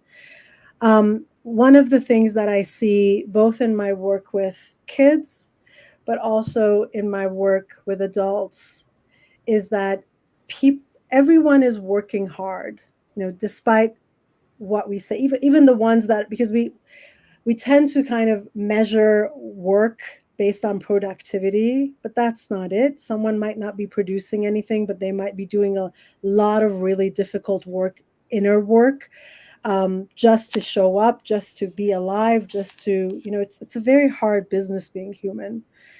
So I would say that the message that I would be to to be more gentle and loving and kind to yourself, and to know that you're actually doing a lot more than you're giving yourself credit for. We are all raised in a culture where we are constantly programmed to question ourselves, hate ourselves, doubt ourselves. We're not doing enough. We're not good enough. We're not. And again, that too is by design. And one of the most important ways we resist is by loving and accepting ourselves and embracing ourselves exactly where we are and how we are. So yeah, that would be sort I of. love that. That is so cool. That's a great Um, yeah, Monica, do you have last words, question Oh for my God. Dr. Bibi before we let her go? In this area, there is a lot to talk, but uh, but it's been a great honor and a great message, and I'm glad that you're doing this because yes, it's one person at a time that Hmm. we can Hmm. create change and make Yes. people conscious what is happening, what is Yes, happening. raising our critical consciousness. Yes, that is another really, and I think, we were talking about the pandemic at the beginning, even though there were obviously many, many devastating things from the pandemic, it actually was also a moment in which I think everyone had an opportunity to stop and just be for a moment. And it was a great catalyst for a raising of the critical consciousness. And I actually think a lot of the increase that we're seeing in sort of our mental health crisis since is because it is a reflection of people thinking and coming into consciousness. Because sometimes when you come into consciousness and you see things as they are, it's a very healthy reaction to not be mentally okay. Mm, So that's another thing is, mental illness, we like to call it, but it's not illness, it's an injury. It's a mm. normal, healthy human reaction to things that should not be as they are. But anyway, that's a whole other conversation. I don't want to get into now. Just to understand that we're not cookie cutters. Hmm. Hmm. That's a blessing. Yes, yes, all the beauty of humanity is in its diversity. Yes, I You know, agree.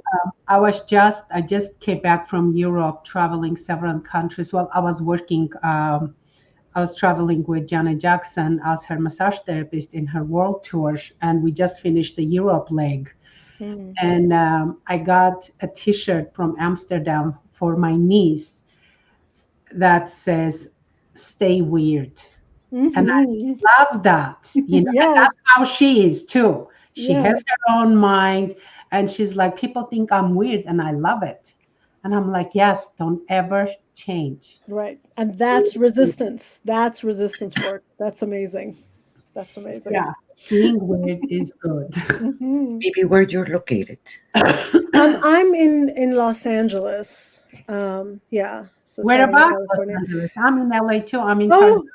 oh, you are okay. Well, I'm currently in Lake Arrowhead, up at our family cabin, but I'm normally in West LA, Playa del Rey area. Nice. Yeah, Cool. yeah, yeah. That's an interesting area for me to be doing my kind of work. Um, that's a whole other conversation too. Well, this has been fantastic, Dr. BB. It's such a pleasure having you, have you share such wisdom and make us just kind of open our minds and think differently. And I love your passion at what you're doing. So thank you so much. It was so good to have you here. Thank you so much. You're both such wonderful hosts. I feel like you just open people up so naturally. So I'm really appreciative about the experience and the platform. Thank you so much. Fantastic. You have a wonderful weekend, You as well. You as and well. we look forward connecting with you further. Sounds great. Take really good care. You too. Thank you so much. Okay. Bye bye. Bye. Monica, can you believe 4.5 hours has passed? Oh my gosh. Yes. It's been crazy. Yes. Super fun. When you're having interesting conversations with people, you make it faster. I have a question for you. Yes. What in these 4.5 hours was there something that stood out for you? Oh, well, let's go back to Your notes. the first one was with Luis Garcia. Yes, He is no, he's what is his three words were connection, focus, and empathy. yes, And he was basically connecting opportunities to promote them. And he's a business coach. I believe that his points were very, very interesting because, yes, the business coach right now in the industry, yes, it have exploded more in the business side more than in the personal one. hmm, And but being, he was actually very, very good in what he was saying. What did you got from him? well, one of the reasons, like the notes I took, is for me, it's like, okay, what do I learn from you? And so in my notes, it's definitely, I've never heard of Carnegie Triangle. I'm going to go check that out. What I love about his key message was growth is essential for everyone. And that was one of my biggest takeaways from him. Mhm. And then after him, we have Rob. What? Oh my gosh. Don't pronounce his last name. It's okay. It's okay. That's Sorry. going to be the hard one for you. Yes. Well, and his three words were wise, impactful, and loving. Yes. And also, he was very, very interesting. Talking about the social projects, the safe space. For him, it was a lot about the safe space. Yes. And he talks about the epigenetics. That I love that theme. That I teach people with that. I go with that because yes, we're carrying all our ancestors with us, and that's why it's important to make it aware. And so I like his message that he have to share with us. What do you got from him? Well, one of the things, because when you talk about with the epigenetics, is when I look at people's when I do genetic testing and analysis, I'm looking at how your body reacts to your environment based on the foods you eat, based on like the exercise you do, or even how your body handles stress based on your genes. But when he was talking about the epigenetic, is yes, we do carry certain genes with our DNA, your ancestral, the stress or whatever comes through. And not only the physical part, we're talking about the fears. We're talking Yeah. about the traumas, money issues. If your ancestors were carrying it, you're carrying it to yourself. It doesn't matter if it was your great great great great grandpa. You are carrying that in your DNA. So when you make it aware, that's when you can change it. Like whatever is in your subconscious, you can bring it to your conscious, Yeah. and that's when you can create a change. So Yeah. that was a fascinating conversation we had with him. Yes, definitely. And then we have, uh, We had Joyce Blue, yes, which the is, three words were passionate, empathic, and tenacious. yes, which I learned a new word and I love it. I'm going to be using tenacious a lot. Yes, that was very very interesting about the her interview too. It was about the money method. Remember that she talked with us about that, and it was about honoring herself. Yes, Because how many times when we're people pleasing, we don't honor ourselves. true, true. And she talks about that too, and the financial advice that we're having, that it's like we all need in a way of financial advice, because we are not trained in a way. Our Yep, mind, even if my family were investment and so forth, they didn't taught me. yeah, I was the artist of the house, the coach of the house, so I did not know about the money. Now there's sometimes now I have to like, where do I invest here or that? I'm too afraid.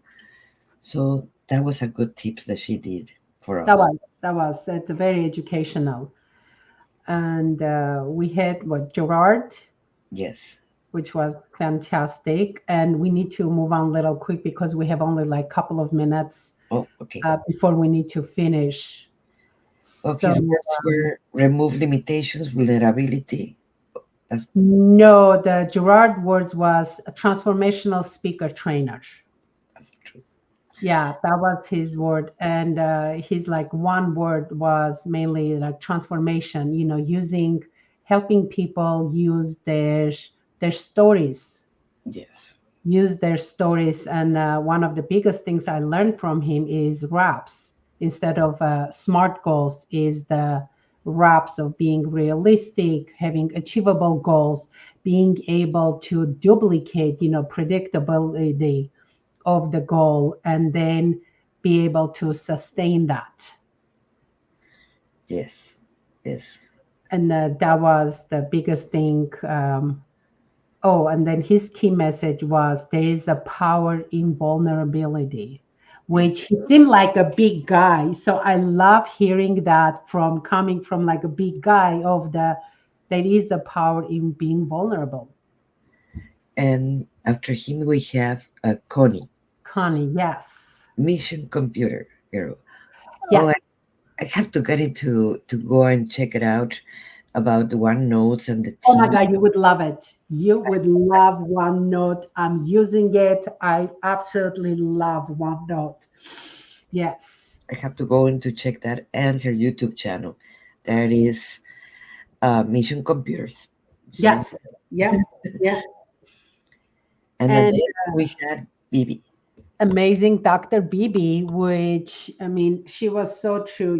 A lot of times people get into becoming teachers because of the passion, because they want to help, not because of it pays so much money, unfortunately.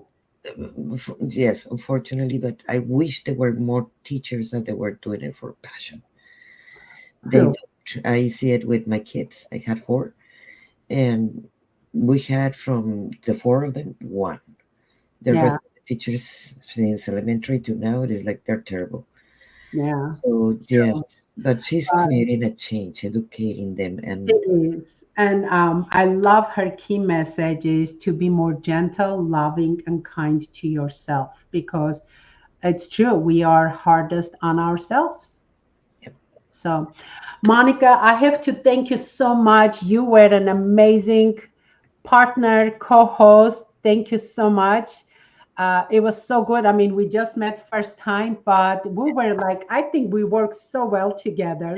So thank you so much. You were Pleasure. fantastic. It was my pleasure. You were also a great co-host. It was great to meet you. Same here. Thank you. You be well, everyone. Thank you so much. And before I forget, our next Amplify Your Message is November 25th till 29th. So hopefully you'll join us. And with this, I'm going to say have a fantastic weekend. Stay well, have fun, and enjoy life. You take care. Bye bye. Bye.